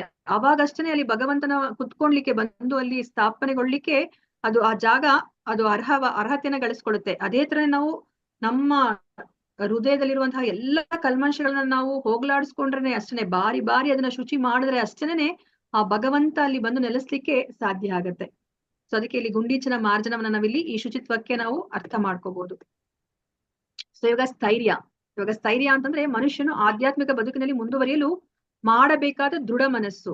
ದೃಢ ಮನಸ್ಸಿಲ್ಲದೆ ಮನುಷ್ಯನು ವಾಸ್ತವವಾದ ಪ್ರಗತಿಯನ್ನ ಸಾಧಿಸಲಾರ ಅಲ್ವಾ. ಸೊ ಇವಾಗ ನಾವು ನೋಡಿದ್ವಿ, ಈಗ ಧ್ರುವ ಮಹಾರಾಜ ಅವರು ಅಂದ್ರೆ ಅವರ ತಾಯಿ ಹೇಳಿರೋ ತರನೇ, ನೀನು ಏನು ನಿನ್ನ ಇಚ್ಛೆಯನ್ನು ವ್ಯಕ್ತಪಡಿಸ್ತಾ ಇದೀಯ, ನಾನು ಆ ಸಿಂಹಾಸನದ ಮೇಲೆ ಕುತ್ಕೋಬೇಕು ಅಂತ ಇಚ್ಛೆನ ವ್ಯಕ್ತಪಡಿಸ್ಕೊತಾ ಇದೆಯಲ್ಲ, ಅದು ನೆರವೇರ್ಬೇಕು ಅಂತಂದ್ರೆ ಅದು ಭಗವಂತನಿಂದ ಮಾತ್ರನೇ ಸಾಧ್ಯ. ಆ ಭಗವಂತನ ನೀನು ಕಾಡಿನಲ್ಲಿ ಭೇಟಿ ಆಗ್ಬೋದು ಅಂತ ಹೇಳಿದಕ್ಕೆ ಧ್ರುವ ಏನ್ ಮಾಡ್ತಾರೆ, ಅವರು ರಾಜ್ಯವನ್ನ ತೊರೆದು ಕಾಡಿಗೆ ಹೋಗ್ತಾರೆ. ಆಗ ನಾರದರು ಅವರು ಮಾರ್ಗ ಮಧ್ಯದಲ್ಲಿ ಭೇಟಿಯಾಗಿ ಅವ್ರು ಏನ್ ಹೇಳ್ತಾರೆ, ನಿನ್ನ ಚಿಕ್ಕ ಹುಡುಗ, 5 ವರ್ಷದ ಹುಡುಗ, ನೀನು ನಿಮ್ಮ ತಾಯಿ ಅಂದ್ರೆ ಮಲತಾಯಿ ಹೇಳಿರೋ ವಿಷಯವನ್ನ ನೀನು ಇಷ್ಟು ಮನಸ್ಸಿಗೆ ಹಚ್ಕೋಬಾರ್ದು, ನೀನು ಹಿಂತಿರುಗಿ ವಾಪಸ್ ಹೋಗು, ಕಾಡಿನಲ್ಲಿ ನೀನು ಇಂತಹ ಚಿಕ್ಕ ಮಗು ಅಲ್ಲಿ ಬದುಕಲಿಕ್ಕೆ ಸಾಧ್ಯ ಇಲ್ಲ ಅಂದಾಗ ಏನ್ ಹೇಳ್ತಾನೆ ಧ್ರುವ ಏನ್ ಹೇಳ್ತಾರೆ, ನಾನು ಭಗವಂತನ ಕಾಣ್ಲೇಬೇಕು, ನೋಡ್ಲೇಬೇಕು, ನಾನು ಅಮ್ಮ ಹೇಳಿರೋ ಅಂತ ವರವನ್ನ ಪಡ್ಕೊಂಡ್ಲೇಬೇಕು, ಹಾಗಾಗಿ ಭಗವಂತನ ದರ್ಶನ ನಾನ್ ಮಾಡ್ಲೇಬೇಕು ಅಂತ ಹೇಳಿ ಹೇಳ್ತಾನ. ಅಲ್ವಾ. ಸೊ ಅವ್ರ ಏನ್ ಹೇಳ್ತಾರೆ, ಅವ್ರು ಎಷ್ಟು ದೃಢ ಮನಸ್ಸಿಂದ ಹೇಳ್ತಾರೆ ಅಲ್ವಾ, ಇಲ್ಲ ನಾನು ರಾಜ, ನನ್ನ ರಕ್ತದಲ್ಲಿ ಆ ರಾಜನ ಅಂದ್ರೆ ನನ್ನ ರಕ್ತನಾಳದಲ್ಲಿ ಆ ರಾಜನ ರಕ್ತ ಅದು ಹರಿತಾ ಇದೆ ಅಲ್ವಾ. ಸೊ ನಾನು ಇವಾಗ ಏನ್ ನನಗೆ ಅವಮಾನ ಆಗಿದೆ ಅದಕ್ಕೆ ಸರಿಯಾಗಿ ನಾನು ಒಂದು ಏನು ಅದನ್ನ ನಾನು ನೆರವೇರಿಸ್ಕೊಳ್ಳೇಬೇಕು. ನನ್ನ ಇಚ್ಛೆ ಏನಿದೆ ಅದನ್ನ ನೆರವೇರಿಸ್ಕೊಳ್ಳೇಬೇಕು, ನಾನು ಹೋಗೇ ಹೋಗ್ತೀನಿ ಅಂತ ಹೇಳ್ಬಿಟ್ಟು ಅವರು ದೃಢ ಮನಸ್ಸಿಂದ ಹೇಳ್ತಾರೆ ಅಲ್ವಾ. ಅವಾಗ ನಾರದ್ರು ಏನ್ ಮಾಡ್ತಾರೆ, ಅವರ ದೃಢ ಮನಸ್ಸನ್ನ ಮೆಚ್ಚಿ ಅವ್ರಿಗೆ ಸಹಾಯ ಮಾಡ್ತಾರೆ ಧ್ರುವನಿಗೆ ಅಲ್ವಾ. ನೀನ್ ಏನ್ ಮಾಡ್ಬೇಕು, ನೀನ್ ಎಲ್ಲಿಗೆ ಹೋಗ್ಬೇಕು, ಅಲ್ಲಿ ಹೋಗಿ ನೀನು ಹೇಗೆ ಭಕ್ತಿನ ಮಾಡ್ಬೇಕು, ಆ ಕಾಡಿನಲ್ಲಿ ಇರುವಂತಹ ಒಂದು ವ್ಯವಸ್ಥೆಯನ್ನ ನೀನು ಉಪಯೋಗಿಸ್ಕೊಂಡು ಹೇಗೆ ನೀನು ಶುದ್ಧವಾದ ಭಕ್ತಿಯನ್ನ ಮಾಡಿ ಭಗವಂತನ ನೀನು ಮೆಚ್ಚಿಸ್ಕೋಬೇಕು ಅಂತ ಹೇಳ್ಬಿಟ್ಟು ಉಪದೇಶವನ್ನ ಮಾಡ್ತಾರೆ ಅಲ್ವಾ. ಯಾವ ಒಂದು ಮಂತ್ರವನ್ನ ಹೇಳ್ಕೋಬೇಕು ಅಂತ ಹೇಳ್ಬಿಟ್ಟು ಅದನ್ನು ಸಹ ಅವರು ಉಪದೇಶವನ್ನ ಮಾಡ್ತಾರೆ. ಅಂದ್ರೆ ಅಲ್ಲೇನೆ ಅವ್ರಿಗೆ ದೀಕ್ಷೆಯನ್ನ ಕೊಡ್ತಾರೆ ಆ ಧ್ರುವ ಮಹಾರಾಜನಿಗೆ ಅಲ್ವಾ. ಅದೆಲ್ಲ ನೆರವೇರಿದ್ದು ಯಾಕೆ ಅಂತಂತಂದ್ರೆ ಆ ಧ್ರುವನ ದೃಢ ಮನಸ್ಸನ್ನ ನೋಡಿ ನಾರದರು ಅವನನ್ನ ಶಿಷ್ಯನನ್ನಾಗಿ ಸ್ವೀಕರಿಸಿ ಅವ್ರಿಗೆ ದೀಕ್ಷೆಯನ್ನ ಕೊಡ್ತಾರೆ ಆ ಧ್ರುವನಿಗೆ ಅಲ್ವಾ. ಅದೇ ತರನೇ ನಾವು ಸಹ ಈ ಆಧ್ಯಾತ್ಮಿಕ ಮಾರ್ಗದಲ್ಲಿ ಪ್ರಗತಿಯನ್ನ ಹೊಂದಬೇಕು ಅಂತಂದ್ರೆ ದೃಢ ಮನಸ್ಸಿರ್ಬೇಕು. ನೋಡಿ, ನಮಗೆ 4 ಗಂಟೆಗೆ ಎದ್ದು ನಾವು ಮಂಗಳಾರತಿನ ನಾವು ಅಟೆಂಡ್ ಮಾಡಿದ್ರಲ್ಲೇ ನಮಗೆ ಗೊತ್ತಾಗುತ್ತೆ ನಮಗೆ ಎಷ್ಟು ದೃಢ ಮನಸ್ಸಿದೆ, ಈ ಆಧ್ಯಾತ್ಮಿಕ ಒಂದು ಮಾರ್ಗವನ್ನ ನಾವು ಎಷ್ಟು ಸೀರಿಯಸ್ ಆಗಿ ನಾವು ತಗೊಂಡಿದೀವಿ ಅಂತ ಹೇಳ್ಬಿಟ್ಟು ನಮ್ಮನ್ನ ನಾವೇ ತುಲನೆ ಮಾಡ್ಕೋಬಹುದು, ಎಷ್ಟು ದೃಢ ಮನಸ್ಸಿಂದ ನಾವು ಇದೀವಿ ಅಂತ ಹೇಳ್ಬಿಟ್ಟು. ಹರೇ ಕೃಷ್ಣ. ಈಗ ನಾವು ನೆಕ್ಸ್ಟ್ ಆತ್ಮ ಸಂಯಮದ ಬಗ್ಗೆ ನಾವು ತಿಳ್ಕೊತಾ ಇದೀವಿ. ಇದ್ರ ಬಗ್ಗೆ ಏನ್ ಹೇಳಿದ್ದಾರೆ ಅಂತ ಹೇಳ್ಬಿಟ್ಟು ನಾವು ಪ್ರಭುಪಾದರು ನೋಡೋಣಂತೆ. ಯಾರಾದ್ರೂ ಓದಿ. ಹರೇ ಕೃಷ್ಣ. ಹರೇ ಕೃಷ್ಣ. ಯಾರು ಓದಿಲ್ವಾ ಇಲ್ಲಿ ತನಕ ಅವರು ಓದಿ. ಹರೇ ಕೃಷ್ಣ. ಎಲ್ಲರೂ ಪಾರ್ಟಿಸಿಪೇಟ್ ಮಾಡಿ, ನಿಮ್ಗೆ ಅವಾಗನೇ ಎಲ್ಲಾನು ಅರ್ಥ ಆಗೋದು. ಆಕ್ಚುಲಿ ಯಾರು ಓದಿಲ್ವಾ ಇಲ್ಲಿ ತನಕ ಅವರು ಓದಿ. ಹರೇ ಕೃಷ್ಣ ಮಾತಾಜಿ. ಆತ್ಮ ಸಂಯಮವೆಂದರೆ ಮಾತಾಜಿ ಓದಿಲ್ವಾ ನೀವು? ಇಲ್ಲ ಮಾತಾಜಿ, ಇಲ್ಲ. ಓಕೆ ಮಾತಾಜಿ, ನೆಕ್ಸ್ಟ್ ಓದಿ ಮಾತಾಜಿ. ಈಗ ಉಷಾ ಮಾತಾಜಿ ಓದ್ತಾ ಇದ್ದಾರೆ, ಬಟ್ ವಿಡಿಯೋ ಆನ್ ಮಾಡ್ಕೊಂಡು ಓದಿ. ಮಾಡಿದ್ದೇನೆ. ಹೇಳಿ ಮಾತಾಜಿ. ಆತ್ಮ ಸಂಯಮವೆಂದರೆ ಆಧ್ಯಾತ್ಮಿಕ ಪ್ರಗತಿಗೆ ಅಡ್ಡಿಯಾಗುವ ಏನನ್ನು ಮನುಷ್ಯನು ಒಪ್ಪಿಕೊಳ್ಳಬಾರದು. ಇದನ್ನು ಅಭ್ಯಾಸ ಮಾಡಿಕೊಳ್ಳಬೇಕು ಮತ್ತು ಆಧ್ಯಾತ್ಮಿಕ ಪ್ರಗತಿಗೆ ವಿರುದ್ಧವಾದದ್ದು ಏನೇ ಆಗಲಿ ಅದನ್ನು ತಿರಸ್ಕರಿಸಬೇಕು. ಇದು ನಿಜವಾದ ಸನ್ಯಾಸ. ಇಂದ್ರಿಯಗಳ ಬಲ ಎಷ್ಟೆಂದರೆ ಅವು ಯಾವಾಗಲೂ ಇಂದ್ರಿಯ ತೃಪ್ತಿಗಾಗಿ ಕಾತರವಾಗಿರುತ್ತವೆ. ಅನಗತ್ಯವಾದ ಈ ಬಯಕೆಗಳನ್ನು ತೃಪ್ತಿಪಡಿಸಬಾರದು. ಮನುಷ್ಯನು ಆಧ್ಯಾತ್ಮಿಕ ಬದುಕಿನಲ್ಲಿ ಮುಂದುವರೆಯಲು ತನ್ನ ಕರ್ತವ್ಯವನ್ನು ಮಾಡಲು ಸಾಧ್ಯವಾಗುವಂತೆ ದೇಹವನ್ನು ಯೋಗ್ಯ ಸ್ಥಿತಿಯಲ್ಲಿ ಇಡುವುದರಲ್ಲಿ ಇಂದ್ರಿಯಗಳ ತೃಪ್ತಿಯನ್ನು ಕಂಡುಕೊಳ್ಳಬೇಕು. ಬಹುಮುಖ್ಯವಾದ ಮತ್ತು ನಿಯಂತ್ರಿಸಲು ಸಾಧ್ಯವಿಲ್ಲದ ಇಂದ್ರಿಯ ನಾಲಿಗೆ. ನಾಲಿಗೆಯನ್ನು ನಿಯಂತ್ರಿಸಲು ಸಾಧ್ಯವಾದರೆ ಉಳಿದ ಇಂದ್ರಿಯಗಳನ್ನು ನಿಯಂತ್ರಿಸುವ ಎಲ್ಲಾ ಸಾಧ್ಯತೆ ಇರುತ್ತದೆ. ನಾಲಿಗೆಯ ಕೆಲಸ ರುಚಿ ನೋಡುವುದು ಮತ್ತು ಮಾತನಾಡುವುದು. ಆದುದರಿಂದ ವ್ಯವಸ್ಥಿತ ನಿಯಂತ್ರಣದಿಂದ ನಾಲಿಗೆಯು ಸದಾ ಕೃಷ್ಣನ ಪ್ರಸಾದವನ್ನು ಸ್ವೀಕರಿಸುವುದರಲ್ಲಿ ಮತ್ತು ಹರೇ ಕೃಷ್ಣ ಸಂಕೀರ್ತನೆಯಲ್ಲಿ ತೊಡಗಿರುವಂತೆ ಮಾಡಬೇಕು. ಹರೇ ಕೃಷ್ಣ ಮಾತಾಡಿ. ಧನ್ಯವಾದಗಳು. ಹರೇ ಕೃಷ್ಣ ಮಾತಾಡಿ. ಧನ್ಯವಾದಗಳು ಅಲ್ವಾ. ಸೊ ನಮ್ಗೆ ಆತ್ಮ ಸಂಯಮ ಅಂದ್ರೆ ಏನ್ ಹೇಳ್ತಾ ಇದಾರೆ, ನಮ್ಮ ಆಧ್ಯಾತ್ಮಿಕ ಪ್ರಗತಿಗೆ ಯಾವ್ದಾದ್ರು ಒಂದು ಅಡ್ಡಿ ಆಗುತ್ತೆ ಅಂತಂದ್ರೆ ಅದನ್ನ ನಾವು ಒಪ್ಕೋಬಾರ್ದು ಅಲ್ವಾ. ನಾವ್ ಇದಕ್ಕಿಂತ ಮುಂಚೆ ನಾವು ಹಿಂದಿನ ವಾರದಲ್ಲೂ ಸಹ ನಾವು ಡಿಸ್ಕಸ್ ಮಾಡಿದ್ವಿ ಅಲ್ವಾ. ಸೊ ಇವಾಗ ಅಕಸ್ಮಾತ್ ನಾನು ಇವಾಗ ಮೂವಿಗೆ ಹೋಗೋದು ಅಥವಾ ಟಿವಿ ನೋಡೋದು ಅಥವಾ ಬೇರೆಯವ್ರ ಜೊತೆ ನಾನು ಹರಟೆ ಹೊಡಿಯೋದು ಇದನ್ನೆಲ್ಲ ಮಾಡಿದ್ರೆ ಇದರಿಂದ ಏನಾದ್ರೂ ಒಂದು ಆಧ್ಯಾತ್ಮಿಕ ಪ್ರಗತಿ ಆಗುತ್ತಾ ಅಂತ ನೋಡ್ಕೋಬೇಕು ಅಲ್ವಾ.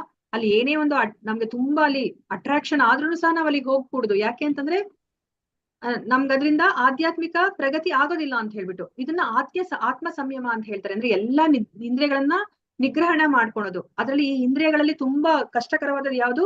ನಾಲಿಗೆ. ನಾಲಿಗೆಯನ್ನ ನಿಯಂತ್ರಿಸ್ಬೇಕು ಅಂತಂದ್ರೆ ಇದು ನಾಲಿಗೆ 2 ಕೆಲಸಗಳೇನು? ಅದು ರುಚಿಯನ್ನ ನೋಡುತ್ತೆ ಮತ್ತೆ ಅದು ಮಾತಾಡುತ್ತೆ ಅಲ್ವಾ. ಈ ಎರಡನ್ನೂ ಸಹ ನಾವು ನಿಯಂತ್ರಿಸ್ಬೇಕು ಅಂತಂದ್ರೆ ನಾವು ನಾಲಿಗೆಗೆ ಸದಾ ನಾವು ಕೃಷ್ಣನ ನಾಮಸ್ಮರಣೆಯನ್ನ ಮಾಡ್ಲಿಕ್ಕೆ ನಾವು ಅದನ್ನ ತೊಡಗಿಸ್ಬೇಕು ನಾಲಿಗೆಯನ್ನ. ಮತ್ತೆ ಕೃಷ್ಣ ಪ್ರಸಾದವನ್ನ ಕೊಡ್ಬೇಕು. ಅವಾಗೇನಾಗತ್ತೆ, ಸೊ ನಾಲಿಗೆನ ನಾವು ನಿಯಂತ್ರಣ ಮಾಡ್ಬೋದು. ಅದೇ ತರ ನಮ್ಮ ಎಲ್ಲಾ ಅಂಗಾಂಗಗಳನ್ನ ನಾವು ನೋಡಿದ್ವಿ ಅಲ್ವಾ. ಅಂಬರೀಷ ಮಹಾರಾಜ ಅವರು ತನ್ನೆಲ್ಲಾ ಇಂದ್ರಿಯಗಳನ್ನ ಅವರು ಭಗವಂತನ ಸೇವೆಗೆ ಅವ್ರು ಉಪಯೋಗಿಸ್ತಾ ಇದ್ರು ಅಲ್ವಾ. ಅವರು ಮಹಾರಾಜ, ಅವ್ರಿಗೆ ಎಲ್ಲಾ ಭೋಗಗಳನ್ನ ಅನುಭವಿಸುವಂತಹ ಒಂದು ಅವಕಾಶ ಇತ್ತು. ಆದ್ರೆ ಅಂಬರೀಷ ಮಹಾರಾಜ ಯಾವತ್ತೂ ಸಹ ಅವರ ಇಂದ್ರಿಯ ಸುಖದ ಕಡೆಗೆ ಅವರ ಮನಸ್ಸು ವಾಲ್ಲೇ ಇರ್ಲಿಲ್ಲ. ಅಷ್ಟು ಅವರಲ್ಲಿ ಆತ್ಮ ಸಂಯಮ ಇತ್ತು. ಎಲ್ಲವನ್ನೂ ಸಹ ಅವರು ಭಗವಂತನ ಸೇವೆಗೆ ಉಪಯೋಗಿಸ್ತಾ ಇದ್ರು. ಅವ್ರು ಎಂತಹ ಭಕ್ತನಾಗಿದ್ದ ಅಂತಂದ್ರೆ ಭಗವಂತನೇ ಅವರ ಭಕ್ತಿಯನ್ನ ಮೆಚ್ಚಿ ಅವರ ರಕ್ಷಣೆಗೆ ಸುದರ್ಶನ ಚಕ್ರವನ್ನ ನೇಮಿಸಿರ್ತಾರೆ ಅಲ್ವಾ. ಸೊ ಅದನ್ನ ನಾವು ತಿಳ್ಕೊಂಡಿದ್ವಿ. ಸೊ ಅದಕ್ಕೋಸ್ಕರ ನಾವ್ ಇವಾಗ ಆತ್ಮ ಸಂಯಮ ಅಂತಂದ್ರೆ ನಮ್ಮೆಲ್ಲಾ ಇಂದ್ರಿಯಗಳನ್ನ ನಾವು ನಿಗ್ರಹಿಸ್ಬೇಕು. ಯಾಕಂದ್ರೆ ಇಂದ್ರಿಯಗಳು ಯಾವಾಗ್ಲೂ ಸಹ ತೃಪ್ತಿಗೋಸ್ಕರ ಇಂದ್ರಿಯ ತೃಪ್ತಿಯನ್ನ ಪಡ್ಕೊಳ್ಲಿಕ್ಕೆ ಅದು ಕಾತರವಾಗಿರುತ್ತೆ. ಸೊ ಅದಕ್ಕೋಸ್ಕರ ನಾವು ಅನಗತ್ಯವಾಗಿ ಆ ಇಂದ್ರಿಯಗಳ ತೃಪ್ತಿಯನ್ನ ಇಂದ್ರಿಯಗಳ ಬಯಕೆಗಳನ್ನ ನಾವು ತೃಪ್ತಿಗೊಳಿಸಬಾರ್ದು ಅಂತ ನಮಗೆ ಹೇಳ್ತಾ ಇದ್ದಾರೆ. ಇವಾಗ ನಮ್ಗೆ ಅನಹಂಕಾರ, ಸೊ ಅಹಂಕಾರ ಅನ್ನೋದು ಇರ್ಕೂಡುದು ಅನ್ನೋದನ್ನ ನಮ್ಗೆ ಇಲ್ಲಿ ತಿಳಿಸಿಕೊಡ್ತಾ ಇದ್ದಾರೆ. ಮಿಥ್ಯಾಹಂಕಾರ ಎಂದರೆ ಈ ದೇಹವೇ ತಾನು ಎಂದು ಒಪ್ಪಿಕೊಳ್ಳುವುದು. ಮನುಷ್ಯನಿಗೆ ತಾನು ದೇಹವಲ್ಲ ಆತ್ಮ ಎಂದು ಅರ್ಥವಾದಾಗ ನಿಜವಾದ ಅಹಂಭಾವಕ್ಕೆ ಬರುತ್ತಾನೆ. ಅಹಂ ಎನ್ನುವುದು ಇದೆ, ಮಿಥ್ಯಾವಾದ ಅಹಂಭಾವವನ್ನು ಖಂಡಿಸಿದೆ, ನಿಜವಾದ ಅಹಂಭಾವವನ್ನಲ್ಲ ಅಲ್ವಾ. ನಾವಿಲ್ಲಿ ಏನನ್ನ ಅರ್ಥ ಮಾಡ್ಕೋಬೇಕಂದ್ರೆ ಇವಾಗ ಎಷ್ಟೊಂದ್ ಜನ ಹೇಳ್ತಾರೆ, ಬೇರೆ ತತ್ವದರ್ಶಿಗಳೆಲ್ಲ ಏನ್ ಹೇಳ್ತಾರೆ ಅಂತಂದ್ರೆ ಒಬ್ಬ ಮನುಷ್ಯನಿಗೆ ಅಹಂಕಾರ ಅನ್ನೋದೇ ಇರ್ಕೂಡುದು ಅಂತ ಹೇಳ್ತಾರೆ ಅಲ್ವಾ? ಆದ್ರೆ ಇಲ್ಲಿ ನಾವು ಏನನ್ನ ಅರ್ಥ ಮಾಡ್ಕೋಬೇಕು ಅಂತಂದ್ರೆ ಅಹಂಕಾರ ಅನ್ನೋದು ಇರ್ಲೇಬೇಕು. ಒಬ್ಬ ಮನುಷ್ಯನಿಗೆ ಅಹಂಕಾರ ಇರ್ಲಿಲ್ಲ ಅಂತಂದ್ರೆ ಅವ್ರಿಗೆ ಒಂದು ವ್ಯಕ್ತಿತ್ವ ಅನ್ನೋದೇ ಇಲ್ದಲೇ ಇರೋ ತರ ಆಗುತ್ತೆ. ಆ ನಾನು ಅಂತ ನಮ್ದು ಏನಿದೆ ಆ ವ್ಯಕ್ತಿತ್ವ ನಮ್ ಸೆಪರೇಟ್, ಅದು ಪ್ರತ್ಯೇಕ ವ್ಯಕ್ತಿತ್ವ ಅಂತ ನಾವ್ ಏನ್ ಹೇಳ್ತೀವೋ ಅದ್ ಇಲ್ದಲೇ ಇರೋ ತರ ಆಗ್ಬಿಡುತ್ತೆ. ಅದಕ್ಕೋಸ್ಕರ ಅಹಂಕಾರ ಅನ್ನೋದು ಇರ್ಬೇಕು, ಆದ್ರೆ ಮಿಥ್ಯಾ ಅಹಂಕಾರ ಇರ್ಕೂಡ್ದು, ನಿಜವಾದ ಅಹಂಕಾರ ಇರ್ಬೇಕು ಅಂತ ಹೇಳ್ತಾ ಇದಾರೆ. ಮಿಥ್ಯಾ ಅಹಂಕಾರ ಅಂತಂದ್ರೆ ಏನು?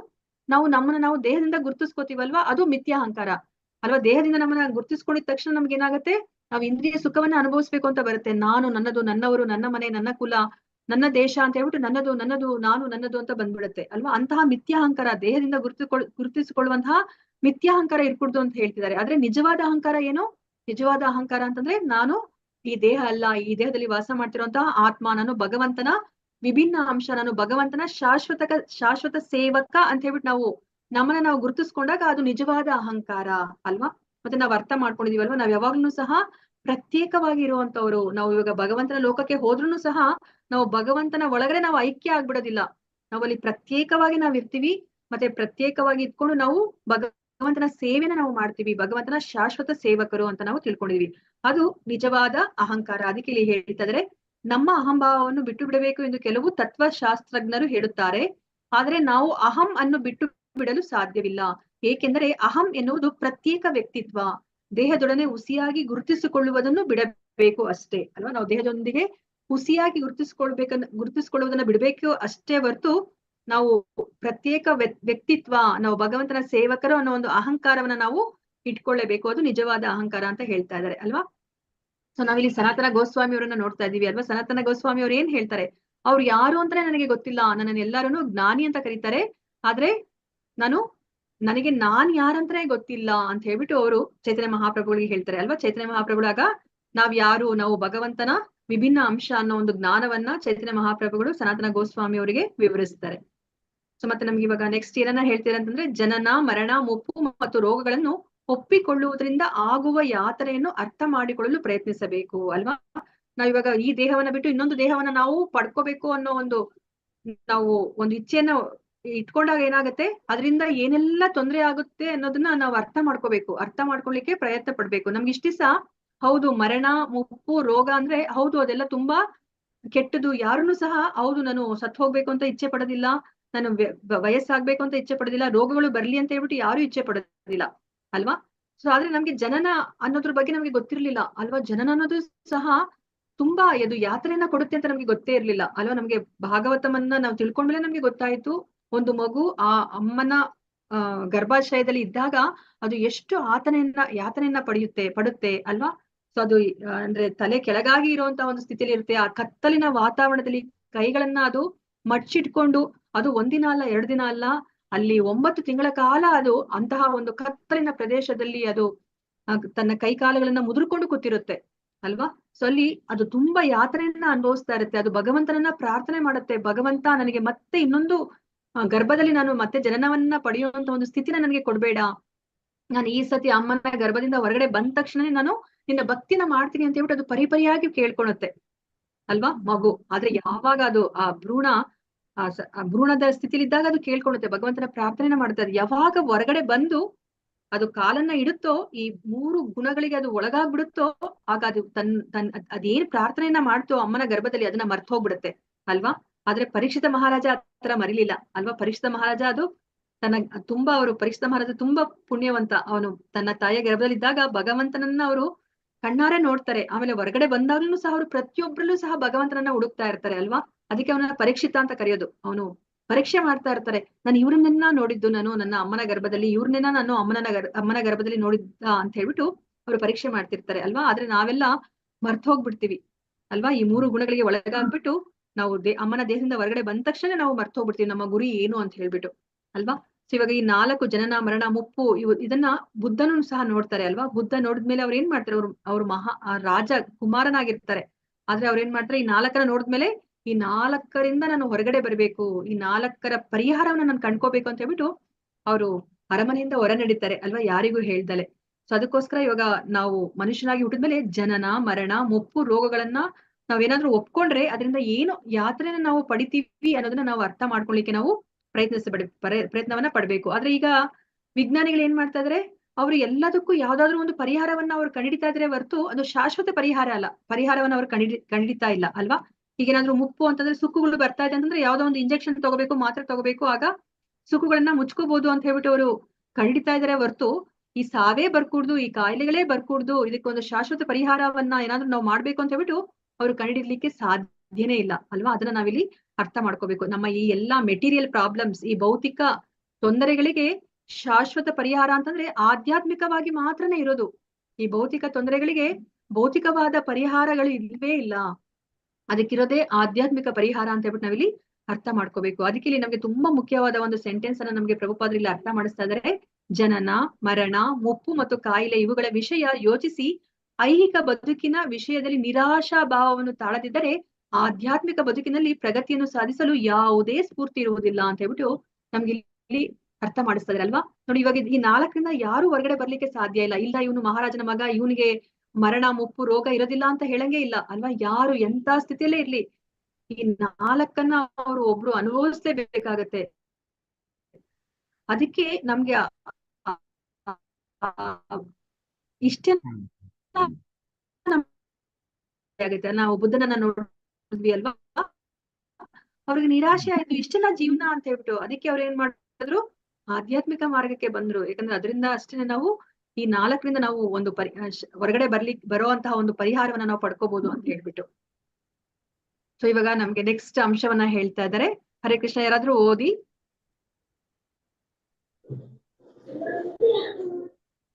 ಒಂದು ಸೆಕ್ಷನ್ ಮುಗಿಸ್ಬೇಕಾಗತ್ತೆ. ಹರೇ ಕೃಷ್ಣ ಮಾತಾಜಿ. ಹರೇ ಕೃಷ್ಣ ಮಾತಾಜಿ, ಓದಿ ಮಾತಾಜಿ. ಜನನ ಮರಣ ಮುಪ್ಪು ಅದೇ ಮಾತಾಜಿ. ಲಕ್ಷ್ಮಿ ಮಾತಾಜಿ ಓದಿ. ಹಾ ಮಾತಾಜಿ. ಹರೇ ಕೃಷ್ಣ ಮಾತಾಜಿ. ಮಕ್ಕಳು, ಹೆಂಡತಿ ಮತ್ತು ಮನೆಗಳ ವಿಷಯದಲ್ಲಿ ಆಸಕ್ತಿ ಇರಬಾರದು ಎಂದರೆ ಅವುಗಳ ವಿಷಯದಲ್ಲಿ ಮನುಷ್ಯನಿಗೆ ಯಾವ ಭಾವನೆಯೂ ಇರಬಾರದು ಎಂದರ್ಥವಲ್ಲ. ಅವುಗಳಲ್ಲಿ ಪ್ರೀತಿ ಉಂಟಾಗುತ್ತದೆ. ನೋಡಿ ಮಾತಾಜಿ. ಕೇಳಿಸ್ತಿದೆ ಮಾತಾಜಿ. ಹಾ, ಹರೇ ಕೃಷ್ಣ ಮಾತಾಜಿ.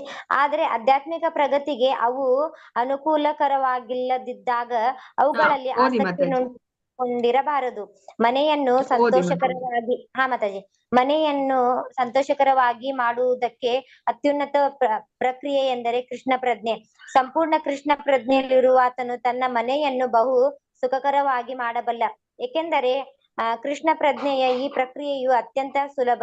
ಹರೇ ಕೃಷ್ಣ ಕೃಷ್ಣ ಕೃಷ್ಣ ಹರೇ ಹರೇ ರಾಮ್ ರಾಮ್ ರಾಮ್ ಹರೇ ಹರೇ ಎಂದು ಜಪ ಮಾಡುವುದು, ಕೃಷ್ಣನ ಪ್ರಸಾದದ ಶೇಷವನ್ನು ಸ್ವೀಕರಿಸುವುದು, ಭಗವದ್ಗೀತೆ ಮತ್ತು ಶ್ರೀಮದ್ ಭಾಗವತ್ಗಳಂತಹ ಗ್ರಂಥಗಳನ್ನು ಕುರಿತು ಚರ್ಚೆ ಮಾಡುವುದು, ವಿಗ್ರಹದ ಪೂಜೆಯಲ್ಲಿ ನಿರತನಾಗುವುದು, ಇವಿಷ್ಟನ್ನು ಮಾಡಿದರೆ ಸಾಕು. ಈ 4 ಸಂಗತಿಗಳು ಮನುಷ್ಯನಿಗೆ ಸುಖವನ್ನು ತರುತ್ತವೆ. ಸಂಸಾರದ ಸದಸ್ಯರಿಗೂ ಇದೇ ರೀತಿ ತರಬೇತಿ ಕೊಡಬೇಕು. ಹರೇ ಕೃಷ್ಣ ಮಹಾಮಂತ್ರ ಜಪ, ಭಗವದ್ಗೀತೆ ಮತ್ತು ಭಾಗವತ ಓದುವುದು, ಪ್ರಸಾದ ಸ್ವೀಕರಿಸುವುದು, ವಿಗ್ರಹ ಆರಾಧನೆ ಮಾಡುವುದು. ಹರೇ ಕೃಷ್ಣ ಮಾತಾಜಿ, ಧನ್ಯವಾದಗಳು.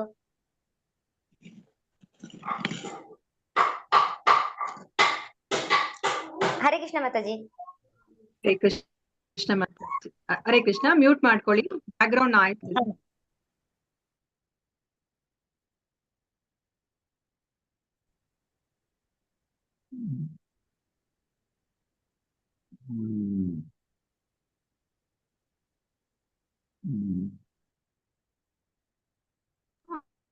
ಭವ್ಯ ಮಾತಾಜಿ, ನನಗೆ ಹೋಸ್ಟ್ ಮಾಡಿ ಮಾತಾಜಿ.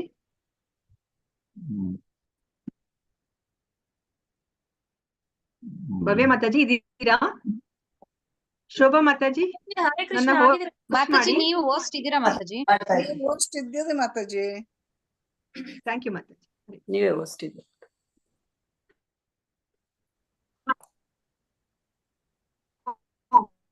ನೆಟ್ವರ್ಕ್ ಇಶ್ಯೂ ಮಾತಾಜಿ ಕಾಣಿಸ್ತಿದೆ. ಕೇಳಿಸ್ತಿಲ್ಲ ಮಾತಾಜಿ ನೀವ್ ಹೇಳ್ತಾ ಇರೋದು. ಓಕೆ ಮಾತಾಜಿ. ಓಕೆ ಮಾತಾಜಿ, ಧನ್ಯವಾದ ಮಾತಾಜಿ. ಹರೇ ಕೃಷ್ಣ. ಇದು ನನ್ನ ಧ್ವನಿ ಕೇಳಿಸ್ತಾ ಇದೆಯಾ?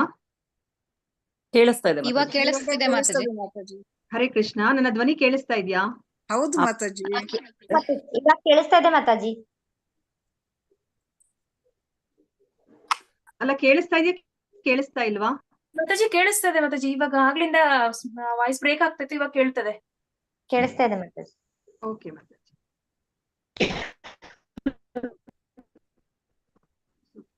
ಸೊ ಇವಾಗ ಇಲ್ಲಿ ಏನನ್ನ ಹೇಳ್ತಿದ್ದಾರೆ ಅಂತಂದ್ರೆ, ಮಕ್ಕಳು, ಹೆಂಡತಿ ಮತ್ತು ಮನೆಗಳ ವಿಷಯದಲ್ಲಿ ಆಸಕ್ತಿ ಇರಬಾರದು ಅಂತ ಹೇಳ್ತಿದ್ದಾರೆ. ಆದ್ರೆ ಇದು ತುಂಬಾ ಕಠಿಣವಾದದ್ದು ಅಲ್ವಾ?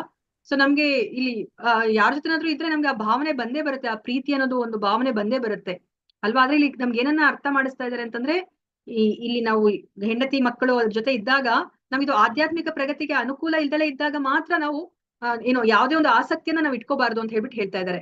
ಸೊ ಇವಾಗ ನಾವ್ ಏನ್ ಮಾಡ್ಬೇಕು ಅಂತಂದ್ರೆ, ಎಲ್ಲರನ್ನೂ ಸಹ ನಾವು ಕೃಷ್ಣ ಪ್ರಜ್ಞೆಗೆ ತಗೊಂಡ್ ಬರ್ಬೇಕಾಗತ್ತೆ, ಕರ್ಕೊಂಡ್ ಬರ್ಬೇಕು. ನಾವ್ ಇದಕ್ಕಿಂತ ಮುಂಚೆ ನಾವು ನೋಡಿದ್ವಿ ಅಲ್ವಾ? ಸೊ ಅಂದ್ರೆ ಏನು, ನಾವು ಬೇರೆಯವರಿಗೆ ಅಂದ್ರೆ ಅಹಿಂಸೆ ಅಲ್ವಾ? ಅಹಿಂಸೆ ಅಂತಂದ್ರೆ ಏನು? ಬೇರೆಯವರಿಗೆ ನೋವನ್ನ ಉಂಟು ಮಾಡಬಾರ್ದು. ಇವಾಗ ನಾವು ನಮಗ್ ಗೊತ್ತಾಗೋಗಿದೆ, ನಾವು ಈ ಕೃಷ್ಣ ಪ್ರಜ್ಞೆಗೆ ಬಂದ್ರೆ ಅಷ್ಟೇ ನಾವು ಈ ಮನುಷ್ಯ ಜನ್ಮದ ಆ ಗುರಿಯನ್ನ ಮುಟ್ಬೋದು ಅಂತ ಹೇಳ್ಬಿಟ್ಟು. ಆಗ ಅದಕ್ಕೋಸ್ಕರ ನಾವ್ ಏನ್ ಮಾಡ್ಬೇಕು, ಈಗ ನಾವ್ ಎಲ್ಲರನ್ನೂ ಸಹ, ಮನೇಲಿ ಇರೋರ್ನೆಲ್ಲರನ್ನೂ ಸಹ ನಾವು ಕೃಷ್ಣ ಪ್ರಜ್ಞೆಗೆ ನಾವು ಕರ್ಕೊಂಡ್ ಬರ್ಬೇಕಾಗತ್ತೆ. ಸೊ ಕೃಷ್ಣ ಪ್ರಜ್ಞೆಗೆ ಕರ್ಕೊಂಡ್ ಬರೋದು ಅಂತಂದ್ರೆ ಏನಂತ ಹೇಳ್ತಿದ್ರೆ ಇಲ್ಲಿ ಪ್ರಭುಪಾದರು, ಹರೇ ಕೃಷ್ಣ ಮಹಾಮಂತ್ರವನ್ನ ಎಲ್ಲರೂ ಒಟ್ಟಿಗೆ ಹೇಳ್ಕೊಳೋದು, ಮತ್ತೆ ಭಗವದ್ಗೀತೆ ಭಾಗವತವನ್ನ ನಾವು ಓದಿ ಚರ್ಚೆ ಮಾಡೋದು, ಪ್ರಸಾದ ಸ್ವೀಕರಿಸೋದು, ವಿಗ್ರಹ ಆರಾಧನೆ ಮಾಡ್ಬೇಕು. ಈ 4 ಮಾಡಿದ್ರೆ ಏನಾಗುತ್ತೆ? ಸೊ ಇದು ಮನುಷ್ಯನಿಗೆ ಸುಖವನ್ನ ತಂದ್ಕೊಡುತ್ತೆ, ಮತ್ತೆ ಎಲ್ಲರನ್ನೂ ಸಹ ಒಟ್ಟಿಗೆ ಭಗವಂತನ ಲೋಕಕ್ಕೆ ಹೋಗ್ಲಿಕ್ಕೆ ಅದು ಸಹಾಯವನ್ನ ಮಾಡುತ್ತೆ ಅಂತ ಹೇಳ್ಬಿಟ್ಟು ನಮ್ಗಿಲ್ಲಿ ಹೇಳ್ತಾ ಇದ್ದಾರೆ. ಆದ್ರೆ ನಮ್ಗಿಲ್ಲಿ ಮುಖ್ಯವಾಗಿ ಇನ್ನ ಒಂದ್ ಏನನ್ನ ಹೇಳ್ತಿದ್ದಾರೆ ಪ್ರಭುಪಾದರು ಅಂತಂದ್ರೆ, ಇವಾಗ ಅಕಸ್ಮಾತ್ ನಾವೀಗ ಕೃಷ್ಣ ಪ್ರಜ್ಞೆನ ಬೆಳೆಸ್ಲಿಕ್ಕೆ ನಮ್ಗೆ ಸಾಧ್ಯನೇ ಆಗ್ತಾ ಇಲ್ಲ ಈ ಕುಟುಂಬದಲ್ಲಿ ಅಂದ್ರೆ, ಆವಾಗ ಮಾತ್ರನೇ ನಾವು ಈ ಸಾಂಸಾರಿಕ ಜೀವನದಿಂದ ಸನ್ಯಾಸವನ್ನ ನಾವು ಸ್ವೀಕರಿಸ್ಬೇಕು ಅಂತ ಹೇಳ್ತಿದ್ದಾರೆ. ಇಲ್ಲ ಅಂತಂದ್ರೆ ನಾವು ಸನ್ಯಾಸತ್ವವನ್ನ ಸ್ವೀಕರಿಸೋ ನಾವು ಸಂಸಾರಸ್ಥರಾಗೆ ನಾವು ಉಳಿಬಹುದು. ಅಕಸ್ಮಾತ್ ನಮ್ಗೆ ತುಂಬಾ ಅಡಚಣೆ ಆಗ್ತಾ ಇದೆ, ನಮ್ಗೆ ಜ್ಞಾನ ಗೊತ್ತಾಗಿದೆ, ಆದ್ರೆ ಯಾರನ್ನು ಸಹ ಹೇಳ್ತಾ ಇದ್ದಾರೆ. ಅದೇ ತರ ನಮ್ಗೆ ಇಲ್ಲಿ ಎಕ್ಸಾಂಪಲ್ ಅನ್ನ ಯಾರನ್ನ ಕೊಡ್ತಾ ಇದಾರೆ ಅಂತಂದ್ರೆ, ಅರ್ಜುನ ಏನ್ ಮಾಡ್ತಾರೆ, ಅವರು ನನ್ನ ಬಂಧು ಬಾಂಧವರು, ನಾನು ಇವ್ರ ಜೊತೆ ನಾನು ಯುದ್ಧವನ್ನ ಮಾಡೋದಿಲ್ಲ ಅಂತ ಹೇಳ್ಬಿಟ್ಟು ಹೇಳ್ತಾರೆ ಅಲ್ವಾ? ಸೊ ಯಾವಾಗ ಅವ್ರಿಗೆ ಕೃಷ್ಣ ಭಗವದ್ಗೀತೆನ ಬೋಧಿಸ್ತಾರೋ ಆಗ ಅವ್ರಿಗೆ ಅರ್ಥ ಆಗ್ತಾ ಇದೆ, ಆ ಕೃಷ್ಣನ ಇಚ್ಛೆಗೆ ನನಗೆ ಈ ಬಂಧುಗಳೆಲ್ಲನೂ ಸಹ ಅಡ್ಡಿಯನ್ನ ಉಂಟು ಮಾಡ್ತಿದ್ದಾರೆ ಅಂತ ಯಾವಾಗ ಗೊತ್ತಾಗುತ್ತೋ ಆಗ ಅವ್ರ ಏನ್ ಮಾಡ್ತಾರೆ, ಕೃಷ್ಣನ ಸಂತೋಷಕ್ಕೋಸ್ಕರ ಅವ್ರು ಯುದ್ಧವನ್ನ ಮಾಡ್ತಾರೆ ಅಲ್ವಾ? ಸೊ ಅದಕ್ಕೆ ನಾವು ಸಹ ಎಲ್ಲರನ್ನೂ ಸಹ ಕೃಷ್ಣ ಪ್ರಜ್ಞೆಗೆ ಕರ್ಕೊಂಡ್ ಬರ್ಲಿಕ್ಕೆ ನಾವು ಪ್ರಯತ್ನವನ್ನ ನಾವು ಮಾಡ್ಬೇಕಾಗತ್ತೆ. ಸೊ ಇವಾಗ ನಮ್ಗೆ ನೆಕ್ಸ್ಟ್ ಏನ್ ಹೇಳ್ತಾ ಇದ್ರೆ, ನಮ್ಗೆ ಇಲ್ಲಿ ಸಮಚಿತ್ತವಾಗಿ ಇರ್ಬೇಕು ಅಂತ ಹೇಳ್ಬಿಟ್ಟು ನೆಕ್ಸ್ಟ್ ಅಂಶ, ಅದನ್ನ ನಾವಿಲ್ಲಿ ನೋಡೋಣಂತೆ. ಸುಖ ದುಃಖಗಳು ಐಕ್ಯ ಬಾಳಿನಲ್ಲಿ ಹಾಸು ಒಕ್ಕಾಗಿರುವ ಅಂಶಗಳು. ಭಗವದ್ಗೀತೆಯಲ್ಲಿ ಉಪದೇಶ ಮಾಡಿದಂತೆ ಮನುಷ್ಯನು ಸಹನೆಯನ್ನ ಕಲಿಯಬೇಕು. ಸುಖ ಮತ್ತು ಸಂಕಟಗಳು ಬರುವುದನ್ನು ಹೋಗುವುದನ್ನು ಮನುಷ್ಯನು ನಿಯಂತ್ರಿಸಲಾರ. ಆದುದರಿಂದ ಪ್ರಾಪಂಚಿಕ ಬದುಕಿನ ರೀತಿಯಲ್ಲಿ ನಿರ್ಲಿಪ್ತನಾಗಿರಬೇಕು ಮತ್ತು ಸುಖ ದುಃಖಗಳೆರಡರಲ್ಲಿಯೂ ಸಮಚಿತ್ತನಾಗಿರಬೇಕು. ಸಾಮಾನ್ಯವಾಗಿ ನಮಗೆ ಇಷ್ಟವಾದದ್ದು ದೊರೆತಾಗ ಬಹಳ ಸಂತೋಷ ಪಡುತ್ತೇವೆ, ಅಥವಾ ಇಷ್ಟವಿಲ್ಲದು ಪ್ರಾಪ್ತಿಯಾದಾಗ ದುಃಖಿಸುತ್ತೇವೆ. ಆದ್ರೆ ನಾವು ಆಧ್ಯಾತ್ಮಿಕ ಸ್ಥಾನದಲ್ಲಿ ಇದ್ದಾಗ ಈ ಸಂಗತಿಗಳು ನಮ್ಮನ್ನು ತಲುಪುವುದಿಲ್ಲ. ಆ ಸ್ಥಿತಿಯನ್ನು ತಲುಪಲು ನಾವು ಅವಿಚ್ಛಿನ್ನ ಭಕ್ತಿ ಸೇವೆಯನ್ನ ಅಭ್ಯಾಸ ಮಾಡಬೇಕು ಅಂತ ಹೇಳ್ಬಿಟ್ಟು ಇಲ್ಲಿ ನಮ್ಗೆ ಹೇಳ್ತಾ ಇದ್ದಾರೆ ಅಲ್ವಾ? ಸೊ ನಾವ್ ಇವಾಗ ಸುಧಾಮನನ್ನ ನೋಡಿದ್ವಿ ಅಲ್ವಾ? ಸುಧಾಮನ ಹತ್ರ ಅವ್ರಿಗೆ ಹಾಕೊಳ್ಳಿಕ್ಕೂ ಸಹ ಬಟ್ಟೆ ಇಲ್ಲ, ತಿನ್ಲಿಕ್ಕೂ ಸಹ ಊಟ ಇಲ್ಲ ಅಲ್ವಾ? ಮುರುಕುಲು ಗುಡಿಸಲಲ್ಲಿ ಇದ್ದಾರೆ. ಆದ್ರೂ ಸಹ ಅವರು ಕೃಷ್ಣ ಭಕ್ತಿಯಲ್ಲಿ ಅವರು ತಮ್ಮನ್ನ ತಾವು ತೊಡಗಿಸ್ಕೊಂಡಿದ್ರು ಅಲ್ವಾ? ಯಾವುದೇ ರೀತಿಯಿಂದ ಅವರು ಮನಸ್ಸಿಗೆ ಶೋಭೆನ ಅವ್ರು ತಂದ್ಕೋತಾ ಇರ್ಲಿಲ್ಲ. ಆದ್ರೆ ತನ್ನ ಹೆಂಡತಿಯ ಒತ್ತಾಯದ ಮೇರೆಗೆ ಅವರು ಕೃಷ್ಣನನ್ನ ಭೇಟಿ ಮಾಡ್ಲಿಕ್ಕೆ ಹೋಗ್ತಾರೆ. ಕೃಷ್ಣನ ಭೇಟಿ ಮಾಡಿದಾಗ್ಲೂ ಸಹ ತನ್ನ ಸ್ನೇಹಿತ ಏನ್ ಕೇಳಿದ್ರು ಕೊಡ್ತಾನೆ ಅಂತ ಅವ್ರಿಗೆ ಗೊತ್ತಿತ್ತು. ಆದ್ರೂ ಸಹ ಅವರು ಏನನ್ನೂ ಕೇಳ್ದಲೆ ವಾಪಸ್ಸು ಬರ್ತಾರೆ. ವಾಪಸ್ಸು ಬಂದಾಗ ಅವರ ಗುಡಿಸಿನ ಜಾಗದಲ್ಲಿ ಅವ್ರು ಏನನ್ನ ನೋಡ್ತಾರೆ, ಒಂದು ದೊಡ್ಡ ಅರಮನೆಯನ್ನ ನೋಡ್ತಾರೆ ಅಲ್ವಾ? ಆದ್ರೆ ಅವರು ಹಿಂದಿನ ಸ್ಥಿತಿಯಲ್ಲಿ ಅಂದ್ರೆ ಅವರು ತುಂಬಾ ಬಡತನದ ಸ್ಥಿತಿಯಲ್ಲಿ ಇದ್ದಾಗ್ಲೂ, ಮತ್ತೆ ಅದಾದ್ಮೇಲೆ ಕೃಷ್ಣನ ಅನುಗ್ರಹದಿಂದ ಅವರಿಗೆ ಅರಮನೆಯಂತಹ ಮನೆ ಸಿಕ್ಕಿದಾಗ್ಲೂ ಸಹ ಅವ್ರ ಸಮಚಿತ್ತದಲ್ಲೇ ಅವ್ರು ಇರ್ತಾರೆ ಅಲ್ವಾ? ಇಂತಹ ಒಂದು ಸ್ಥಿತಿಯನ್ನು ಯಾರಾದ್ರೂ ಒಬ್ರು ಪಡ್ಕೋಬೇಕು ಅಂತಂದ್ರೆ ಅದು ಭಕ್ತಿ ಸೇವೆಯನ್ನ ಮಾಡೋದ್ರಿಂದ ಮಾತ್ರನೇ, ಅದು ಏನು ಅವಿಚ್ಛಿನ್ನ ಭಕ್ತಿ ಸೇವೆಯನ್ನ ಮಾಡಿದ್ರೆ ಅಷ್ಟೇನೆ ನಾವು ಇಂತಹ ಒಂದು ಸ್ಥಿತಿಯನ್ನ ನಾವು ಸಮಚಿತ್ತತೆಯನ್ನ ನಾವು ಉಳಿಸ್ಕೊಳ್ಲಿಕ್ಕೆ ಸಾಧ್ಯ ಆಗತ್ತೆ. ಸೊ ಅದಕ್ಕೋಸ್ಕರ ಸುಖ ದುಃಖಗಳು ನಮ್ಮ ಜೀವನದಲ್ಲಿ ಬಂದು ಹೋಗೇ ಹೋಗುತ್ತೆ. ಯಾಕಂದ್ರೆ ನಾವಿರೋ ಜಾಗನೇ ಆ ತರದು ಅಲ್ವಾ? ನಾವು ಈ ದುಃಖಾಲಯಂ ಅಶಾಶ್ವತವಾಗಿರುವಂತಹ ಜಾಗದಲ್ಲಿ ಇದ್ಕೊಂಡು ನಾನು ಯಾವಾಗ್ಲೂ ಸುಖವಾಗಿರ್ಬೇಕು ಅಂತ ನಾವು ಬಯಸಿದ್ರೆ ಅದು ಸಾಧ್ಯ ಇಲ್ಲ ಅಲ್ವಾ? ಅವೆರಡನ್ನೂ ಸಹ ಬಂದು ಹೋಗ್ತಾನೆ ಇರುತ್ತೆ. ನಾವು ಇದಕ್ಕಿಂತ ಮುಂಚೆ ನಾವು ತಿಳ್ಕೊಂಡಿದೀವಲ್ವಾ? ಮಾತ್ರ ಸ್ಪರ್ಶ ಕೌಂತೆಯ ಶೀತೋಷ್ಣ ಸುಖ ದುಃಖದಾಹ ಅಲ್ವಾ? ಹೇಗೆ ಚಳಿಗಾಲ ಮತ್ತೆ ಮಳೆಗಾಲ ಆತರ ಎಲ್ಲಾ ಕಾಲಗಳು ಬಂದು ಹೋಗ್ತಾ ಇರುತ್ತೋ ಅದೇ ತರನೇ ಸುಖ ದುಃಖಗಳು ಬಂದು ಹೋಗ್ತಾ ಇರುತ್ತೆ. ಅದಕ್ಕೋಸ್ಕರ ನಾವು ಮನಸ್ಸನ್ನ ಕ್ಷೋಭೆಗೊಳಿಸ್ಕೊಳ್ಳೋದೇ ಆಗ್ಲಿ ಅಥವಾ ಅಂದ್ರೆ ಸಂತೋಷ ಪಡೋದೇ ಆಗ್ಲಿ ನಾವು ಮಾಡ್ಕೊಡ್ದು ಅಂತ ಹೇಳ್ಬಿಟ್ಟು ನಮ್ಗೆ ಇಲ್ಲಿ ಕೃಷ್ಣ ಹೇಳ್ತಾರೆ ಅಲ್ವಾ? ನಾವು ತುಂಬಾ ಸುಖದಲ್ಲಿದ್ರೆ ಏನಾಗತ್ತೆ, ನಾವು ಕೃಷ್ಣ ನಾಮಸ್ಮರಣೆ ಮಾಡ್ಲಿಕ್ಕೆ ಆಗೋದಿಲ್ಲ ಅಲ್ವಾ? ಅದೇ ತರ ನಾವು ತುಂಬಾ ದುಃಖದಲ್ಲಿ ಇದ್ದಾಗೂ ಸಹ ನಾವು ಕೃಷ್ಣ ಭಕ್ತಿನ ನಾವು ಮಾಡ್ಲಿಕ್ಕೆ ಆಗುದಿಲ್ಲ. ಅದನ್ನ ನಮ್ಗೆ ಇವಾಗ ಕೃಷ್ಣ ಏನ್ ಹೇಳ್ತಿದ್ದಾರೆ, ಪ್ರತಿ ಕ್ಷಣ ನೀವು ನನ್ನ ಸ್ಮರಣೆಯನ್ನ ಮಾಡ್ಕೊಳ್ಳಿ ಅಂತ ಹೇಳ್ತಿದ್ದಾರೆ. ಅದನ್ನ ನಾವು ಮಾಡ್ಲಿಕ್ಕೆ ಭಕ್ತಿ ಸೇವೆಯಲ್ಲಿ ಮುಂದುವರಿಲಿಕ್ಕೆ ಸಾಧ್ಯ ಆಗತ್ತೆ. ಓಕೆ, ಸೊ ಇವಾಗ ನೆಕ್ಸ್ಟ್ ನಮ್ಗೆ ಏನ್ ಹೇಳ್ತಾ ಇದ್ರೆ, ಇಲ್ಲಿ ನಮ್ಗೆ 3 ವಿಷಯಗಳನ್ನ ನಮ್ಗೆ ಇಲ್ಲಿ ತಿಳಿಸಿಕೊಡ್ತಾ ಇದ್ದಾರೆ. ಒಂದೇನು ಅಂತಂದ್ರೆ, ಯಾರು ಭಕ್ತಿಯನ್ನ ಮಾಡ್ತಾರೋ ಅವ್ರಿಗೆ ಈ ಜೊತೆ ಬೆರಿ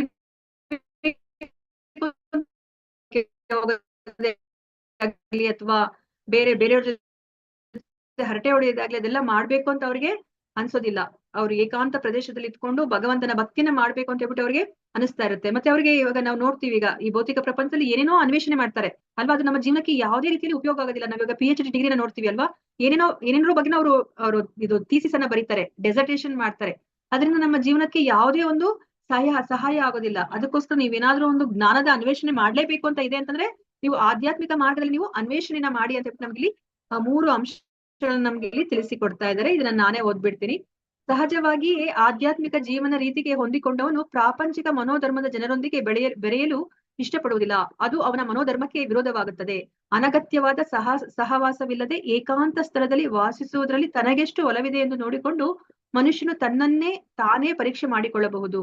ಸಹಜವಾಗಿ ಭಕ್ತನಿಗೆ ಅನಗತ್ಯವಾದ ಕ್ರೀಡೆ ಅಥವಾ ಚಲನಚಿತ್ರಕ್ಕೆ ಹೋಗುವುದು ಅಥವಾ ಒಂದು ಸಾಮಾಜಿಕ ಸಮಾರಂಭದಲ್ಲಿ ಸಂತೋಷ ಪಡುವುದು ಇವುಗಳಲ್ಲಿ ಅಭಿರುಚಿ ಇರುವುದಿಲ್ಲ, ಏಕೆಂದರೆ ಇವುಗಳಿಂದ ವ್ಯರ್ಥ ಕಾಲಹರಣವಾಗುತ್ತದೆ ಎಂದು ಅವನಿಗೆ ಗೊತ್ತು. ಕಾಮ ಜೀವನವನ್ನು ಅಥವಾ ಬೇರೊಂದು ವಿಷಯವನ್ನು ಅಧ್ಯಯನ ಮಾಡುವ ಅನೇಕ ಮಂದಿ ಸಂಶೋಧಕ ವಿದ್ವಾಂಸರು ತತ್ವಶಾಸ್ತ್ರಜ್ಞರು ಇದ್ದಾರೆ. ಆದರೆ ಭಗವದ್ಗೀತೆಯ ಪ್ರಕಾರ ಇಂತಹ ಸಂಶೋಧನೆ ಅಥವಾ ತತ್ವಶಾಸ್ತ್ರದ ಊಹಾತ್ಮಕ ಚಿಂತನೆಗೆ ಯಾವ ಬೆಲೆಯೂ ಇಲ್ಲ. ಇದು ಸ್ವಲ್ಪ ಹೆಚ್ಚು ಕಡಿಮೆ ಅಸಂಬದ್ಧವೇ. ಭಗವದ್ಗೀತೆಯ ಪ್ರಕಾರ ತತ್ವಶಾಸ್ತ್ರದ ವಿವೇಚನೆಯನ್ನು ಬಳಸಿ ಮನುಷ್ಯನು ಆತ್ಮದ ಸ್ವರೂಪದ ವಿಷಯದಲ್ಲಿ ಸಂಶೋಧನೆ ಮಾಡಬೇಕು, ಆತ್ಮವನ್ನು ಅರ್ಥ ಮಾಡಿಕೊಳ್ಳಲು ಸಂಶೋಧನೆ ಮಾಡಬೇಕು, ಹೀಗೆಂದು ಇಲ್ಲಿ ಸಲಹೆ ಮಾಡಲಾಗಿದೆ ಅಲ್ವಾ. ನಾವು ನೋಡಿದ್ವಿ ಅಲ್ವಾ, ಗೋಸ್ವಾಮಿಗಳು ಅವರೆಲ್ಲರೂ ಸಹ ಎಷ್ಟು ಜ್ಞಾನಿಗಳಾಗಿರ್ತಾರೆ ಮತ್ತು ಎಷ್ಟು ಐಶ್ವರ್ಯನ ಹೊಂದಿರ್ತಾರೆ. ಆದ್ರೆ ಅವ್ರೇನ್ ಮಾಡ್ತಾರೆ, ಈ ಚೈತನ್ಯ ಮಹಾಪ್ರಭುಗಳ ಈ ಸಂಕೀರ್ತನೆ ಈ ಯೋಜನೆಯಲ್ಲಿ ಅವರು ಪಾಲ್ಗೊಳ್ಬೇಕು ಅಂತ ಹೇಳ್ಬಿಟ್ಟು ಅವ್ರೇನ್ ಮಾಡ್ತಾರೆ, ಎಲ್ಲವನ್ನ ತ್ಯಜಿಸಿ ಅವರು ಬರ್ತಾರೆ ವೃಂದಾವನಕ್ಕೆ. ಚೈತನ್ಯ ಮಹಾಪ್ರಭುಗಳ ಆಜ್ಞೆ ಅನುಸಾರವಾಗಿ ಅವರು ವೃಂದಾವನಕ್ಕೆ ಹೋಗ್ತಾರೆ. ವೃಂದಾವನಕ್ಕೆ ಹೋದಾಗ ಅವ್ರಿಗೆ ಯಾವುದೇ ಒಂದು ವಾಸಸ್ಥಳವನ್ನ ಅವರು ನೇಮಿಸ್ಕೊಳೋದಿಲ್ಲ ಅಲ್ವಾ. ಅವರು ಒಂದು ಮರದ ಕೆಳಗಡೆ ಅವರು ವಾಸ ಮಾಡ್ತಾರೆ. ಅದು ಒಂದು ಮರದ ಕೆಳಗಡೆ ವಾಸ ಮಾಡಿದಾಗ 2 ದಿನಗಳಿಗಿಂತ ಹೆಚ್ಚಾಗಿ ಅವರು ಅಲ್ಲಿ ವಾಸ ಮಾಡೋದಿಲ್ಲ. ಯಾಕಂದ್ರೆ ನಾವು ಯಾವ್ದ್ರ ಜೊತೆನಾದ್ರೂ ನಾವು ಹೆಚ್ಚು ದಿನಗಳಿದ್ರೆ ಏನಾಗುತ್ತೆ, ನಮ್ಗೆ ತುಂಬಾ ಅದ್ರ ಬಗ್ಗೆ ಆಸಕ್ತಿ ಬರುತ್ತೆ, ಅಟ್ಯಾಚ್ಮೆಂಟ್ ಬಂದ್ಬಿಡುತ್ತೆ ಅಲ್ವಾ. ಅದಕ್ಕೋಸ್ಕರ ಅವರು ಒಂದು ಮರದ ಕೆಳಗಡೆ 2 ದಿನಗಳಿಗಿಂತ ಹೆಚ್ಚಾಗಿ ಅವರು ವಾಸ ಮಾಡ್ತಾ ಇರೋದಿಲ್ಲ ಅಲ್ವಾ. ಅವರು ಏಕಾಂಗಿಯಾಗಿ ಅವರು ಇರ್ಬೇಕು ಅಂತ ಹೇಳ್ಬಿಟ್ಟು ಅವರು ಇಚ್ಛೆಯನ್ನ ಪಡ್ತಾ ಇರ್ತಾರೆ ಅಲ್ವಾ. ಯಾಕಂದ್ರೆ ಅವ್ರಿಗೆ ಗೊತ್ತು, ಅವರು ಈ ಸಾಮಾಜಿಕ ಜನಗಳ ಜೊತೆ ಇದ್ರೆ ಅಲ್ಲಿ ವ್ಯರ್ಥ ಕಾಲಹರಣ ಅಷ್ಟೇ, ಭಗವತ್ ಭಕ್ತಿಯನ್ನ ಮಾಡ್ಲಿಕ್ಕೆ ಸಾಧ್ಯ ಆಗೋದಿಲ್ಲ ಅಂತ ಹೇಳ್ಬಿಟ್ಟು. ಸೊ ಅದಕ್ಕೋಸ್ಕರ ಇಲ್ಲಿ ಕೊನೆಯದೇ ಹೇಳ್ತಾ ಇದಾರೆ. ಸೊ ಕೊನೆಯದೇನು ಅಂತಂದ್ರೆ, ನಾವು ಪರಿಪೂರ್ಣ ಸತ್ಯದ ಸಾಕ್ಷಾತ್ಕಾರದಲ್ಲಿ ನಮ್ಮನ್ನ ನಾವು ತೊಡಗಿಸ್ಕೋಬೇಕಾಗತ್ತೆ. ಸೊ ಇವಾಗ ನಮಗ್ ಗೊತ್ತಿರೋ ಹಾಗೇನೆ ನಾವು 3 ಹಂತದಲ್ಲಿ ಭಗವಂತನ ಸಾಕ್ಷಾತ್ಕಾರವನ್ನ ಮಾಡ್ಕೋಬಹುದು ಅಲ್ವಾ. ವದಂತಿ ತತ್ತತ್ವ ವಿಧಸ್ತತ್ವಂ ಯಜ್ಞಾನಂ ಅದ್ವಯಂ ಬ್ರಹ್ಮೇತಿ ಪರಮಾತ್ಮೇತಿ ಭಗವಾನಿತಿ ಶಬ್ದತೆ ಅಂತ ನಾವು ತಿಳ್ಕೊಂಡಿದೀವಿ ಅಲ್ವಾ. ಬರೇ ನಾವು ಭಗವಂತನನ್ನ ಬೆಳಕು ಅಂತ ನಾವು ಸಾಕ್ಷಾತ್ಕಾರ ಮಾಡ್ಕೊಂಡ್ರೆ ಅದು ಪರಿಪೂರ್ಣವಾದ ಸಾಕ್ಷಾತ್ಕಾರ ಅಲ್ಲ. ಪರಮಾತ್ಮ ಅಂತ ಹೇಳ್ಬಿಟ್ಟು ನಮ್ಮಲ್ಲೇ ಇದ್ದಾನೆ ಅಂತ ಹೇಳ್ಬಿಟ್ಟು ನಾವು ಸಾಕ್ಷಾತ್ಕಾರ ಮಾಡ್ಕೊಂಡ್ರೆ ಅದನ್ನು ಸಹ ಪರಿಪೂರ್ಣವಾದದ್ದಲ್ಲ ಅಲ್ವಾ. ಭಗವಾನ್ ಸಾಕ್ಷಾತ್ಕಾರ ಅಂದ್ರೆ ಭಗವಂತ ನಮ್ಮ ತರನೇ ಒಬ್ಬ ವ್ಯಕ್ತಿ, ಅವನಿಗೂ ಸಹ 2 ಕೈಗಳಿದೆ, ಅವರು ಪೀತಾಂಬರವನ್ನ ಧರಿಸಿರ್ತಾರೆ, ಅವರು ಕೈಗಳಲ್ಲಿ ಕೊಳಲನ್ನ ಇಟ್ಕೊಂಡಿರ್ತಾರೆ, ತಲೆ ಮೇಲೆ ಅವರು ನವಿಲಿಗೆರನ್ನ ಅವರು ಸಿಕ್ಕಿಸ್ಕೊಂಡಿರ್ತಾರೆ ಅಂತ ಹೇಳ್ಬಿಟ್ಟು ಆ ವ್ಯಕ್ತಿ ರೂಪದಲ್ಲಿ ಭಗವಂತ ಇರ್ತಾರೆ ಅಂತ ಹೇಳ್ಬಿಟ್ಟು ಯಾರು ಭಗವಂತನನ್ನ ಅರ್ಥ ಮಾಡ್ಕೋತಾರೆ, ಮತ್ತೆ ಯಾರು ಆ ಭಗವಂತನೂ ಸಹ ನಾವು ಅವ್ರನ್ನ ಪ್ರೀತಿಸಿದ್ರೆ ನಮ್ಮ ಪ್ರೀತಿಗೆ ಅವರು ಪ್ರತಿಸ್ಪಂದನೆಯನ್ನ ಮಾಡ್ತಾರೆ ಅಂತ ಹೇಳ್ಬಿಟ್ಟು ಅರ್ಥ ಮಾಡ್ಕೋತಾರೋ ಅವರು ಪರಿಪೂರ್ಣವಾದ ಜ್ಞಾನವನ್ನ ಅಂದ್ರೆ ಭಗವಂತನ ಸಾಕ್ಷಾತ್ಕಾರವನ್ನ ಮಾಡ್ಕೊಂಡಿದ್ದಾರೆ ಅಂತ ಹೇಳ್ಬಿಟ್ಟು ನಾವು ಅರ್ಥ ಮಾಡ್ಕೊಂಡಿದೀವಿ. ಅದಕ್ಕೆ ಅದನ್ನ ಇಲ್ಲಿ ಹೇಳ್ತಾ ಇದಾರೆ. ಶ್ರೀಮದ್ ಭಾಗವತದಲ್ಲಿ 1.2.11 ಇದನ್ನ ವಿವರಿಸಿದೆ. ವದಂತಿ ತತ್ತತ್ವ ವಿಧಸ್ತತ್ವಂ ಯಜ್ಞಾನಂ ಅದ್ವಯಂ. ಪರಿಪೂರ್ಣ ಸತ್ಯವನ್ನು ವಾಸ್ತವವಾಗಿ ಬಲ್ಲವರು ಆತ್ಮ ಸಾಕ್ಷಾತ್ಕಾರವು ಬ್ರಹ್ಮನ್, ಪರಮಾತ್ಮ ಮತ್ತು ಭಗವಾನ್ ಈ 3 ಬೇರೆ ಬೇರೆ ಹಂತಗಳಲ್ಲಿ ಆಗುತ್ತದೆ ಎನ್ನುವುದನ್ನು ಬಲ್ಲರು. ಪರಿಪೂರ್ಣ ಸತ್ಯದ ಸಾಕ್ಷಾತ್ಕಾರದಲ್ಲಿ ಭಗವಾನನೇ ಕಡೆಯ ಮಾತು. ಆದ್ದರಿಂದ ಮನುಷ್ಯನು ದೇವೋತ್ತಮ ಪರಮಪುರುಷನನ್ನು ಅರ್ಥ ಮಾಡಿಕೊಳ್ಳುವ ಆ ನೆಲೆಯನ್ನ ಏರಬೇಕು ಮತ್ತು ಪ್ರಭುವಿನ ಭಕ್ತಿ ಸೇವೆಯಲ್ಲಿ ನಿರತನಾಗಬೇಕು. ಜ್ಞಾನದ ಪರಿಪೂರ್ಣತೆ ಇದೆ ನೋಡಿ. ಜ್ಞಾನದ ಪರಿಪೂರ್ಣತೆ ಅಂದ್ರೆ ಏನಂತ ನಾವು ಅರ್ಥ ಮಾಡ್ಕೊಂಡ್ವಿ. ಈಗ ಆ ನಮ್ರತೆಯಿಂದ ಶುರು ಮಾಡಿ ಅದು ಎಲ್ಲಿ ಕೊನೆಗೊಳ್ಬೇಕು, ನಾವು ಬರೇ ಬ್ರಹ್ಮನಂತ ಅರ್ಥ ಮಾಡ್ಕೊಂಡ್ರೆ ಅದು ಪರಿಪೂರ್ಣ ಅಲ್ಲ, ಪರಮಾತ್ಮ ಅಂತ ಅರ್ಥ ಮಾಡ್ಕೊಂಡ್ರೆ ಪರಿಪೂರ್ಣ ಅಲ್ಲ. ಯಾರು ಆ ಪರಮ ಸತ್ಯ ಅಂತಂದ್ರೆ ಭಗವಾನ್ ಅಂತ ಅರ್ಥ ಮಾಡ್ಕೋತಾರೋ ಆಗ ಅದು ಜ್ಞಾನದ ಪರಿಪೂರ್ಣತೆ ಅಂತ ಹೇಳ್ಬಿಟ್ಟು ಇಲ್ಲಿ ನಮ್ಗೆ ಪ್ರಭುಪಾದರು ಅರ್ಥ ಮಾಡಿಸ್ತಾ ಇದ್ದಾರೆ. ಸೊ ಇವಾಗ ನಮ್ಗೆ ಇಲ್ಲಿ 20 ಮೆಟ್ಟಲಿಗಳಿದೆ ಅಂತ ಈ ಏಣಿಯ ಮೊದಲ ಮೆಟ್ಟಲು ಏನು ಅಂತಂದ್ರೆ ನಮ್ರತೆ ಅಂತ ಹೇಳ್ತಾ ಇದಾರೆ. ನಮ್ರತೆ ಇಲ್ಲ ಅಂತಂದ್ರೆ ನಾವು ಒಂದು ಮೆಟ್ಟಲನ್ನು ಸಹ ನಾವು ಹತ್ಲಿಕ್ಕೆ ಸಾಧ್ಯ ಇಲ್ಲ. ನಾವು ಈ ಜ್ಞಾನದ ಮಾರ್ಗಕ್ಕೆ ಬರ್ಲಿಕ್ಕೇನೆ ಸಾಧ್ಯ ಇಲ್ಲ. ಇಲ್ಲಾಂದ್ರೆ ನಾವೆಲ್ಲರೂ ಸಹ ಎಂತ ಮನಸ್ಥಿತಿಲಿ ಇದ್ವಿ, ನಾವು ನನ್ ಬಿಟ್ರೆ ಇನ್ ಯಾರು ಇಲ್ಲ ಅಲ್ವಾ. ಸೊ ಈ ಎಲ್ಲವನ್ನ ನಾನು ಏನ್ ಬೇಕಾದ್ರೂ ನಾನು ಮಾಡ್ಬಿಡ್ತೀನಿ, ನಾನು ದೇವರಿಗೆ ಸಮಾನ, ಈಗ ಹಿಂಗಿದೀನಿ, ನಾನು ಮುಂದೆ ಜ್ಞಾನವನ್ನ ಬೆಳೆಸ್ಕೊಂಡ್ರೆ ದೇವರಾಗ್ಬಿಡ್ತೀವಿ ಅಥವಾ ದೇವರಿಗೆ ಸಮನಾಗ್ಬಿಡ್ತೀವಿ ಅನ್ನೋ ಒಂದು ಮನಸ್ಥಿತಿಲಿ ಇದ್ದವರು ಅಲ್ವಾ. ಆತರ ಒಂದು ಮನಸ್ಥಿತಿಲಿ ಇದ್ದಾಗ ನಾವು ಆಧ್ಯಾತ್ಮಿಕ ಜ್ಞಾನವನ್ನ ಬೆಳೆಸ್ಕೊಳ್ಲಿಕ್ಕೆ ಸಾಧ್ಯನೇ ಇಲ್ಲ. ಸೊ ಅದಕ್ಕೋಸ್ಕರ ಇಲ್ಲಿ ನಮ್ರತೆ ಇರ್ಬೇಕು, ಮತ್ತೆ ನಾವು ಸದ್ಗುರುವಿನ ಬಳಿಗೆ ಹೋಗಿ ನಾವು ಶರಣಾಗ್ಬೇಕು. ಆಗ ನಮ್ಗೆ ಸದ್ಗುರು ನಮ್ಗೆ ಮಾರ್ಗದರ್ಶನವನ್ನ ತೋರಿಸ್ತಾರೆ. ನಾವು ಆ ಪರಿಪೂರ್ಣವಾದ ಭಗವಂತನ ಸಾಕ್ಷಾತ್ಕಾರವನ್ನ ಪಡೆಯುವಂತಹ ಒಂದು ಮಾರ್ಗದರ್ಶನವನ್ನ ನಾವು ಆ ಗುರು ಪರಂಪರೆಯಲ್ಲಿ ಬಂದಿರುವಂತಹ ಗುರು ನಮಗೆ ತೋರಿಸಿಕೊಡ್ತಾರೆ. ಸೊ ಅದಕ್ಕೆ ಈ 20 ಅಂಶಗಳನ್ನ ನಮ್ಗೆ ಏನು ಹೇಳ್ತಾ ಇದ್ರೆ, ಈ ದೇಹದಲ್ಲಿ ನಾವೆಲ್ಲರೂ ಬಂಧಿಸಲ್ಪಟ್ಟಿದೀವಿ. ಈ ದೇಹದಿಂದ ನಾವು ಹೊರಗಡೆ ಬರ್ಬೇಕು ಅಂತಂದ್ರೆ ನಾವು ಈ 20 ಜ್ಞಾನದ ಅಂಶಗಳನ್ನ ನಾವು ಸಾಧನವಾಗಿ ನಾವು ಉಪಯೋಗಿಸ್ಕೋಬೇಕಾಗತ್ತೆ. ಇವೆಲ್ಲವನ್ನ ನಾವು ಉಪಯೋಗಿಸ್ಕೊಂಡಾಗ ಏನಾಗತ್ತೆ, ಸೊ ನಾವು ಈ ದೇಹದಿಂದ ನಾವು ಹೊರಗಡೆ ಬರ್ಲಿಕ್ಕೆ ಅದು ಸಹಾಯವನ್ನ ಮಾಡುತ್ತೆ ಅಂತ ಹೇಳ್ಬಿಟ್ಟು ನಮ್ಗೆ ಇಲ್ಲಿ ಪ್ರಭುಪಾದರು ತಿಳಿಸಿಕೊಡ್ತಾ ಇದ್ದಾರೆ. ಸೊ ಈಗ ಒಂದು ಪ್ರಶ್ನೆ ಇದೆ, ಜ್ಞಾನದ ಪ್ರಕ್ರಿಯೆಯಲ್ಲಿ ಯಾವುದು ಪ್ರಮುಖ ಅಂಶವಾಗಿದೆ ಎಂಬುದನ್ನ ವಿವರಿಸಿ. ನಾವು 20 ಅಂಶಗಳನ್ನ ನೋಡಿದ್ವಿ ಜ್ಞಾನದ ಪ್ರಕ್ರಿಯೆಯಲ್ಲಿ ಅಲ್ವಾ. ಈ 20 ಅಂಶಗಳಲ್ಲಿ ಯಾವುದು ಪ್ರಮುಖ ಅಂಶ ಅಂತ ನಿಮ್ಗೆ ಗೊತ್ತಾಯ್ತು? ಹರೇ ಕೃಷ್ಣ. ಗುರುವನ್ನ ಸ್ವೀಕರಿಸುವುದು ಮಾತಾಜಿ. ಮಾತಾಜಿ ಭಕ್ತಿ ಗುರುವನ್ನ ಸ್ವೀಕರಿಸುದು. ಹೇಳಿ ಪ್ರಭುಜಿ. ಭಕ್ತಿ ಮಾತಾ ಅಲ್ವಾ. ನಾವು ಆ ಭಗವಂತನಲ್ಲಿ ನಾವು ಸದಾ ಭಕ್ತಿ ರವ್ಯಭಿಚಾರಿಣಿ ಅಲ್ವಾ. ನಾವು ಭಗವಂತನಲ್ಲಿ ನಿರಂತರವಾದ ಭಕ್ತಿನ ನಾವು ಬೆಳೆಸ್ಕೋಬೇಕು. ಅದು ತುಂಬಾ ಮುಖ್ಯವಾದದ್ದು. ಇಲ್ಲಾಂದ್ರೆ ಈ 19 ಅಂಶಗಳು ನಿಷ್ಪ್ರಯೋಜಕ ಅಂತ ನಾವು ಅರ್ಥ ಮಾಡ್ಕೊಂಡ್ವಿ ಅಲ್ವಾ. ನಾವು ರಾವಣನಲ್ಲೂ ಸಹ ಇವೆಲ್ಲ ಇತ್ತು ಅಲ್ವಾ, ಆದ್ರೆ ಅವರಲ್ಲಿ ಭಗವಂತನಲ್ಲಿ ಭಕ್ತಿನೇ ಇರ್ಲಿಲ್ಲ. ಅದಕ್ಕೇನಾಯ್ತು, ಈ 19 ಅಂಶಗಳು ನಿಷ್ಪ್ರಯೋಜಕ ಆಯ್ತು. ಅವರು ಅಸುರ ಅಂತ ಹೇಳ್ಬಿಟ್ಟು ಅವರು ಹೆಸರನ್ನ ಪಡ್ಕೋತಾರೆ ಅಲ್ವಾ. ಅದಕ್ಕೆ ಈ ಜ್ಞಾನದ ಪ್ರಕ್ರಿಯೆಯಲ್ಲಿ ಪ್ರಮುಖವಾದ ಅಂಶ ನಾವು ಭಕ್ತಿ ರವ್ಯಭಿಚಾರಿಣಿ, ಸದಾ ಭಕ್ತಿಯನ್ನ ನಾವು ಮಾಡೋದು, ಭಗವಂತನಲ್ಲಿ ಭಕ್ತಿ ಸೇವೆಯನ್ನ ಮಾಡೋದು ಪ್ರಮುಖವಾದ ಅಂಶ ಅಂತ ನಾವಿಲ್ಲಿ ತಿಳ್ಕೊಂಡ್ವಿ ಅಲ್ವಾ. ಸೊ ಇಲ್ಲಿ ಹರೇ ಕೃಷ್ಣ. ಯಾರಾದ್ರೂ ಓದಿ, ಸ್ವಲ್ಪ ಫಾಸ್ಟ್ ಆಗಿ ಓದಿ, ಸಮಯ ಇಲ್ಲ ಅದಕ್ಕೋಸ್ಕರ ಅಷ್ಟೇನೆ. ಹರೇ ಕೃಷ್ಣ. 8:32 ಆಯ್ತು. ಹರೇ ಕೃಷ್ಣ ಮಾತಾಜಿ. ಹಾಗಾಗಿ ಇದನ್ನು ಜ್ಞಾನ ಎನ್ನುತ್ತಾರೆ. ದೇವರು ಎಂದರೆ ಏನು, ದೇವರು ಸ್ವರೂಪ ಏನು ಎಂದು ತಿಳಿಯಬೇಕು. ಆದ್ದರಿಂದ ಒಬ್ಬನಿಗೆ ಇದೇ ಮೊದಲ ಅರ್ಹತೆ, ಅಮಾನತ್ವ. ನಿಮ್ಮ ತಪ್ಪು ಜ್ಞಾನದಿಂದ ಒಪ್ಪಿಕೊಳ್ಳಬೇಡಿ. ವಿಶ್ವವಿದ್ಯಾನಿಲಯದಿಂದ ಈ ಚಿಕ್ಕ ಪದವಿಯನ್ನು ಪಡೆದ ನೀವು ಎಷ್ಟು ಕಲಿತಿದ್ದೀರಿ ಎಂದು ಯೋಚಿಸುತ್ತಿದ್ದೀರಿ. ನಿಮಗೆ ದೇವರ ಬಗ್ಗೆ ಕಾಳಜಿ ಇಲ್ಲ. ಇದು ಅಸಂಬದ್ಧ. ಆದ್ದರಿಂದ ಜ್ಞಾನದಲ್ಲಿ ಪ್ರಗತಿ ಸಾಧಿಸಲು ಮೊದಲ ಅರ್ಹತೆ ಅಮಾನತ್ವ. ಅಮಾನಿತ್ವಂ, ಸುಳ್ಳು ಹೆಮ್ಮೆ ಪಡಬೇಡಿ. ನಮ್ಮ ಪುಸ್ತಕ ಶಿಕ್ಷಣವು ಸುಳ್ಳು ಹೆಮ್ಮೆ ಪಡುವುದು ಹೇಗೆ ಎಂದು ಜನರಿಗೆ ಕಲಿಸುತ್ತದೆ. ಇದರಲ್ಲಿರುವಂತೆಯೇ ಭಗವದ್ಗೀತೆಯು ನಡೆಯುತ್ತಿದೆ.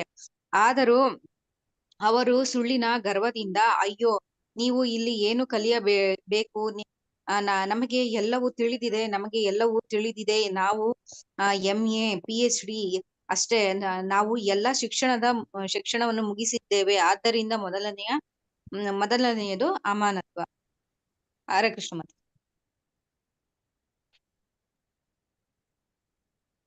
ಹರೇ ಕೃಷ್ಣ. ಮತ್ತೆ ಯಾರಾದ್ರೂ ಇದನ್ನ ಓದಿ. ಹರೇ ಕೃಷ್ಣ. ಹರೇ ಕೃಷ್ಣ. ಹರೇ ಕೃಷ್ಣ ಮಾತಾಡಿ. ಜ್ಞಾನದ ಪ್ರಕ್ರಿಯೆಯ ಕೇಂದ್ರ ಬಿಂದುವನ್ನು ಇಲ್ಲಿ ಉಲ್ಲೇಖಿಸಲಾಗಿದೆ. ಮಯಿಚ ಅನನ್ಯ ಯೋಗೇನ ಭಕ್ತಿ ಅವ್ಯಭಿಚಾರಿಣಿ.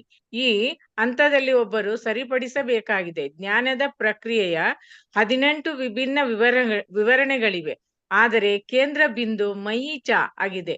ಮಯಿಚ ಎಂದರೆ ಅದು ಮುಖ್ಯ ವಿಷಯ. ಕೃಷ್ಣನಿಲ್ಲದೆ ನೀವು ಕೇವಲ ಜ್ಞಾನದಲ್ಲಿ ಉನ್ನತಿ ಹೊಂದಲು ಪ್ರಯತ್ನಿಸಿದರೆ ಅದು ನಿಲ್ಲುವುದಿಲ್ಲ. ಆದುದರಿಂದ ಕೃಷ್ಣನು ಮಯಿಚ ಎಂದು ಹೇಳುತ್ತಾನೆ. ಮಯಿಚ ಅನನ್ಯ ಯೋಗೇನ ಎಂದರೆ ಯಾವುದೇ ವಿಚಲನವಿಲ್ಲದೆ ಅನನ್ಯ ಯೋಗೇನ ಭಕ್ತಿ ಅವ್ಯಭಿಚಾರಿಣಿ.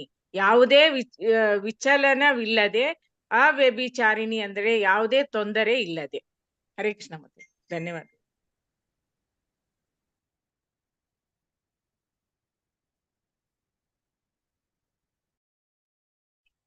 ಹರೇ ಕೃಷ್ಣ. ನನ್ನ ಧ್ವನಿ ಕೇಳಿಸ್ತಾ ಇದೆಯಾ? ಕೇಳಿಸ್ತಿದೆ ಮಾತಾಜಿ. ಕೇಳಿಸ್ತಾ ಇದೆ ಮಾತಾಜಿ. ಓಕೆ ಮಾತಾಜಿ, ಹರೇ ಕೃಷ್ಣ.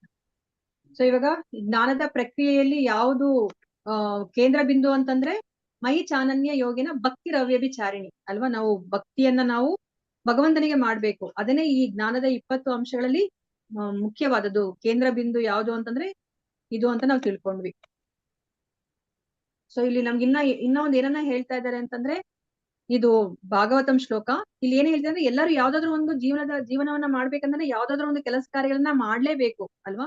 ಸೊ ನಾವು ಯಾವ್ದಾದ್ರು ಒಂದು ಕೆಲಸ ಕಾರ್ಯವನ್ನ ಮಾಡಿದಾಗ ಅದ್ರ ಪರಿಪೂರ್ಣತೆ ಯಾವಾಗ ಬರುತ್ತೆ ಅಂತಂದ್ರೆ, ನಾವು ಭಗವಂತನ ಭಕ್ತಿಯನ್ನ ಸೇವೆಯನ್ನ ಮಾಡ್ಬೇಕು. ಅವಾಗಷ್ಟೇನೆ ನಾವ್ ಏನ್ ಕೆಲಸವನ್ನ ಮಾಡ್ತಾ ಇದೀವಿ ನಮ್ಮ ವರ್ಣಾಶ್ರಮಕ್ಕೆ ಅನುಗುಣವಾಗಿ ಅದರ ಪರಿಪೂರ್ಣತೆ ಆಗತ್ತೆ ಅಂತ ಹೇಳ್ಬಿಟ್ಟು ನಮ್ಗೆ ಇಲ್ಲಿ ಹೇಳ್ತಾ ಇದಾರೆ. ಅತಃ ಕುಂಬಿರ್ ದ್ವಿಜ ಶ್ರೇಷ್ಠ ವರ್ಣಾಶ್ರಮ ವಿಭಾಗಶಃ ಸ್ವನುಷ್ಠಿತಸ್ಯ ಧರ್ಮಸ್ಯ ಸಂಸಿದ್ಧಿ ಹರಿತೋಷಣಂ ಅಂತ ಹೇಳ್ತಾರೆ. ನಾವ್ ಏನೇ ಒಂದು ಮಾಡಿದ್ರು ಸಹ ಹರಿತೋಷಣಂ, ಹರಿಯ ಇಂದ್ರಿಯಗಳನ್ನ ಸಂತೋಷ ಪಡಿಸ್ಲಿಕ್ಕೆ ಮಾಡ್ಬೇಕೇ ಹೊರತು ನಾವು ನಮ್ಮ ಸುಖಕ್ಕಲ್ಲ ಅಂತ ಹೇಳ್ಬಿಟ್ಟು ಇಲ್ಲಿ ಹೇಳ್ತಾ ಇದ್ದಾರೆ ಪ್ರಭುಪಾದ್ರು.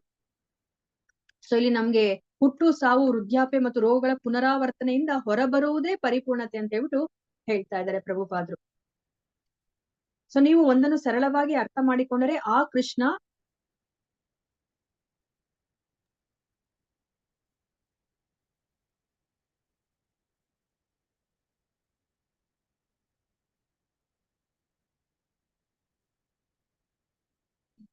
ಶೋಭಾ ಮಾತಾಜಿ ನನ್ನ ಹೋಸ್ಟ್ ಮಾಡಿ ಮಾತಾಜಿ.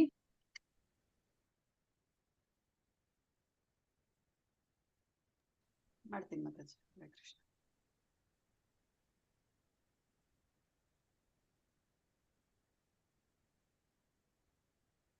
ಓಕೆ ಮಾತಾಜಿ, ಮಾಡಿದ್ದೀನಿ.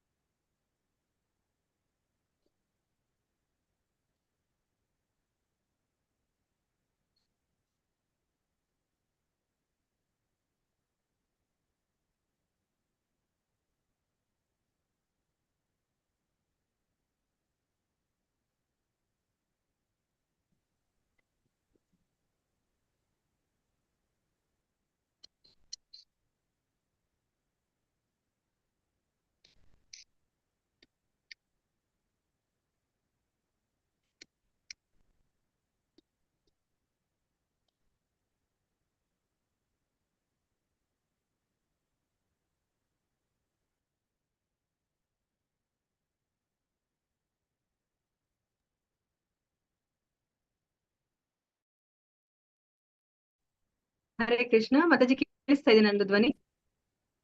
ಕೇಳಿಸ್ತಿದೆ ಮಾತಾಜಿ. ಓಕೆ.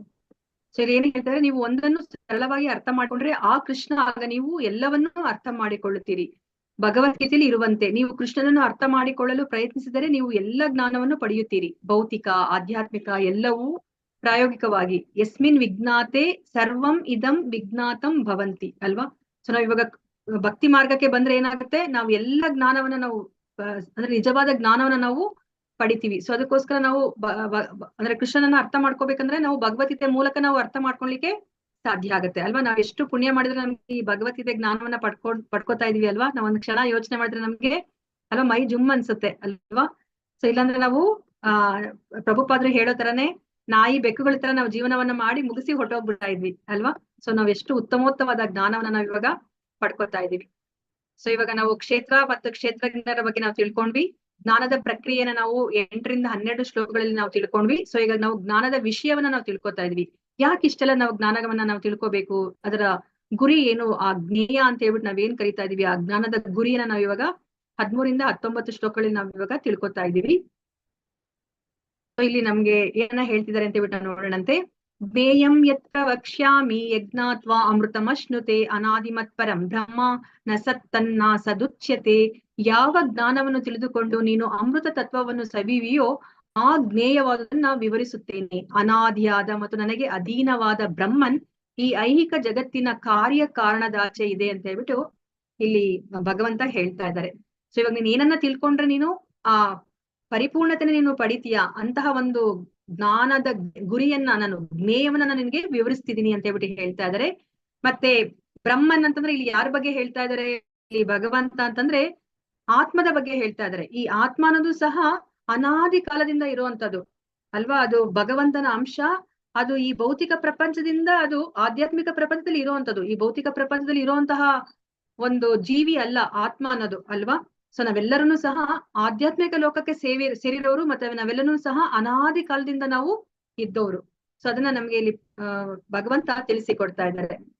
ಸೊ ಇಲ್ಲಿ ಏನನ್ನ ಹೇಳ್ತಿದ್ರೆ ಪ್ರಭುಪಾದರು ಅಂತಂದ್ರೆ, ಜೀವಿಯು ಇಲ್ಲಿ ಈ ಶ್ಲೋಕದಲ್ಲಿ ನಮ್ಗೆ ಇಬ್ಬರ ಬಗ್ಗೆ ನಮ್ಗೆ ಇಲ್ಲಿ ನಾವು ತಿಳ್ಕೊತಾ ಇದೀವಿ. ಯಾರ್ಯಾರು ಅಂತಂದ್ರೆ ಇಬ್ರು ಕ್ಷೇತ್ರಜ್ಞರು ಅಂತ ನಾವ್ ಏನಂತ ತಿಳ್ಕೊಂಡಿದೀವಿ, ಆತ್ಮ ಮತ್ತೆ ಪರಮಾತ್ಮ ಅಲ್ವಾ. ವ್ಯಕ್ತಿಗತ ಕ್ಷೇತ್ರಜ್ಞ ಮತ್ತೆ ಏನು ಪರಿಪೂರ್ಣವಾದ ಕ್ಷೇತ್ರಜ್ಞ ಯಾರಿದ್ದಾರೆ ಅವರಿಬ್ರು ಬಗ್ಗೆ ನಮ್ಗೆ ಇಲ್ಲಿ ತಿಳಿಸಿಕೊಡ್ತಾ ಇದ್ದಾರೆ. ಜೀವಿಯು ನಿತ್ಯನು ಶಾಶ್ವತನು, ನಾವ್ 2ನೇ ಅಧ್ಯಾಯದಲ್ಲಿ ನಾವು ತಿಳ್ಕೊಂಡಿದೀವಲ್ವಾ ಆತ್ಮದ ಬಗ್ಗೆ. ಆ ಗುಣಲಕ್ಷಣಗಳನ್ನ ಪ್ರಭುಪಾದರು ಭಾವಾರ್ಥದಲ್ಲಿ ತಿಳಿಸಿಕೊಡ್ತಾ ಇದ್ದಾರೆ. ಜೀವಿ ನಿತ್ಯನು ಶಾಶ್ವತನು, ಇದನ್ನು ಇಲ್ಲಿ ದೃಢಪಡಿಸಿದೆ. ಜೀವಿಯು ಹುಟ್ಟಿದ ನಿಶ್ಚಿತ ದಿನವಿಲ್ಲ. ಪರಮ ಪ್ರಭುವಿನಿಂದ ಅಭಿವ್ಯಕ್ತಿ ಪಡೆದ ಜೀವಾತ್ಮನ ಇತಿಹಾಸವನ್ನು ಗುರುತಿಸಲು ಯಾರಿಗೂ ಸಾಧ್ಯವಿಲ್ಲ. ಆದುದರಿಂದ ಅದು ಅನಾದಿ. ವೇದ ಸಾಹಿತ್ಯವು ಇದನ್ನು ದೃಢಪಡಿಸುತ್ತದೆ. ನಾ ಜಾಯತೆ ಮ್ರಿಯತೆ ವಾ ವಿಪಶ್ಚಿತ್, ಕಟ ಉಪನಿಷತ್ತಲ್ಲಿ ಹೇಳ್ತಾ ಇದ್ದಾರೆ 1.2.18 ಕ್ಷೇತ್ರಜ್ಞನು ಹುಟ್ಟುವುದು ಇಲ್ಲ, ಸಾಯುವುದೂ ಇಲ್ಲ, ಅವನು ಜ್ಞಾನದಿಂದ ತುಂಬಿದ್ದಾನೆ. ಸೊ ಈಗ ನಮ್ಗೆ ಈಗ ಇರೋ 4 ಶ್ಲೋಕಗಳಲ್ಲಿ ಯಾರ ಬಗ್ಗೆ ಹೇಳ್ತಿದ್ರೆ ಅಂತಂದ್ರೆ, ಇದೊಂದೇ ಒಂದು ಶ್ಲೋಕದಲ್ಲಿ ನಮ್ಗೆ ಆ ಜೀವಿಯ ಬಗ್ಗೆ ನಮ್ಗೆ ತಿಳಿಸಿಕೊಡ್ತಾ ಇದ್ದಾರೆ ಕೃಷ್ಣ. ಅದಾದ್ಮೇಲೆ ಅವರು ಪರಿಪೂರ್ಣವಾಗಿ ಅವರು ಪರಮಾತ್ಮನ ಬಗ್ಗೆ ನಮ್ಗೆ ತಿಳಿಸಿಕೊಡ್ತಾ ಇದ್ದಾರೆ. ಸೊ ಇವಾಗ ಜೀವಿಯ ಬಗ್ಗೆ ನಮ್ಗೆ ಇಲ್ಲಿ ಪ್ರಭುಪಾದರು ಏನ್ ತಿಳಿಸಿಕೊಡ್ತಿದ್ದಾರೆ ಅಂತಂದ್ರೆ, ನಮ್ಗೆ 2ನೇ ಅಧ್ಯಾಯದಲ್ಲಿ ಏನನ್ನ ನಾವು ತಿಳ್ಕೊಂಡಿದೀವೋ ಅದ್ರ ಬಗ್ಗೆ ನಮ್ಗೆ ಇಲ್ಲಿ ತಿಳಿಸಿಕೊಡ್ತಾ ಇದ್ದಾರೆ. ಅವರು ಅನಾದಿ, ಅವರು ಜೀವಿ ಅಲ್ವಾ. ಅವ್ರು ಇವಾಗ ಅವರ ಇತಿಹಾಸವನ್ನ ನೋಡಿದ್ರೆ ಅವ್ರು ಮೊನ್ನೆ ಬಂದಿರೋರಲ್ಲ ಜೀವಿಗಳು, ಅವರೆಲ್ಲರೂ ಸಹ ಅನಾದಿ ಕಾಲದಿಂದ ಅವರು ಇದ್ದಾರೆ. ಜೀವಾತ್ಮನ ಇತಿಹಾಸವನ್ನ ಗುರುತಿಸಲು ಯಾರಿಗೂ ಸಾಧ್ಯ ಇಲ್ಲ ಅಂತ ಹೇಳ್ಬಿಟ್ಟು ಇಲ್ಲಿ ಹೇಳ್ತಾ ಇದಾರೆ. ಸೊ ನಾವಿಲ್ಲಿ ಮುಖ್ಯವಾಗಿ ಅರ್ಥ ಮಾಡ್ಕೋಬೇಕಾದ್ರೆ ಏನೋದಂದ್ರೆ ಅಂದ್ರೆ ನಮ್ಗೆ ಯಾವಾಗ್ಲೂ ಇದು ಪ್ರಶ್ನೆ ಬರುತ್ತೆ ಅಲ್ವಾ. ಸೊ ನಾವ್ ಯಾವಾಗ ಬಂದ್ವಿ, ಸೊ ನಾವು ಆಧ್ಯಾತ್ಮಿಕ ಲೋಕದಲ್ಲಿ ಇರ್ಬೇಕಾದವರು, ನಾವ್ ಯಾವಾಗ ಈ ಭೌತಿಕ ಪ್ರಪಂಚಕ್ಕೆ ಬಂದ್ವಿ ಅಂತ ಹೇಳ್ಬಿಟ್ಟು ನಮ್ಗೆ ಯಾವಾಗ್ಲೂ ಪ್ರಶ್ನೆ ಬರ್ತಿರುತ್ತೆ. ಅದಕ್ಕೆ ಇಲ್ಲಿ ನಮ್ಗೆ ಏನನ್ನ ಹೇಳ್ತಾ ಇದ್ರೆ ಪ್ರಭುಪಾದರು ಅಂತಂದ್ರೆ, ಜೀವಿಯ ಇತಿಹಾಸವನ್ನ ಗುರುತಿಸ್ಲಿಕ್ಕೆ ಯಾರಿಗೂ ಸಾಧ್ಯ ಇಲ್ಲ ಅಂತ ಹೇಳ್ತಿದ್ದಾರೆ. ಸೊ ಬುದ್ಧಿವಂತರಾದವರು ನಾನ್ ಇಲ್ಲಿಗೆ ಯಾಕೆ ಬಂದೆ, ಯಾವಾಗ ಬಂದೆ, ಆ ದಿನವನ್ನ ನಾವು ಅರ್ಥ ಮಾಡ್ಕೊಳ್ಲಿಕ್ಕಿನ್ನ ನಾನ್ ಇಲ್ಲಿ ಬಂದಿರೋದು ಅಂದ್ರೆ ನಾನು ಆಧ್ಯಾತ್ಮಿಕ ಪ್ರಪಂಚದಲ್ಲಿ ಇರ್ಬೇಕಾದವರು, ನಾನು ಆಗಿರುವಂತಹ ಸ್ಥಳ ಇದಲ್ಲ, ಇದು ಏನ್ ಹೇಳ್ತಾರೆ, material world is not for gentlemen ಅಲ್ವಾ. ಸೊ ಇವಾಗ ಜೈಲಿನಲ್ಲಿ ಯಾರಾದ್ರೂ ಹೋಗಿ ಇರ್ಲಿಕ್ಕೆ ಇಷ್ಟಪಡ್ತೀವ, ನಾವ್ ಯಾರಾದ್ರೂ ಒಬ್ರಾದ್ರೂ ಇಲ್ಲಿ ಇರೋರು ಇಷ್ಟಪಡ್ತೀವ ಜೈಲಿಗೆ ಹೋಗ್ಬೇಕು ಅಂತ ಇಷ್ಟಪಡ್ತೀರಾ? ಇಲ್ಲ ಅಲ್ವಾ. ಅದೇ ಯಾರೇ ಒಬ್ಬ ಸುಸಂಸ್ಕೃತ ವ್ಯಕ್ತಿ ಅಂತಂದ್ರೆ ಅವ್ರು ಯಾರನ್ನು ಸಹ ಜೈಲಿಗೆ ಹೋಗಿರ್ಲಿಕ್ಕೆ ಇಷ್ಟಪಡದಿಲ್ವೋ, ಅದೇ ತರ ಈ ಭೌತಿಕ ಪ್ರಪಂಚದಲ್ಲಿ ಇದು ನಮ್ಮ ಸ್ಥಳ ಅಂತ ಗೊತ್ತಾಗಿದ ತಕ್ಷಣ ಇಲ್ಲಿ ಒಂದು ಕ್ಷಣ ಇರ್ಲಿಕ್ಕೂ ನಾವ್ ಇಷ್ಟ ಪಡ್ಕೊಡುದು ಅಲ್ವಾ. ಬುದ್ಧಿವಂತರಾದವರು ಹೇಗೆ ನಾವ್ ಇಲ್ಲಿಂದ ಪಾರಾಗ್ಬೇಕು ಅಂತ ಯೋಚನೆ ಮಾಡ್ಬೇಕೇ ಹೊರತು, ಯಾಕೆ ನೀವ್ ಇಲ್ಲಿಗೆ ಬಂದ್ವಿ, ಯಾವಾಗ ಬಂದ್ವಿ, ಇದ್ರ ಬಗ್ಗೆ ಕುರಿತಾಗಿ ನಾವು ಹೆಚ್ಚು ತಲೆನ ಕೆಡಿಸ್ಕೋಕೂಡ್ದು ಮತ್ತೆ ಹೆಚ್ಚು ಸಮಯವನ್ನ ಇದಕ್ಕೆ ವ್ಯರ್ಥ ಮಾಡ್ಕೊಡ್ದು ಅಂತಾನೆ ಪ್ರಭುಪಾದರು ಹೇಳುದು. ಇನ್ನ ಹೆಚ್ಚಾಗಿ ವಾದ ಮಾಡಿದ್ರೆ ಏನ್ ಹೇಳ್ತಾರೆ ಪ್ರಭುಪಾದರು, ನಿಮ್ಗೆ ತಿಳ್ಕೊಳ್ಳೇಬೇಕು ಅಂತಂದ್ರೆ ಬೇಗ ನೀವು ಭಕ್ತಿಯನ್ನ ಮಾಡಿ ಕೃಷ್ಣನ ಬಳಿಗೆ ಹೋಗಿ, ಯಾಕಂದ್ರೆ ಕೃಷ್ಣನ ಒಬ್ಬನಿಗೆ ಗೊತ್ತಿರೋದು ಆ ವಿಷಯ. ನೀವು ಕೃಷ್ಣನ ಬಳಿಗೆ ಹೋಗಿ ಈ ವಿಷಯವನ್ನ ಕೇಳಿ, ನಾನು ಯಾಕೆ ಈ ಭೌತಿಕ ಪ್ರಪಂಚಕ್ಕೆ ಬಂದೆ, ಎಂತಹ ಅಜ್ಞಾನಿ ನಾನು, ಅಂತಹ ಆಧ್ಯಾತ್ಮಿಕ ಪ್ರಪಂಚವನ್ನ ಬಿಟ್ಟು ನಿನ್ನ ಸೇವೆಯನ್ನ ಮಾಡೋದನ್ನ ಬಿಟ್ಟು ನಾನು ಈ ದುಃಖಾಲಯಂ ಅಶಾಶ್ವತವಾದ ಜಾಗಕ್ಕೆ ನಾನು ಯಾಕೆ ಬಂದೆ ಅಂತ ಹೇಳ್ಬಿಟ್ಟು ನೀವು ಅವರನ್ನ ಹೋಗಿ ಪ್ರಶ್ನೆ ಮಾಡಿ ಅಂತ ಹೇಳ್ಬಿಟ್ಟು ಕೇಳ್ತಾರೆ. ಅದಕ್ಕೆ ಇಲ್ಲಿ ಹೇಳ್ತಾ ಇದ್ದಾರೆ. ಸೊ ಇಲ್ಲಿ ಈ ಜೀವಾತ್ಮನ ಇತಿಹಾಸವನ್ನ ಗುರುತಿಸಲು ಯಾರಿಗೂ ಸಾಧ್ಯವಿಲ್ಲ, ಆದುದರಿಂದ ಅದು ಅನಾದಿ. ವೇದ ಸಾಹಿತ್ಯವು ಇದನ್ನ ದೃಢಪಡಿಸುತ್ತದೆ. ನಾ ಜಾಯತೆ ಮ್ರಿಯತೆ ವಾ ವಿಪಶ್ಚಿತ್, ಕ್ಷೇತ್ರಜ್ಞ ಹುಟ್ಟೋದು ಇಲ್ಲ, ಸಾಯೋದು ಇಲ್ಲ, ಅವನು ಜ್ಞಾನದಿಂದ ತುಂಬಿದ್ದಾನೆ ಅಲ್ವಾ. ತತ್ಚಿತ್ ಆನಂದಮಯಿ ಅಂತ ಹೇಳ್ಬಿಟ್ಟು ಇಲ್ಲಿ ಹೇಳ್ತಾ ಇದ್ದಾರೆ. ಸೊ ಇಲ್ಲಿ ನಮ್ಗೆ ಇಲ್ಲಿ ಹೇಗೆ ಅರ್ಥ ಮಾಡಿಸ್ತಾ ಇದಾರೆ ಅಂತಂದ್ರೆ, ಮಾತಾಜಿ ಇದು ಮ್ಯೂಟ್ ಮಾಡ್ಕೊಳ್ಳಿ ಮಾತಾಜಿ, ಜಯಲಕ್ಷ್ಮಿ ಮಾತಾಜಿ. ಓಕೆ. ಸೊ ಇಲ್ಲಿ ಏನನ್ನ ಹೇಳ್ತಿದ್ದಾರೆ ಅಂತಂದ್ರೆ, ಇವಾಗ ಯಾರಾದ್ರೂ ಒಬ್ರು ನೀರಲ್ಲಿ ಮುಳುಗ್ತಾ ಇದ್ರೆ ಅವ್ರನ್ನ ರಕ್ಷಣೆ ಮಾಡ್ಲಿಕ್ಕೆ ಯಾರಾದ್ರೂ ಬಂದಾಗ ಅವ್ರು ಬುದ್ಧಿವಂತರಾದವ್ರು ಏನ್ ಮಾಡ್ಬೇಕು, ಅವ್ರು ತಮ್ಮ ಕೈಯನ್ನ ಕೊಟ್ಬಿಟ್ಟು ಆ ಮುಳುಗೋದ್ರಿಂದ ಅವರು ತಮ್ಮ ಪ್ರಾಣವನ್ನ ರಕ್ಷಿಸ್ಕೊಂಡ್ಕೊಳ್ಳಿಕ್ಕೆ ಅವರು ಸಹಾಯವನ್ನ ಮಾಡ್ಕೋಬೇಕು ಅಲ್ವಾ. ಹೊರಗಡೆ ಬರ್ಲಿಕ್ಕೆ ಅವರು ಸಹಾಯವನ್ನ ಮಾಡ್ಕೋಬೇಕು. ಅದ್ರ ಬದಲು ಕೈಯನ್ನ ಕೊಡೋದನ್ನ ಬಿಟ್ಬಿಟ್ಟು ನಾನು ಯಾಕೆ ಇಲ್ಲಿಗೆ ಬಿದ್ದೆ, ಯಾವಾಗ ಬಿದ್ದೆ, ಹೇಗ್ ಬಿದ್ದೆ ಅಂತ ಹೇಳ್ಬಿಟ್ಟು ಕೇಳಿದ್ರೆ ಅದು ಬುದ್ಧಿವಂತರ ಲಕ್ಷಣ ಅಲ್ಲ ಅಲ್ವಾ. ಅದೇ ತರನೇ ನಾವು ಈ ಭೌತಿಕ ಪ್ರಪಂಚಕ್ಕೆ ಯಾವಾಗ ಬಂದ್ಬಿಟ್ವಿ, ಹೇಗ್ ಬಂದ್ಬಿಟ್ವಿ ಅಂತ ಹೇಳ್ಬಿಟ್ಟು ನಾವು ಪ್ರಶ್ನೆಯನ್ನ ಮಾಡ್ಕೊಳೋದಕ್ಕಿನ್ನ ಹೇಗೆ ಇದರಿಂದ ಬೇಗ ನಾವು ಹೊರಗಡೆ ಬರ್ಬೇಕು ಅನ್ನೋದ್ರ ಕುರಿತಾಗಿ ನಾವು ಯೋಚನೆಯನ್ನ ಮಾಡ್ಬೇಕು ಅಂತ ಹೇಳ್ಬಿಟ್ಟು ಇಲ್ಲಿ ನಮ್ಗೆ ಅರ್ಥ ಮಾಡಿಸ್ತಾ ಇದ್ದಾರೆ. ಸೊ ಇವಾಗ ಇಲ್ಲಿ ನಾವುನು ಸಹ ಬ್ರಹ್ಮನ್, ಆಯ್ತಾ, ಈ ಪ್ರಕೃತಿನೂ ಸಹ ಬ್ರಹ್ಮನ್, ಮತ್ತೆ ಭಗವಂತನೂ ಸಹ ಬ್ರಹ್ಮನ್. ಆದ್ರೆ ಯಾರು ಯಾವ ಬ್ರಹ್ಮನ್ ಅಂತ ಹೇಳ್ಬಿಟ್ಟು ನಮ್ಗೆ ಇಲ್ಲಿ ಪ್ರಶ್ನೆನ ಕೇಳ್ತಾ ಇದಾರೆ. ಯಾರು ವಿಜ್ಞಾನ ಬ್ರಹ್ಮನ್, ಯಾರು ಆನಂದ ಬ್ರಹ್ಮನ್ ಅಂತ ಹೇಳ್ಬಿಟ್ಟು. ಯಾರು ವಿಜ್ಞಾನ ಬ್ರಹ್ಮನ್? ಸೊ ಜೀವಾತ್ಮನನ್ನ ಇಲ್ಲಿ ವಿಜ್ಞಾನ ಬ್ರಹ್ಮನ್ ಅಂತ ಹೇಳ್ತಾ ಇದ್ರೆ, ಮತ್ತೆ ಆನಂದದ ಬ್ರಹ್ಮನ್ ಯಾರು ಅಂತಂದ್ರೆ ಭಗವಂತ ಪರಮಾತ್ಮನನ್ನ ಇಲ್ಲಿ ಆನಂದದ ಬ್ರಹ್ಮನ್ ಅಂತ ಹೇಳ್ಬಿಟ್ಟು ಹೇಳ್ತಾ ಇದ್ದಾರೆ.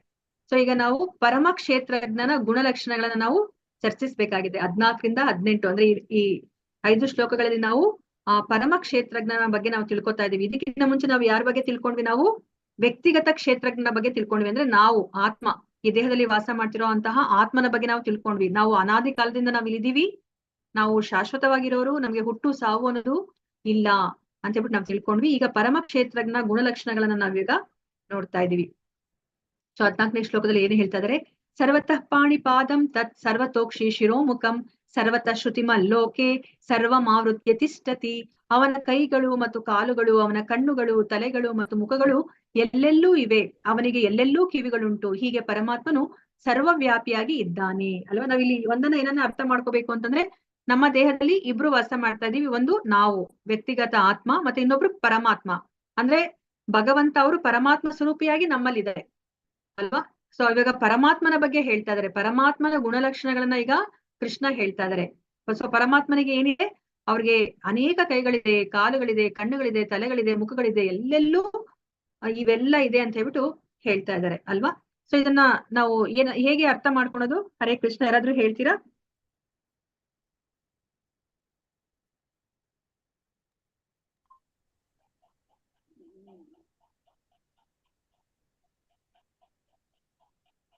ಸರ್ವಾಂತರ್ಯಾಮಿ ಗುಣತ್ವ ಮಾತಾಜಿ. ಹಾ ಮಾತಾಜಿ. ಸೊ ಸರ್ವಾಂತರ್ಯಾಮಿ ಅಂದ್ರೆ ಎಲ್ಲಾ ಕಡೆ ಅವ್ರು ಇರ್ತಾರೆ ಅಂತ ಅಲ್ವಾ. ಸೊ ಇದು ಏನ್ ಹೇಳ್ತಾ ಇದಾರೆ? ಅವ್ರು ಎಲ್ಲ ಕಡೆ ಕೈಗಳು, ಅನೇಕ ಕೈಗಳು, ಕಾಲುಗಳು ಇದೆ ಅಂತ ಹೇಳ್ಬಿಟ್ಟು. ಇವಾಗ ಏನು ಆ ವಿಶ್ವರೂಪದಲ್ಲಿ ಅರ್ಜುನ ನೋಡ್ತಾರೆ ಅಲ್ವಾ, ಎಲ್ಲೆಲ್ಲಿ ನೋಡಿದ್ರು ಸಹ ಕೈಗಳು, ಕಾಲುಗಳು, ಮತ್ತೆ ಕಣ್ಣುಗಳು, ಕಿವಿಗಳು ಅದೆಲ್ಲ ಇದೆ ಅಲ್ವಾ. ಸೊ ಅದನ್ನ ಹೇಗೆ ಇಲ್ಲಿ ಅರ್ಥ ಮಾಡ್ಕೊಳೋದು? ಅವರೆಲ್ಲ ಅಧಿದೇವತೆಗಳು, ಎಲ್ಲವೂ ಅವನೇ ಮಾತಾಜಿ. ಎಲ್ಲರೂ ಒಳಗೊಂಡವನು, ಅವ್ಯಕ್ತ ರೂಪದಲ್ಲಿ ಸರ್ವವ್ಯಾಪಿಯಾಗಿದ್ದಾನೆ ಅಂತ ತಿಳ್ಕೊಬಹುದು ಮಾತಾಜಿ. ಸೊ ನಾವೆಲ್ಲರೂ ಸಹ ಭಗವಂತನ ವಿಭಿನ್ನ ಅಂಶ ಅಲ್ವಾ. ಸೊ ನಾವೆಲ್ಲರೂ ಭಗವಂತನ ವಿಭಿನ್ನ ಅಂಶ. ಅದಕ್ಕೋಸ್ಕರ ಇಡೀ ಬ್ರಹ್ಮಾಂಡಕ್ಕೆ ನಾವು ಒಂದು ಮೂರ್ತ ರೂಪವನ್ನ ಕೊಟ್ರೆ ಏನಾಗುತ್ತೆ? ಸೊ ಮೂರ್ತ ರೂಪವನ್ನ ಕೊಟ್ರೆ, ಅದಕ್ಕೊಂದು ವ್ಯಕ್ತಿ ರೂಪವನ್ನ ಕೊಟ್ರೆ, ಸೊ ನಾವು ಆ ಭಗವಂತನನ್ನ ನಾವು ಇಲ್ಲಿ ನೋಡ್ಬಹುದು ಅಲ್ವಾ, ಭಗವಂತನನ್ನ ಕಾಣ್ಬಹುದು. ಇವಾಗ ನಾವು ಅರ್ಜುನ ಏನು ಯೋಚನೆ ಮಾಡ್ತಾನೆ? ಇದು ನನ್ನ ಕೈ, ಇದು ನನ್ನ ಕಾಲು, ಇದು ನನ್ನ ಕೈ ಕಾಲುಗಳು, ಇದು ನನ್ನ ಕಣ್ಣು, ಇದನ್ನೆಲ್ಲವನ್ನ ನಾನು ನನ್ನ ಸಂತೋಷಕ್ಕೆ ಉಪಯೋಗಿಸ್ಬೇಕು ಅಂತ ಅವನು ಅರ್ಥ ಮಾಡ್ಕೊತಾನೆ. ಯಾವಾಗ ಅವನು ಭಗವದ್ಗೀತೆನ ಅರ್ಥ ಮಾಡ್ಕೊತಾನೋ ಅವಾಗ ಏನ್ ಅನ್ಕೋತಾನೆ? ಓ, ಈ ಕೈಗಳು ಕಾಲುಗಳೆಲ್ಲ ನನ್ನದಲ್ಲ, ಇವೆಲ್ಲವೂ ಸಹ ಭಗವಂತಂದು. ಅದಕ್ಕೋಸ್ಕರ ನಾನು ಈ ಎಲ್ಲ ಕೈ ಕಾಲುಗಳನ್ನ ಭಗವಂತನ ಸೇವೆಗೆ ಉಪಯೋಗಿಸ್ಬೇಕು ಅಂತ ಅವನು ಅರ್ಥ ಮಾಡ್ಕೊತಾನೆ ಅಲ್ವಾ. ಋಷಿಕೇಶ ಸೇವನಂ ಭಕ್ತಿ ರುಚ್ಯತೆ ಅಂತ ನಾವು ತಿಳ್ಕೊಂಡಿದೀವಿ ಅಲ್ವಾ. ಋಷಿಕೇನ ಅಂದ್ರೆ ನಮ್ಮ ಇಂದ್ರಿಯಗಳು. ಋಷಿಕೇನ ನಮ್ಮ ಇಂದ್ರಿಯಗಳನ್ನ ಉಪಯೋಗಿಸ್ಕೊಂಡು ಋಷಿಕೇಶ ಸೇವನಂ ಅಂದ್ರೆ ಕೃಷ್ಣನ ಸೇವೆನ ನಾವು ಮಾಡ್ಬೇಕು ಅಂತ. ಸೊ ನಾವೆಲ್ಲರೂ ಸಹ ಭಗವಂತನ ವಿಭಿನ್ನ ಅಂಶದ ಆಗಿರೋದ್ರಿಂದ ನಮ್ಮೆಲ್ಲರ ಕೈಕಾಲುಗಳು ಭಗವಂತನ ಕೈಕಾಲುಗಳು, ಕಣ್ಣುಗಳು ಅಲ್ವಾ. ಸೊ ಅದಕ್ಕೋಸ್ಕರ ನಾವು ಆ ಪರಮಾತ್ಮನ ನಾವು ಅರ್ಥ ಮಾಡ್ಕೋಬೇಕು ಅಂತಂದ್ರೆ, ಸೊ ನಾವೆಲ್ಲ ಜೀವರಾಶಿಗಳು ಭಗವಂತನಲ್ಲಿ ಇದೆ, ಆ ಪರಮಾತ್ಮನಲ್ಲಿ ಇದ್ದಾರೆ ಅಂತ ಹೇಳ್ಬಿಟ್ಟು ನಾವ್ ತಿಳ್ಕೊಂಡಿದೀವಿ. ಸೊ ಅದಕ್ಕೋಸ್ಕರನೇ ಆ ಪರಮಾತ್ಮನನ್ನ ನೋಡಿದ್ರೆ ಎಲ್ಲಾ ಕಡೆ ಕೈಗಳು, ಕಾಲುಗಳು, ಕಣ್ಣುಗಳು, ತಲೆಗಳು, ಮುಖಗಳು ಕಾಣಿಸುತ್ತೆ. ಸೊ ಹೀಗೆ ಪರಮಾತ್ಮನು ಸರ್ವವ್ಯಾಪಿಯಾಗಿ ಅವನು ಇದ್ದಾನೆ. ಅಂದ್ರೆ ಈ ಇಡೀ ಒಂದು ಬ್ರಹ್ಮಾಂಡಕ್ಕೆ ಒಂದು ಮೂರ್ತ ರೂಪವನ್ನ ಕೊಟ್ರೆ, ಸೊ ನಾವು ಹೇಗೆ ಆ ಇಡೀ ಬ್ರಹ್ಮಾಂಡವೇ ಭಗವಂತ ಅಂತ ನಾವು ಅರ್ಥ ಮಾಡ್ಕೋಬಹುದು. ಆಗ ಸರ್ವವ್ಯಾಪಿ ಅಲ್ವಾ. ಇವಾಗ ಹೇಗೆ ನಮ್ಮ ದೇಹದಲ್ಲಿ ಆತ್ಮ ಅದು ಎಲ್ಲಿದ್ದಾರೆ? ಅವರು ಬರೇ ಹೃದಯದಲ್ಲಿ ಇದ್ದಾರೆ ಅಲ್ವಾ. ಹೃದಯದಲ್ಲಿ ಇದ್ರೂ ಸಹ ಅವ್ರಿಗೆ ಈ ಇಡೀ ದೇಹದಲ್ಲಿ ಏನೆಲ್ಲ ಆಗುತ್ತೆ ಅಂತ ಹೇಳ್ಬಿಟ್ಟು ನಮ್ಗೆ ಗೊತ್ತಾಗುತ್ತೆ ಅಲ್ವಾ. ಒಂದು ಚಿಕ್ಕ ಇರುವೆ ನಮ್ಮ ತುದಿ ಬೆರಳಲ್ಲೂ ಸಹ ಕುತ್ಕೊಂಡಿದ್ರೆ ನಮ್ಗೆ ಗೊತ್ತಾಗ್ಬಿಡುತ್ತೆ, ಓ ಇರುವೆ ಕಚ್ಚುತ್ತಾ ಇದೆ ನನಗೆ ಅಂತ ಹೇಳ್ಬಿಟ್ಟು ಅಲ್ವಾ. ಆದ್ರೆ ನಾವಿರೋದು ಎಲ್ಲಿ ಕುತ್ಕೊಂಡಿದೀವಿ? ಆತ್ಮದಲ್ಲಿ ಇದೀವಿ. ಆದ್ರೆ ನಮ್ಮ ಪ್ರಜ್ಞೆಯಿಂದ ನಾವು ಇಡೀ ದೇಹವನ್ನ ನಾವು ಬೆಳಗ್ತಾ ಇದೀವಿ. ಅದೇ ತರನೇ ಭಗವಂತ ಅವರು ಇಡೀ ಬ್ರಹ್ಮಾಂಡವನ್ನ ಅವರು ವ್ಯಾಪಿಸಿದ್ದಾರೆ. ಸೊ ಅದನ್ನ ನಮ್ಗಿಲ್ಲಿ ಹೇಳ್ತಾ ಇದ್ದಾರೆ. ಸೊ ಮತ್ತೆ ಗುಣಲಕ್ಷಣ ಇನ್ನೇನ್ ಹೇಳ್ತಾ ಇದಾರೆ ಇಲ್ಲಿ? ಸರ್ವೇಂದ್ರಿಯ ಗುಣಾಭಾಸಂ ಸರ್ವೇಂದ್ರಿಯ ವಿವರ್ಜಿತಂ ಅಸಕ್ತಂ ಸರ್ವ ಪೃಚ್ಛೈವ ನಿರ್ಗುಣಂ ಗುಣ ಭೋಕ್ತೃ ಚ. ಪರಮಾತ್ಮನು ಎಲ್ಲ ಇಂದ್ರಿಯಗಳ ಆದಿ ಮೂಲ, ಆದರೂ ಆತನಿಗೆ ಇಂದ್ರಿಯಗಳಿಲ್ಲ. ಆತನು ಎಲ್ಲ ಜೀವರಾಶಿಯನ್ನು ಪಾಲಿಸುವವನಾದರೂ ನಿರಾಸಕ್ತನು. ಆತನು ನಿಸರ್ಗದ ಗುಣಗಳನ್ನು ಮೀರಿದವನು, ಅದೇ ಕಾಲದಲ್ಲಿ ನಿಸರ್ಗದ ಎಲ್ಲ ಗುಣಗಳ ಪ್ರಭು ಅಲ್ವಾ. ಸೊ ಇವಾಗ ನಮ್ಮ ಈ ಬ್ರಹ್ಮಮಧ್ವ ಗೌಡಿಯ ಸಂಪ್ರದಾಯದ ತತ್ವ ಏನು? ಬ್ರಹ್ಮಮಧ್ವ ಗೌಡಿಯ ಸಂಪ್ರದಾಯದ ತತ್ವ ಭೇದ ಭೇದ ತತ್ವ. ಅಚಿಂತ್ಯ ಭೇದ ಅಭೇದ ತತ್ವ ಅಂದ್ರೆ ಏಕಕಾಲದಲ್ಲಿ ಅಲ್ಲಿ ಭೇದ ಮತ್ತೆ ಅಭೇದ ಇದೆ ಅಲ್ವಾ. ಅದೇ ತರ ನೋಡಿ, ಇದು ಭಗವಂತನ ಅದು ಏನು ಅವರ ಶಕ್ತಿ, ಅದು ಅಂತಹ ಶಕ್ತಿನ ಭಗವಂತ ಮಾತ್ರನೇ ಹೊಂದಿರ್ಲಿಕ್ಕೆ ಸಾಧ್ಯ ಅಲ್ವಾ. ಸೊ ಇವಾಗ ನಾನ್ ಇಲ್ಲಿ ಮಾತ್ರ ಕುತ್ಕೊಂಡಿರ್ಲಿಕ್ಕೆ ಸಾಧ್ಯ. ನಾನು ಇವಾಗ ಅಡಿಗೆ ಮನೆಗೆ ಹೋಗಿ ಕೆಲಸ ಮಾಡೋದು ಅಥವಾ ಇನ್ನ ಹಾಲಲ್ಲಿ ಏನೋ ಒಂದು ಕೆಲಸ ಮಾಡ್ಲಿಕ್ಕೆ ನನ್ಗೆ ಆಗೋದಿಲ್ಲ, ಒಂದೇ ಮಾಡ್ಲಿಕ್ಕೆ ಸಾಧ್ಯ. ಆದ್ರೆ ಭಗವಂತ ಆತರ ಅಲ್ಲ ಅಲ್ವಾ. ಅವ್ರು ಏಕಕಾಲದಲ್ಲಿ ಇಲ್ಲೂ ಅಂದ್ರೆ ಭೌತಿಕ ಪ್ರಪಂಚದಲ್ಲಿ ಇರ್ಲಿಕ್ಕೆ ಸಾಧ್ಯ, ಆಧ್ಯಾತ್ಮಿಕ ಪ್ರಪಂಚದಲ್ಲಿ ಇರ್ಲಿಕ್ಕೂ ಸಾಧ್ಯ. ಅವರು ಹತ್ರದಲ್ಲೂ ಇರ್ತಾರೆ, ದೂರದಲ್ಲೂ ಇರ್ತಾರೆ ಅಲ್ವಾ. ಸೊ ಇವಾಗ ಅಂದ್ರೆ ಭಗವಂತ ಮಾತ್ರನೇ ಈ ತರ ಭೇದ ಅಭೇದವನ್ನ ಅವರು ತೋರಿಸ್ಲಿಕ್ಕೆ ಸಾಧ್ಯ ಆಗತ್ತೆ. ಸೊ ಅದಕ್ಕೆ ಇಲ್ಲಿ ಹೇಳ್ತಾ ಇದಾರೆ, ನಾವು ಎಲ್ಲ ಇಂದ್ರಿಯಗಳ ಮೂಲ ಭಗವಂತ ಅಂತ ನಾವು ತಿಳ್ಕೊಂಡಿದೀವಿ, ಆದ್ರೆ ಭಗವಂತನಿಗೆ ಇಂದ್ರಿಯಗಳಿಲ್ಲ ಅಂತ ಹೇಳ್ಬಿಟ್ಟು ಇಲ್ಲಿ ಹೇಳ್ತಾ ಇದ್ದಾರೆ ಅಲ್ವಾ. ಸೊ ಅಂದ್ರೆ ಇಲ್ಲಿ ಇಂದ್ರಿಯಗಳು ಭಗವಂತನಿಗೆ ಇಲ್ಲ ಅಂತಂದ್ರೆ ಯಾವ ತರ ನಾವು ಅರ್ಥ ಮಾಡ್ಕೋಬೇಕು? ಈ ಭೌತಿಕ ಇಂದ್ರಿಯಗಳು ಭಗವಂತನಿಗೆ ಇಲ್ಲ, ಆದ್ರೆ ಅವ್ರಿಗೆ ಆಧ್ಯಾತ್ಮಿಕ ಇಂದ್ರಿಯಗಳು ಇದೆ ಅಂತ ಹೇಳ್ಬಿಟ್ಟು ನಾವು ಅರ್ಥ ಮಾಡ್ಕೋಬೇಕು. ಈಗ ನಮ್ಮ ಇಂದ್ರಿಯಗಳೆಲ್ಲನೂ ಸಹ ಈ 3 ಗುಣಗಳಿಂದ ಕಲುಷಿತವಾಗಿದೆ ಅಲ್ವಾ. ಸೊ ಅದಕ್ಕೆ ನಮ್ಗೆ ಏನಾಗುತ್ತೆ, ಈ ಇಂದ್ರಿಯಗಳನ್ನ ಉಪಯೋಗಿಸ್ಕೊಂಡು ನಾವು ನಮ್ಮ ಸುಖವನ್ನ ನೋಡ್ಕೋಬೇಕು, ನಮ್ಮ ಇಂದ್ರಿಯ ಸುಖವನ್ನ ಮಾಡ ಅನ್ಸುತ್ತೆ. ಆದ್ರೆ ಭಗವಂತನ ಇಂದ್ರಿಯಗಳು ಈ ಐಹಿಕ ಗುಣಗಳಿಂದ ಅದು ಕಲುಷಿತವಾಗಿಲ್ಲ. ಯಾಕಂದ್ರೆ ಭಗವಂತನ ಅಧೀನದಲ್ಲಿ ಈ 3 ಗುಣಗಳು ಇದೆ. ಅದಕ್ಕೆ ಭಗವಂತ ಯಾವಾಗ್ಲೂ ಸಹ ಅವರು ಪರಿಶುದ್ಧವಾಗಿ ಅವರು ಇರ್ತಾರೆ. ಸೊ ಇಂದ್ರಿಯಗಳಿಲ್ಲ ಅಂದ್ರೆ ಏನರ್ಥ? ಅವ್ರಿಗೆ ಐಹಿಕ ಇಂದ್ರಿಯಗಳಿಲ್ಲ, ಆದ್ರೆ ಅವ್ರಿಗೆ ಆಧ್ಯಾತ್ಮಿಕವಾದ ಇಂದ್ರಿಯಗಳಿದೆ ಅಂತ ಹೇಳ್ಬಿಟ್ಟು. ಆತನು ಜೀವರಾಶಿಯನ್ನ ಪಾಲಿಸುವವನಾದರೂ ನಿರಾಸಕ್ತನು ಅಲ್ವಾ. ಸೊ ಎಲ್ಲಾ ಜೀವರಾಶಿಗಳನ್ನ ಅವರೇ ಪರಿಪಾಲನೆ ಮಾಡೋದು. ಇವಾಗ ನೋಡಿ, ನಮ್ಮ ಮನೆಯಲ್ಲಿರೋರ್ನೆಲ್ಲ ನಾವು ನೋಡ್ಕೊಂಡ್ರೆ ನಮ್ಗೆ ಅವ್ರ ಮೇಲೆ ತುಂಬಾನೇ ನಮ್ಗೆ ಆಸಕ್ತಿ ಬಂದ್ಬಿಡುತ್ತೆ ಅಲ್ವಾ. ಎಷ್ಟು ಅಟ್ಯಾಚ್ಮೆಂಟ್ ಅನ್ನ ನಾವು ಬೆಳೆಸ್ಕೊಂಡ್ಬಿಡ್ತೀವಿ. ಆದ್ರೆ ಭಗವಂತ ಎಲ್ಲಾ ಜೀವರಾಶಿಗಳನ್ನ ಅವರೇ ನೋಡ್ಕೋತಾ ಇದಾರೆ, ಆದ್ರೆ ಅವರು ನಿರಾಸಕ್ತನಾಗಿದ್ದಾರೆ ಅಲ್ವಾ. ಅವ್ರು ಯಾವಾಗ ಸೃಷ್ಟಿ ಮಾಡ್ಬೇಕು, ಯಾವಾಗ ಅವ್ರನ್ನ ಅಂದ್ರೆ ನಾಶ ಮಾಡ್ಬೇಕು, ಅವೆಲ್ಲವನ್ನ ಅವರು ಮಾಡ್ತಾ ಇದ್ದಾರೆ ಅಲ್ವಾ. ಇವಾಗ ಅವ್ರಿಗೆ ಆಸಕ್ತಿ ಇದ್ರೆ ನಮ್ಮನ್ನ ಯಾರನ್ನೂ ಅವರು ನಾಶ ಮಾಡ್ತಾ ಇರ್ಲಿಲ್ಲ ಅಲ್ವಾ. ಆ ಪ್ರಳಯ ಅನ್ನೋದೇ ಆಗ್ತಾ ಇರ್ಲಿಲ್ಲ. ಆದ್ರೆ ಇಲ್ಲಿ ಭಗವಂತ ಯಾವ ತರ ಅಂತಂದ್ರೆ ಎಲ್ಲಾ ಜೀವರಾಶಿಗಳನ್ನ ಅವನೇ ಪಾಲನೆ ಮಾಡಿದ್ರು, ಎಲ್ಲರ ತಂದೆ ಆದ್ರೂನು ಸಹ ಅವನು ಎಲ್ಲಾ ಜೀವರಾಶಿಗಳ ಮೇಲೆ ಅವರು ನಿರಾಸಕ್ತನಾಗಿದ್ದಾನೆ. ಅವನು ತನ್ನ ಕರ್ತವ್ಯವನ್ನ ಮಾತ್ರ ಅವರು ಮಾಡ್ತಾ ಇದ್ದಾರೆ. ಆತನು ನಿಸರ್ಗದ ಗುಣಗಳನ್ನ ಮೀರಿದವನು ಅಲ್ವಾ. ಈ 3 ಗುಣಗಳಿಗೆ ಅವರು ಒಳಗಾಗಿಲ್ಲ. ಅವರು ಭೌತಿಕ ಪ್ರಪಂಚಕ್ಕೆ ಬಂದಾಗ್ಲೂ ಸಹ ಅವರು ಈ 3 ಗುಣಗಳಿಂದ ಅವರು ಬಂಧಿತರಾಗಿರೋದಿಲ್ಲ. ಅವ್ರು ಯಾವಾಗ್ಲೂ ಸಹ ಈ 3 ಗುಣಗಳನ್ನ ಅವರು ಮೀರಿ ಇರ್ತಾರೆ. ಅದೇ ಕಾಲದಲ್ಲಿ ನಿಸರ್ಗದ ಎಲ್ಲ ಗುಣಗಳ ಪ್ರಭು. ಸೊ 3 ಗುಣಗಳ ಪ್ರಭು ಯಾರು? ಈ 3 ಗುಣಗಳೆಲ್ಲನೂ ಸಹ ಆ ಪರಮಾತ್ಮನ ಅಥವಾ ಭಗವಂತನ ಅಧೀನದಲ್ಲಿ ಇರುತ್ತೆ ಅಂತ ಹೇಳ್ಬಿಟ್ಟು ಇಲ್ಲಿ ಕೃಷ್ಣ ಪರಮಾತ್ಮನ ಗುಣಲಕ್ಷಣಗಳನ್ನ ಇಲ್ಲಿ ನಮ್ಗೆ ಹೇಳ್ತಾ ಇದ್ದಾರೆ. ಮತ್ತೆ ಇಲ್ಲಿ ಮತ್ತೆ ಅದೇ ಮುಂದುವರಿತಾ ಇದೆ ಭಗವಂತನ ಪರಮಾತ್ಮನ ಗುಣಲಕ್ಷಣಗಳು ಏನು ಅಂತಂದ್ರೆ, ಬಹಿರಂತಶ್ಚ ಭೂತಾನಾಂ ಅಚರಂ ಚರಮೇವಚ ಸೂಕ್ಷ್ಮತ್ವಾತ್ತದ ವಿಜ್ಞೇಯಂ ದೂರಸ್ಥಂ ಚಾಂತ್ಯೇಚ ತತ್ ಅಲ್ವಾ. ಪರಮ ಸತ್ಯನು ಎಲ್ಲ ಜೀವಿಗಳ ಒಳಗಡೆ ಅವರು ಅಂತರ್ಯಾಮಿಯಾಗಿ ಅವರು ಎಲ್ಲ ಜೀವಿಗಳ ಒಳಗಡೆ ಇದ್ದಾರೆ, ಮತ್ತು ಚರಾಚರಗಳ ಒಳಗೂ ಹೊರಗೂ ಇದ್ದಾರೆ. ಚಲಿಸೋದು ಮತ್ತೆ ಚಲಿಸ್ತಲೇ ಇರುವಂತಹ ಎಲ್ಲ ವಸ್ತುಗಳ ಒಳಗಡೆನೂ ಇದ್ದಾರೆ, ಹೊರಗಡೆನೂ ಇದ್ದಾರೆ ಅಂತ ಹೇಳ್ತಾ ಇದ್ದಾರೆ. ಆತನು ಸೂಕ್ಷ್ಮನಾದ್ದರಿಂದ ಐಹಿಕ ಇಂದ್ರಿಯಗಳು ಅವನನ್ನು ನೋಡಲಾರವು ಮತ್ತು ತಿಳಿಯಲಾರವು ಅಲ್ವಾ. ಸೊ ನಮ್ಗೆ ಇವಾಗ ಇಲ್ಲಿ ಎಷ್ಟು ಆಶ್ಚರ್ಯ ಆಗತ್ತಲ್ವಾ. ಇದೇನಿದು ಭಗವಂತ ಸರ್ವಾಂತರ್ಯಾಮಿ ಅಂತ ಹೇಳ್ತಾರೆ.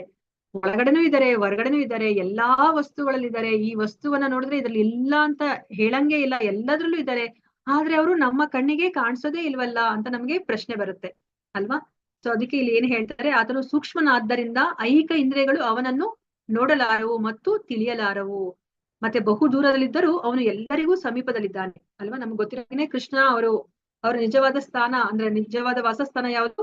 ಗೋಲೋಕ ವೃಂದಾವನ ಅಲ್ವಾ. ಅವರು ಆಧ್ಯಾತ್ಮಿಕ ಲೋಕದಲ್ಲಿ ಅವರು ಇದ್ದಾರೆ.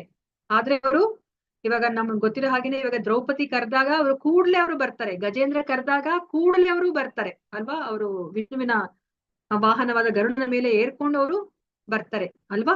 ನಮ್ಗೆ ಗೊತ್ತಿರೋ ಹಾಗೇನೆ ನಾವು ಇವಾಗ ರಾಕೆಟ್ ಅಲ್ಲಿ ಹೋದ್ರೂ ಸಹ ಈ ಭೌತಿಕ ಪ್ರಪಂಚದಲ್ಲಿರುವ ಯಾವ್ದೋ ಒಂದು ಗ್ರಹಗಳಿಗೆ ಚಂದ್ರನನ್ನ ನಾವು ಮುಟ್ಲಿಕ್ಕೆ ಸಾಧ್ಯ ಇಲ್ಲ ಅಲ್ವಾ.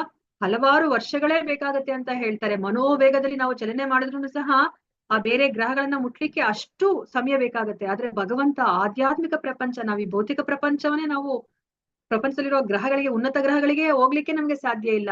ಆತರ ಇದ್ದಾಗ ಆಧ್ಯಾತ್ಮಿಕ ಪ್ರಪಂಚ ಇನ್ನ ಬಲು ದೂರ ಇದೆ. ಆದ್ರೆ ಅಲ್ಲಿ ವಾಸ ಮಾಡುವಂತಹ ಭಗವಂತ ಅವರು ಈ ಭೌತಿಕ ಪ್ರಪಂಚಕ್ಕೆ ಬಂದ್ಬಿಡ್ತಾರೆ. ಒಂದೇ ಕ್ಷಣದಲ್ಲಿ ಅವರು ಬಂದ್ಬಿಡ್ತಾರೆ. ಅಂದ್ರೆ ಅವರು ದೂರದಲ್ಲೂ ಇದ್ದಾರೆ, ಮತ್ತೆ ಅವರು ಸಮೀಪದಲ್ಲೂ ಇದ್ದಾರೆ. ನಮ್ಗೆ ಕೃಷ್ಣ ಹೇಳಿರೋ ಹಾಗೇನೆ ಅವರು 9.26 ಅಲ್ಲಿ ಏನ್ ಹೇಳಿದ್ದಾರೆ, ಅವರು ಪತ್ರಂ ಪುಷ್ಪಂ ಫಲಂ ತೋಯಂ ಯೋಮೇ ಭಕ್ತಿಯ ಪ್ರಯಚ್ಛತಿ ತದಹಂ ಭಕ್ತಿ ಉಪರತಂ ಅಶ್ನಾಮಿ ಪ್ರಯತಾತ್ಮನಃ ಅಂತ ಹೇಳಿದ್ದಾರೆ. ನೀವು ಒಂದೇ ಒಂದು ಹೂವ, ಒಂದು ಹಣ್ಣು ಮತ್ತೆ ಒಂದು ಪತ್ರೆ, ಸ್ವಲ್ಪ ನೀರನ್ನ ನೀವು ಭಕ್ತಿಯಿಂದ ನೀವು ನನಗೆ ಅದನ್ನ ನೀವು ಅರ್ಪಿಸಿದ್ರೆ ನಾನು ಅದನ್ನ ಸ್ವೀಕರಿಸ್ತೀನಿ ಅಂತ ಹೇಳ್ತಾರೆ ಅಲ್ವಾ. ಅವ್ರು ಇವಾಗ ಎಲ್ಲೋ ಆಧ್ಯಾತ್ಮಿಕ ಲೋಕದಲ್ಲಿದ್ರೆ ಅವ್ರು ಹೇಗೆ ಸ್ವೀಕರಿಸ್ಲಿಕ್ಕೆ ಸಾಧ್ಯ ಆಗ್ತಾ ಇತ್ತು. ಆದ್ರೆ ಭಗವಂತನ ಮಾತು ಯಾವತ್ತೂ ಅದು ಸುಳ್ಳಾಗ್ಲಿಕ್ಕೆ ಸಾಧ್ಯ ಇಲ್ಲ. ಅಂದ್ರೆ ಅವರು ಬಹು ದೂರದಲ್ಲಿ ಇದ್ರೂ ಸಹ ಅವರು ಸಮೀಪದಲ್ಲಿ ಅವರು ಇರ್ತಾರೆ. ಇದು ಸಾಧ್ಯ ಆಗೋದು ಭಗವಂತನ ಶಕ್ತಿಯಿಂದ ಮಾತ್ರ, ಅವರ ಸರ್ವ ಶಕ್ತಿತ್ವದಿಂದ ಮಾತ್ರನೇ ಅದು ಸಾಧ್ಯ ಆಗತ್ತೆ. ಸೊ ಅದನ್ನ ನಮ್ಗೆ ಇಲ್ಲಿ ಪರಮಾತ್ಮನ ಗುಣಲಕ್ಷಣಗಳನ್ನ ಹೇಳ್ತಾ ಇದ್ದಾರೆ. ಸೊ ಈಗ ನಾವು ಈಶೋಪನಿಷತ್ತಲ್ಲೂ ಸಹ ನಾವು ನೋಡ್ತೀವಲ್ವಾ, ತದ್ದೇ ಜತಿ ತನ್ನೈ ಜತಿ ತದ್ದೂರೇ ತದ್ವಂತಿಕೆ ಅಂತರಸ್ಯ ಸರ್ವಸ್ಯ ತದು ಸರ್ವಸ್ಯಾಸ್ಯ ಬಾಹ್ಯತ ಅಂತ ಹೇಳ್ತಾ ಇದ್ದಾರೆ ಅಲ್ವಾ. ಸೊ ಇವಾಗ ನಮ್ಗೆ ಗೊತ್ತಿರೋ ಹಾಗೇನೆ ಅವರು ಏನು ಪರೀಕ್ಷಿತ ಮಹಾರಾಜನ ಅವ್ರನ್ನ ಬ್ರಹ್ಮಾಸ್ತ್ರದಿಂದ ಉಳಿಸ್ಲಿಕ್ಕೋಸ್ಕರ ಉತ್ತರೆಯ ಗರ್ಭದೊಳಗೆ ಹೋಗ್ತಾರೆ ಅಲ್ವಾ. ಅಂತರ್ಯಾಮಿಯಾಗಿ ಅವರು ಅಲ್ಲಿ ಹೋಗ್ತಾರೆ. ಅವರು ಎಷ್ಟು ಬರೇ ಅವರು ಒಂದು ಹೆಬ್ಬೆರಳಿನಷ್ಟು ಅವರು ಏನು ಸೈಜ್ ಅಲ್ಲಿ ಅವರು ಅಲ್ಲಿ ಇರ್ತಾರೆ. ಮತ್ತೆ ಎಲ್ಲರ ಜೊತೆಲೂ ಸಹ ಅವ್ರು ಅಲ್ಲಿ ಕಾಣ್ತಾ ಇರ್ತಾರೆ. ಅವರೆಲ್ಲ ಪಾಂಡವರ ಜೊತೆನೂ ಸಹ ಅವರಲ್ಲಿ ಇರ್ತಾರೆ, ಹೊರಗಡೆನೂ ಇರ್ತಾರೆ ಒಳಗಡೆನೂ ಇರ್ತಾರೆ ಅನ್ನೋದಕ್ಕೆ ಈ ಪ್ರಸಂಗ ಸಾಕ್ಷಿ ಆಗತ್ತೆ ಅಲ್ವಾ. ಸೊ ಇವಾಗ ಮತ್ತೆ ನಮ್ಗಿಲ್ಲಿ ಏನನ್ನ ಅರ್ಥ ಮಾಡಿಸ್ತಾರೆ ನಮ್ಗೆ ಭಾಗವತಮಲ್ಲಿ ಅಂದ್ರೆ ಇದು ತುಂಬಾ ಸುಂದರವಾಗಿ ನಮ್ಗೆ ಪ್ರಭುಪಾದರು ಭಾವಾರ್ಥದಲ್ಲಿ ಅರ್ಥ ಮಾಡಿಸ್ತಾರೆ. ಪರೀಕ್ಷಿತ ಮಹಾರಾಜ ಅವರು ಆ ಕೃಷ್ಣನನ್ನ ಅವರು ನೋಡ್ತಾರೆ ಅವರ ತಾಯಿಯ ಗರ್ಭದಲ್ಲಿ ಇದ್ದಾಗ್ಲೇನೆ ಅಲ್ವಾ. ಅಂದ್ರೆ ನಮ್ಗೆ ಇಲ್ಲಿ ಏನನ್ನ ಅರ್ಥ ಮಾಡ್ಕೋಬೇಕಂದ್ರೆ ಭಗವಂತ ಸರ್ವಾಂತರ್ಯಾಮಿ, ಅಂದ್ರೆ ಆ ಉತ್ತರೆಯ ಗರ್ಭದಲ್ಲಿ ಅವರು ಮೊದಲು ಸಹ ಇದ್ರು ಅಲ್ವಾ. ಅಂದ್ರೆ ಅವ್ರು ಇವಾಗ ಕಣ್ಣಿಗೆ ಕಾಣಿಸ್ಕೊತಾ ಇದಾರೆ ಅಷ್ಟೇನೆ, ಪರೀಕ್ಷಿತ ಮಹಾರಾಜನ ಕಣ್ಣಿಗೆ ಈಗ ಕಾಣಿಸ್ಕೊಳ್ತಾ ಇದ್ದಾರೆ. ಅದರ್ವೈಸ್ ನಮ್ಗೆ ನಮ್ಮ ಈ ಭೌತಿಕ ಇಂದ್ರಿಯಗಳಿಂದ ನಾವು ಭಗವಂತನನ್ನ ನಾವು ನೋಡ್ಲಿಕ್ಕೆ ಸಾಧ್ಯ ಇಲ್ಲ. ನಮ್ಗೆ ಬ್ರಹ್ಮ ಸಮಿತಿಯಲ್ಲಿ ಹೇಳೋ ತರನೇ ನಾವು ಭಗವಂತನನ್ನ ನೋಡ್ಬೇಕಂತಂದ್ರೆ ನಾವು ಆ ಶುದ್ಧ ಭಕ್ತಿಯನ್ನ ಮಾಡ್ಬೇಕು. ಆ ಪ್ರೇಮಾಂಜನ ಚುರಿತ ಭಕ್ತಿ ವಿಲೋಚನೆ ಭಕ್ತಿ ಅನ್ನೋ ಒಂದು ಅಂಜನವನ್ನ ನಾವು ಕಣ್ಣಿಗೆ ಹಚ್ಕೊಂಡಾಗ ಮಾತ್ರ ನಾವು ಆ ಭಗವಂತನನ್ನ ನಾವು ಎಲ್ಲಾ ಕಡೆ ನಾವು ನೋಡ್ಲಿಕ್ಕೆ ಸಾಧ್ಯ ಆಗುತ್ತೆ ಅಲ್ವಾ. ಈಗ ಭಗವಂತನ ಅನುಗ್ರಹದಿಂದ ಆ ಉತ್ತರೆಯ ಗರ್ಭದಲ್ಲಿ ಪರೀಕ್ಷಿತ ಮಹಾರಾಜ ಇದ್ದಾಗ ಅವನನ್ನ ಕಾಣ್ಲಿಕ್ಕೆ ಸಾಧ್ಯ ಆಯ್ತು. ಹಂಗಂದ ಮಾತ್ರಕ್ಕೆ ಆಮೇಲೆ ಒಂದು ಕ್ಷಣ ಇದ್ದ ತಕ್ಷಣನೇ ಅವ್ರನ್ನ ಬ್ರಹ್ಮಾಸ್ತ್ರದಿಂದ ರಕ್ಷಣೆ ಮಾಡಿದ ತಕ್ಷಣನೇ ಅವರು ಕಣ್ಮರೆ ಆಗ್ತಾರೆ. ಅಂದ್ರೆ ಏನರ್ಥ, ಉತ್ತರೆಯ ಗರ್ಭದಲ್ಲಿ ಭಗವಂತ ಇಲ್ಲ ಅಂತ ಅಲ್ಲ, ಪರೀಕ್ಷಿತ ಮಹಾರಾಜನ ಕಣ್ಣಿಗೆ ಅವಾಗ ಕಾಣಿಸಿಲ್ಲ ಅಂತ. ಅಂದ್ರೆ ಭಗವಂತ ಸರ್ವಾಂತರ್ಯಾಮಿ, ಅವ್ರು ಯಾವುದೇ ಒಂದು ಕ್ಷಣದಲ್ಲಿ ಎಲ್ಲಾ ಕಡೆ ಇರ್ತಾರೆ.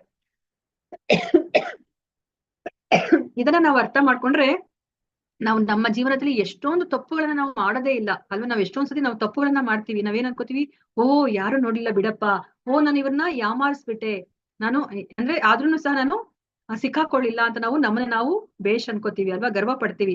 ಆದ್ರೆ ನಾವ್ ಇದನ್ನ ಅರ್ಥ ಮಾಡ್ಕೋಬೇಕು, ಭಗವಂತ ಸರ್ವಾಂತರ್ಯಾಮಿ ಅಂತ ನಮ್ಗೆ ಗೊತ್ತಾಗಿದ ತಕ್ಷಣನೇ ನಾವ್ ಯಾವಾಗ್ಲೂ ನಾವು ತಪ್ಪನ್ನ ಮಾಡ್ಲಿಕ್ಕೆ ಸಾಧ್ಯ ಇಲ್ಲ ಅಲ್ವಾ. ಅವಾಗ ನಾವು ನಮ್ಮನ್ನ ನಾವು ಅಧೋಗತಿಗೆ ನಾವು ನಮ್ಮನ್ನ ನಾವು ತಗೊಂಡ್ ಹೋಗೋದಿಲ್ಲ. ಇದನ್ನ ನಾವು ಅರ್ಥ ಮಾಡ್ಕೋಬೇಕಾಗಿರೋದು. ಇವಾಗ ಇನ್ನ ಏನೇ ಹೇಳ್ತಾ ಇದ್ರೆ, ಜ್ಯೋತಿಷಾಮಪಿ ತಜ್ಜ್ಯೋತಿ ತಮಸಃ ಪರಮುಚ್ಯತೆ ಜ್ಞಾನಂ ಜ್ಞೇಯಂ ಜ್ಞಾನಗಮ್ಯಂ ಹೃದಿ ಸರ್ವಸ್ಯ ವಿಷ್ಟಿತಂ. ಆತನು ಎಲ್ಲ ಪ್ರಕಾಶಮಾನ ವಸ್ತುಗಳ ಬೆಳಕಿನ ಮೂಲ, ಆತನು ಜಡ ವಸ್ತುವಿನ ತಮಸ್ಸಿನ ಆಚೆ ಇದ್ದಾನೆ ಮತ್ತು ಅವನು ಅವ್ಯಕ್ತನು ಮತ್ತು ಅವನು ಜ್ಞಾನದ ವಸ್ತು ಮತ್ತು ಜ್ಞಾನದ ಗುರಿ. ಅವನು ಎಲ್ಲ ಹೃದಯಗಳಲ್ಲಿ ಪ್ರತಿಷ್ಠಿತನಾಗಿದ್ದಾನೆ. ಹೃದಿ ಸರ್ವಸ್ಯ ವಿಷ್ಟಿತಂ ಅಲ್ವಾ. ನಮ್ಗೆ ಡೌಟ್ ಯಾವಾಗ್ಲೂ, ನಿಜವಾಗ್ಲೂ ಭಗವಂತ ನಮ್ಮ ಹೃದಯದಲ್ಲಿ ಇದ್ದಾನ? ನಮ್ಮ ಹೃದಯದಲ್ಲಿ ಇದ್ರೆ ಅವನು ಪರಿಶುದ್ಧನಾದವನು. ನಾವ್ ಯಾಕೆ ಕೆಟ್ಟ ಯೋಚನೆಗಳನ್ನ ಮಾಡ್ತೀವಿ, ಕೆಟ್ಟ ಕೆಲಸಗಳನ್ನ ನಾವ್ ಯಾಕೆ ಮಾಡ್ತೀವಿ ಅಂತ ನಮ್ಗೆ ಅನ್ಸುತ್ತೆ ಅಲ್ವಾ. ನೋಡಿ ಇಲ್ಲಿ ಭಗವಂತನೇ ಹೇಳ್ತಾ ಇದ್ರೆ, ನಾನೇ ಎಲ್ಲರ ಹೃದಯದಲ್ಲಿ ನಾನು ಇದೀನಿ ಅಂತ ನಮ್ಗೆ ಮುಂದೆ ಪ್ರಭುಪಾದ್ರ ಅರ್ಥ ಮಾಡಿಸ್ತಾರೆ ಅಲ್ವಾ. ನಮಗೆ ಯಾವಾಗ್ಲೂ ಪ್ರಶ್ನೆ, ನಾನ್ ಯಾಕೆ ಕೆಟ್ಟ ಕೆಲಸ ಮಾಡ್ತೀನಿ, ನಾನು ಯಾಕೆ ತಪ್ಪನ್ನ ಮಾಡ್ತೀನಿ ಅಂತ ನಮ್ಗೆ ಅನಿಸ್ತಾ ಇದೆ ಅಲ್ವಾ. ಸೊ ಅದಕ್ಕೆ ಪ್ರಭುಪಾದ್ರ ಉತ್ತರವನ್ನ ಕೊಡ್ತಾರೆ. ಸೊ ನಾವ್ ಇಲ್ಲಿ ಏನನ್ನ ಅರ್ಥ ಮಾಡ್ಕೋಬೇಕಂದ್ರೆ, ಎಲ್ಲ ಪ್ರಕಾಶಮಾನ ವಸ್ತುಗಳ ಬೆಳಕಿನ ಮೂಲ. ನಾವ್ ಏನನ್ನ ಅರ್ಥ ಮಾಡ್ಕೋಬೇಕಂದ್ರೆ, ನಾವ್ ಎಲ್ಲಿದೀವಿ ಅಂತಂದ್ರೆ ಒಂದು ಮೊಟ್ಟೆಯ ಒಳಗಡೆ ಇದೀವಿ. ಒಂದು ಮೊಟ್ಟೆ ಒಳಗಡೆ ಏನಾದ್ರೂ ಬೆಳಕಿರ್ಲಿಕ್ಕೆ ಸಾಧ್ಯನಾ? ಅದು ಕತ್ತಲಿನ ಕೂಪ. ನಾವೆಲ್ಲನೂ ಸಹ ಕತ್ತಲಿನ ಕೂಪದಲ್ಲಿದ್ದೀವಿ. ಆದ್ರೆ ಭಗವಂತ ಅವರು ಎಷ್ಟು ಕರುಣಾಮಯಿ ಅಂತಂದ್ರೆ, ನಮ್ಗೆ ಇಲ್ಲಿ ಜೀವನವನ್ನ ಮಾಡ್ಲಿಕ್ಕೋಸ್ಕರ ಅವರು ನಮ್ಗೆ ಇಲ್ಲಿ ಸೂರ್ಯ ಚಂದ್ರರನ್ನ ಕೊಟ್ಟಿದ್ದಾರೆ, ನಕ್ಷತ್ರಗಳನ್ನ ಕೊಟ್ಟಿದ್ದಾರೆ, ಮತ್ತೆ ಅಗ್ನಿಯನ್ನ ಕೊಟ್ಟಿದ್ದಾರೆ, ವಿದ್ಯುತ್ ಶಕ್ತಿಯನ್ನ ಕೊಟ್ಟಿದ್ದಾರೆ. ನಾವೆಲ್ಲನೂ ಸಹ ಸಂತೋಷವಾಗಿ ಜೀವನವನ್ನ ಮಾಡಿ ಅಂತ. ಇಲ್ಲ ಅಂತಂದ್ರೆ ನಾವ್ ಇರೋ ಜಾಗ ಯಾವ್ದು ಅಂತಂದ್ರೆ ಒಂದು ಮೊಟ್ಟೆ ಒಳಗಡೆ ಎಷ್ಟು ಕತ್ತಿರ್ಬೋದು ನೀವು ಯೋಚನೆ ಮಾಡ್ಕೊಳ್ಲಿಕ್ಕೆ ಆಗೋದಿಲ್ಲ ಅಲ್ವಾ. ಆದ್ರೆ ನಮ್ಗೆ ಗೊತ್ತಿರೋ ಹಾಗೇನೆ ಭಗವಂತನ ಲೋಕದಲ್ಲಿ ಏನ್ ಹೇಳ್ತಾರೆ ಕೃಷ್ಣ 15ನೇ ಅಧ್ಯಾಯದಲ್ಲಿ, ನತದ್ಭಾಸೈತೆ ಸೂರ್ಯೋ ನ ಶಶಾಂಕೋ ನ ಪಾವಕಃ ಯದ್ಗತ್ವಾ ನಾ ನಿವರ್ತಂತೆ ತದ್ದಾಮ ಪರಮಮಮ ಅಂತ ಹೇಳ್ತಾರೆ ಕೃಷ್ಣ ಅಲ್ವಾ. ನನ್ನ ಲೋಕದಲ್ಲಿ ಯಾವುದೇ ಒಂದು ಸೂರ್ಯ ಚಂದ್ರರಿಲ್ಲ, ವಿದ್ಯುತ್ ಇಲ್ಲ, ಅಗ್ನಿ ಇಲ್ಲ ಅಂತ ಹೇಳ್ತಾರೆ. ಅಂದ್ರೆ ಹೇಗೆ ಬೆಳಕು ಅಂದ್ರೆ ಅವರೆಲ್ಲ ಕತ್ಲಲ್ಲಿದ್ದಾರಾ? ಇಲ್ಲ, ಭಗವಂತನ ದೇಹದಿಂದ ಬರ್ತಿರುವಂತಹ ಆ ದಿವ್ಯ ಪ್ರಭೆ ಏನಿದೆ ಅದರಿಂದ ಎಲ್ಲವೂ ಸಹ ಪ್ರಕಾಶಮಾನವಾಗಿದೆ ಅಲ್ವಾ. ಸೊ ಅದಕ್ಕೆ ಇಲ್ಲಿ ನಾವಿರೋದೆಲ್ಲನೂ ಸಹ ಕತ್ತಲಿರುವಂತಹ ಜಾಗ. ಆದ್ರೆ ಇಲ್ಲಿ ಏನು ಒಂದು ಪ್ರಕಾಶ ಅಂತ ನಾವು ನೋಡ್ತಾ ಇದ್ದೀವಿ, ಸೂರ್ಯ ಚಂದ್ರ ನಕ್ಷತ್ರ ಇವೆಲ್ಲದರ ಮೂಲ ಯಾರು ಅಂತಂದ್ರೆ ಭಗವಂತ. ಸೊ ಭಗವಂತನ ನಿಜವಾದ ಸ್ಥಳ ಆಧ್ಯಾತ್ಮಿಕ ಲೋಕ. ಆಧ್ಯಾತ್ಮಿಕ ಲೋಕದಲ್ಲಿ ಯಾವುದೇ ಒಂದು ಕತ್ತಲನ್ನೋದು ಇಲ್ಲ ಅಂತ ಹೇಳ್ಬಿಟ್ಟು ಅವ್ರು ಹೇಳ್ತಾ ಇದಾರೆ. ಅವನು ಅವ್ಯಕ್ತನು, ನಮ್ಮ ಇಂದ್ರಿಯಗಳಿಗೆ ಅವನು ಅರ್ಥ ಮಾಡ್ಕೊಳಿಕ್ಕೆ ಸಾಧ್ಯ ಇಲ್ಲ. ಅವನು ಜ್ಞಾನದ ವಸ್ತು, ಜ್ಞಾನದ ಗುರಿ, ಎಲ್ಲವೂ ಅವನೇ, ಸಕಲವೂ ಅವನೇ ಅಲ್ವಾ. ಅವರು ಜಗದ್ಗುರು, ಜ್ಞಾನವೇ ಅವನು. ಅಂದ್ರೆ ಜ್ಞಾನ ಅಂತಂದ್ರೆ ಭಗವಂತ, ಅವನು ಸತ್ ಚಿತ್ ಆನಂದಮಯಿ ಅಲ್ವಾ. ಸತ್ ಅಂತಂದ್ರೆ ಶಾಶ್ವತವಾಗಿರೋದು, ಚಿತ್ ಅಂತಂದ್ರೆ ಜ್ಞಾನಮಯಿ, ಮತ್ತೆ ಆನಂದ ಸ್ವರೂಪಿ, ಯಾವಾಗ್ಲೂ ಅವರು ಆನಂದವಾಗಿ ಅವರು ಇರ್ತಾರೆ. ಸೊ ಇವಾಗ ಜ್ಞಾನದ ವಸ್ತು ಅಂದ್ರೂ ಅವರೇ. ನಾವ್ ಇವಾಗ ಜ್ಞಾನವನ್ನ ಯಾಕೆ ಇದು ಪಡ್ಕೋತಾ ಇದೀವಿ ಅಂತಂತಂದ್ರೆ ಆ ಭಗವಂತನನ್ನ, ಪರಮಾತ್ಮನನ್ನ ಅರ್ಥ ಮಾಡ್ಕೋಬೇಕಾಗಿರೋದು. ನಾವು ಜ್ಞಾನ ಯಾಕೆ ಬೆಳೆಸ್ಕೋಬೇಕು ಅಂತಂದ್ರೆ ಅದು ಪರಮಾತ್ಮನನ್ನ ಅರ್ಥ ಮಾಡ್ಕೊಳ್ಲಿಕ್ಕೆ. ಸೊ ಜ್ಞಾನದ ವಸ್ತು, ಜ್ಞಾನದ ಗುರಿ ಎಲ್ಲವೂ ಅವನೇ ಅಂತ ಹೇಳ್ತಾ ಇದ್ದಾರೆ. ಇವಾಗ ನಾವು ಈಗ ಜ್ಞಾನದ ವಸ್ತು, ಜ್ಞಾನದ ಗುರಿ ಹೇಗೆ ಅರ್ಥ ಮಾಡ್ಕೋಬೇಕು ಅಂತಂದ್ರೆ, ಇವಾಗ ನನ್ನ ಒಂದು ಬ್ಯಾಸ್ಕೆಟ್ ಬಾಲ್ ಇದೆ ಅನ್ಕೊಳ್ಳಿ. ಆ ಬ್ಯಾಸ್ಕೆಟ್ ಬಾಲ್ ನಾನು ಆ ಬ್ಯಾಸ್ಕೆಟ್ ಒಳಗಡೆ ಕರೆಕ್ಟ್ ಆಗಿ ಹಾಕ್ಬೇಕು ಅಲ್ವಾ. ಸೊ ಇವಾಗ ನನಗೆ ಹೇಗೆ ಅದನ್ನ ಕರೆಕ್ಟ್ ಆಗಿ ಹಾಕ್ಬೇಕು ಅನ್ನೋದು ಜ್ಞಾನ. ಹೇಗೆ ನಾನು ಹಾಕಿದ್ರೆ ಆ ಬಾಲು ಕರೆಕ್ಟ್ ಆಗಿ ಹೋಗಿ ಬ್ಯಾಸ್ಕೆಟ್ ಒಳಗಡೆ ಬೀಳುತ್ತೆ ಅನ್ನೋದು ಜ್ಞಾನ ಅಲ್ವಾ. ಆ ಜ್ಞಾನದ ವಸ್ತು ಅಂತಂತಂದ್ರೆ ಆ ಬ್ಯಾಸ್ಕೆಟ್ ಬಾಲ್ ಅಂತ ನಾವೇನ್ ಇಟ್ಕೊಂಡಿದೀವಿ ಅದು ಜ್ಞಾನದ ವಸ್ತು. ಸೊ ಇವಾಗ ಜ್ಞಾನದ ಗುರಿ ಏನು ಅಂತಂದ್ರೆ ಅದು ಕರೆಕ್ಟ್ ಆಗಿ ಹೋಗಿ ಆ ಬ್ಯಾಸ್ಕೆಟ್ ಒಳಗಡೆ ಹೋಗಿ ಬೀಳೋದೇ ಜ್ಞಾನದ ಗುರಿ. ಸೊ ಇದು ವ್ಯತ್ಯಾಸ ಇದೆ ಅಲ್ವಾ. ಆದ್ರೆ ಇಲ್ಲಿ ನಮ್ಗೆ ಇಲ್ಲಿ ಏನನ್ನ ಅರ್ಥ ಮಾಡ್ಕೋಬೇಕು ಅಂದ್ರೆ ಎಲ್ಲವೂ ಸಹ ಭಗವಂತ ಅಂತ ಅರ್ಥ ಮಾಡ್ಕೋಬೇಕು. ಜ್ಞಾನದ ವಸ್ತು, ಜ್ಞಾನದ ಗುರಿ ಮೂರನ್ನು ಸಹ ಭಗವಂತ ಅಂತ ಹೇಳ್ಬಿಟ್ಟು ನಾವಿಲ್ಲಿ ಅರ್ಥ ಮಾಡ್ಕೋಬೇಕು. ಅವನು ಎಲ್ಲರ ಹೃದಯಗಳಲ್ಲಿ ಪ್ರತಿಷ್ಠಿತನಾಗಿದ್ದಾನೆ ಅಂತ ಹೇಳ್ಬಿಟ್ಟು ಇಲ್ಲಿ ಭಗವಂತ ಹೇಳ್ತಾ ಇದ್ದಾರೆ.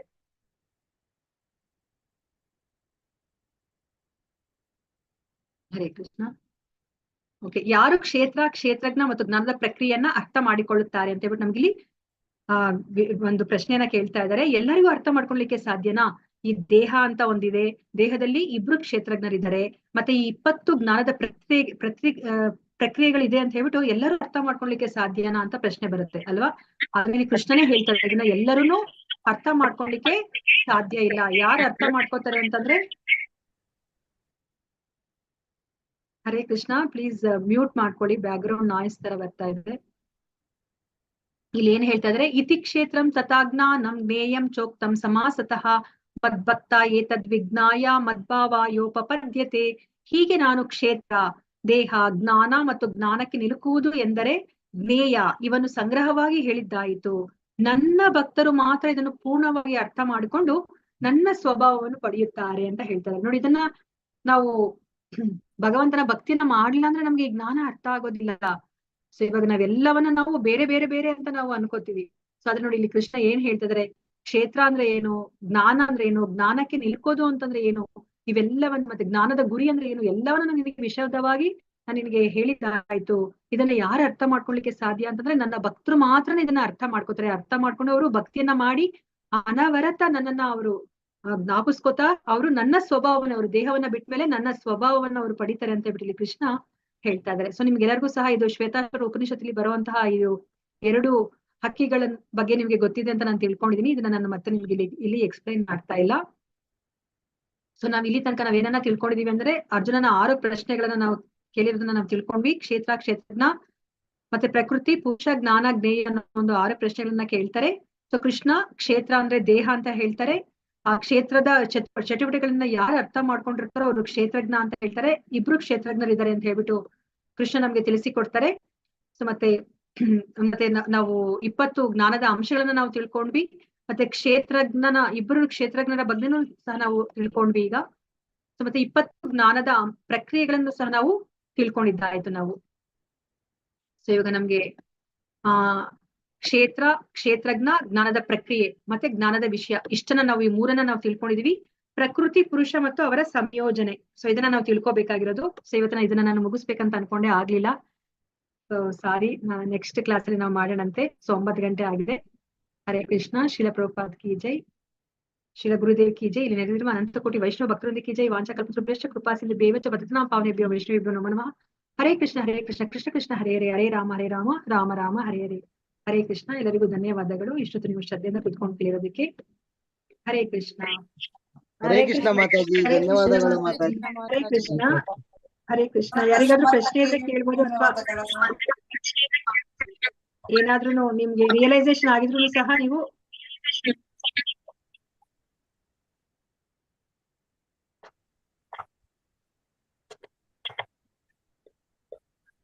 ಹರೇ ಕೃಷ್ಣ. ಯಾಕೆ ಅದು ಬ್ಯಾಕ್ ಗ್ರೌಂಡ್ ನಾಯ್ಸ್ ಬರ್ತಾ ಇದೆ ಆಕ್ಚುಲಿ ತುಂಬಾ.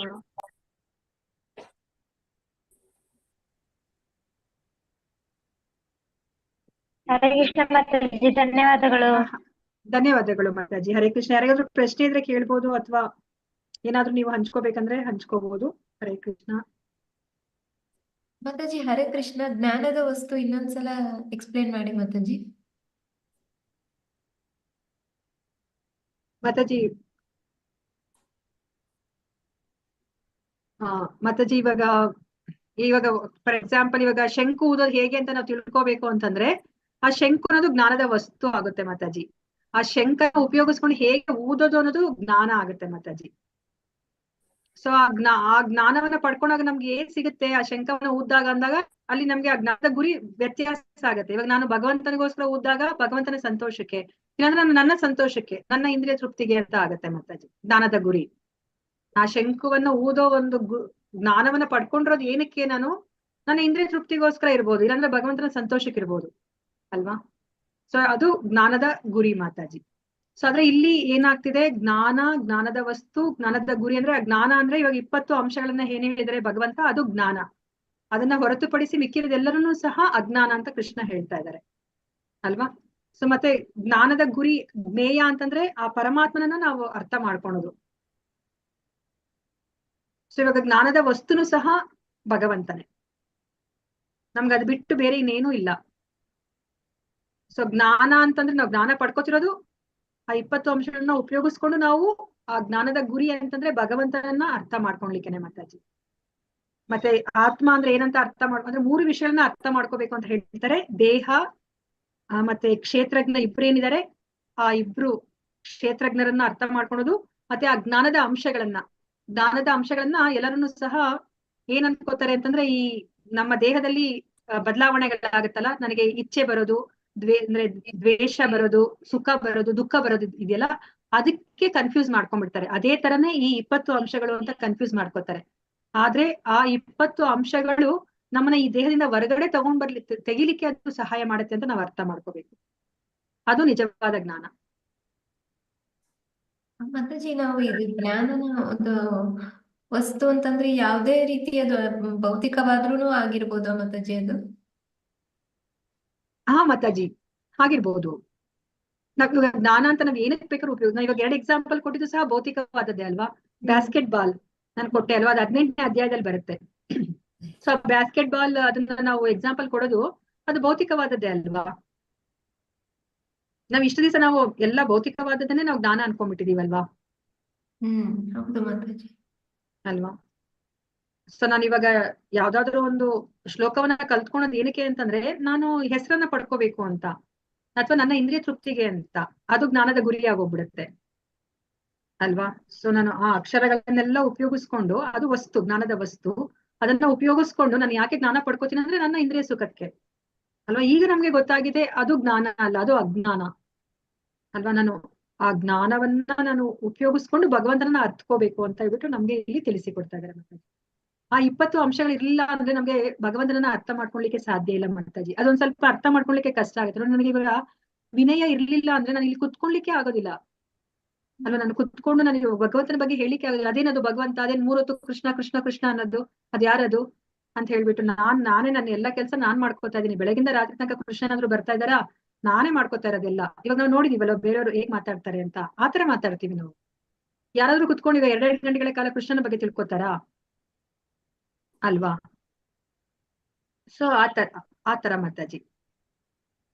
ಧನ್ಯವಾದಗಳು ಮಾತಾಜಿ. ಹರೇ ಕೃಷ್ಣ. ಧನ್ಯವಾದಗಳು ಮಾತಾಜಿ. ಹರೇ ಕೃಷ್ಣ. ಸೊ ನಮ್ಗೆ ನಮ್ರತೆ ಇರ್ಬೇಕು, ಆ ಎಲ್ಲಾ ಅಂಶಗಳು ಇರ್ಬೇಕು. ನಾನು ಇವಾಗ 3 ಹೊತ್ತು ಹೆಂಡತಿ ಮಕ್ಳು ಅಂತಿದ್ರೆ ನಾನು ಯಾವಾಗ ಭಕ್ತಿ ಮಾಡ್ಲಿಕ್ಕಾಗತ್ತೆ? ನಾನು ಯಾವಾಗ ಚಾಂಟ್ ಮಾಡ್ಕೊಳ್ಲಿಕ್ಕಾಗತ್ತೆ? ನಾನು ಎಷ್ಟು ನನ್ನ ಕೆಲಸ ಗೃಹಿಣಿಯಾಗಿ ನಾನು ಎಷ್ಟು ಕರ್ತವ್ಯವನ್ನ ಮಾಡ್ಬೇಕು ಅಷ್ಟು ಕರ್ತವ್ಯವನ್ನ ಮಾಡಿ ನಾನು ಮಿಕ್ಕಿ ಸಮಯವನ್ನ ನಾನು ಹರಟೆ ಹೊಡಿದಲ್ಲೇ ಬೇರೆ ಕೆಲಸ ಮಾಡಿದ್ರೆ ನಾನು ಕುತ್ಕೊಂಡು ಭಕ್ತಿ ಮಾಡಿದ್ರೆ ಆಗ ನಾನು ಭಗವಂತ ಲೋಕಕ್ಕೆ ಹೋಗ್ಲಿಕ್ಕೆ ಸಾಧ್ಯ ಆಗುತ್ತೆ ಅಲ್ವಾ? ನನಗೆ ಗುರು ಮಾರ್ಗದರ್ಶನ ಇದ್ರೆ ಅಷ್ಟೇ ನಾನು ಗುರು ಹೇಳ್ತಾರೆ ಯಾವ್ದ್ ಸರಿ ಯಾವ್ದ್ ತಪ್ಪು ಅಂತ ಹೇಳಿ, ಈ ತರ ಮಾಡಮ್ಮ ಅಂತ ಹೇಳಿದಾಗ ನಾನು ಮಾಡ್ಬೋದು ಅಲ್ವಾ?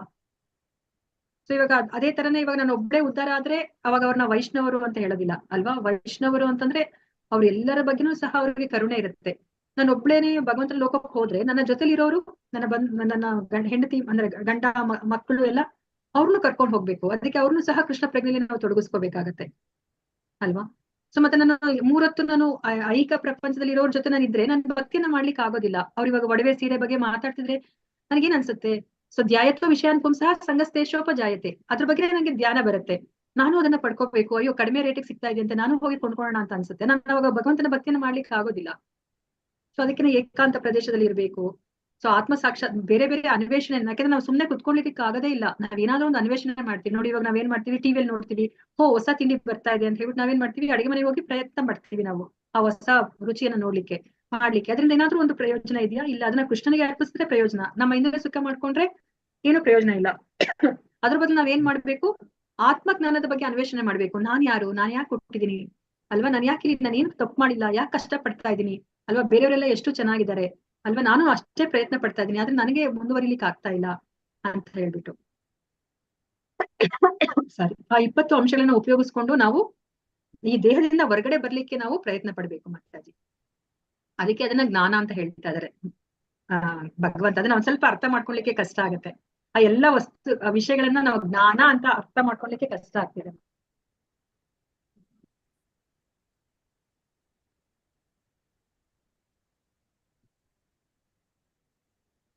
ಹರೇ ಕೃಷ್ಣ ಮಾತಾಜಿ. ಹರೇ ಕೃಷ್ಣ. ಅರ್ಥ ಮಾಡ್ಸೋದ್ನ ಮಾತಾಜಿ ಕನ್ಫ್ಯೂಸ್ ಮಾಡ್ಸೋದ್ನ ಗೊತ್ತಾಗ್ಲಿ, ನನಗೆ ಗೊತ್ತಿರೋದು ಹೇಳಿದೆ ಮಾತಾಜಿ. ಹರೇ ಮಾತಾಜಿ ಸರಿಯಾಗಿ ಹೇಳಿದಿರಾ ಮಾತಾಜಿ. ಅಂದ್ರೆ ಇನ್ನೊಂದ್ಸಲನು ನಾವು ಓದ್ಬೇಕು ಮಾತಾಜಿ. ಇನ್ನೊಂದ್ಸತಿ ಓದಿದ್ರೆ ನಿಮ್ಗೆ ಅರ್ಥ ಆಗುತ್ತೆ ಮಾತಾಜಿ. ಹರೇ ಕೃಷ್ಣ.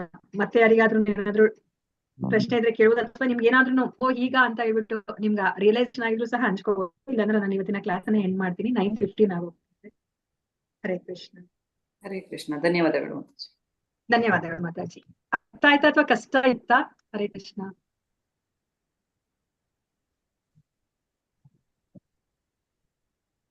ಹರೇ ಕೃಷ್ಣ ಮಾತಾಜಿ. ಹರೇ ಕೃಷ್ಣ. ನೀವ್ ಮಾಡಿದ ಪಾಠ ಅರ್ಥ ಆಯ್ತು ಮಾತಾಜಿ, ಚೆನ್ನಾಗಿ ಹೇಳಿದ್ರೆ. ಧನ್ಯವಾದ ಮಾತಾಜಿ. ಧನ್ಯವಾದ ಮಾತಾಜಿ. ಶೀಲ ಪ್ರಭುಪಾದ ಕಿ ಜೈ. ಹರೇ ಕೃಷ್ಣ. ಹರೇ ಕೃಷ್ಣ. ಮತ್ತೆ ನೆಕ್ಸ್ಟ್ ಕ್ಲಾಸ್ ಅಲ್ಲಿ ಮೀಟ್ ಆಗೋಣಂತೆ. ಹರೇ ಕೃಷ್ಣ. ಇವತ್ತಿನ ಕ್ಲಾಸ್ ಅನ್ನ ಮುಗಿಸ್ತಾ ಇದ್ದೀನಿ. ಹರೇ ಕೃಷ್ಣ. ಧನ್ಯವಾದಗಳು. ಹರೇ ಕೃಷ್ಣ ಮಾತಾಜಿ. ಮಾತಾಜಿ ಇದ್ರ ರೆಕಾರ್ಡ್ ಕೊಡ್ತೀರಲ್ವಾ? ಇವತ್ತು ಕಳಿಸಿದೀನಿ ಮಾತಾಜಿ, ಬಂದಿದೆ ಅನ್ಸುತ್ತೆ ನೋಡಿ. ಹರೇ ಸರಿ, ಓಕೆ ಮಾತಾಜಿ. ಧನ್ಯವಾದಗಳು ಮಾತಾಜಿ. ಧನ್ಯವಾದಗಳು. ಹರೇ ಕೃಷ್ಣ. ಹರೇ ಕೃಷ್ಣ. ಧನ್ಯವಾದಗಳು. ಶುಭರಾತ್ರಿ. ಪ್ರತ್ಯಕ್ಷ ಕೃಷ್ಣನ ನಾಮಸ್ಮರಣೆ ಮಾಡ್ಕೋತಾರೆ. ಒಂದು ಕ್ಷಣ ಕೃಷ್ಣನ ಮರ್ತಿದ್ದೆ.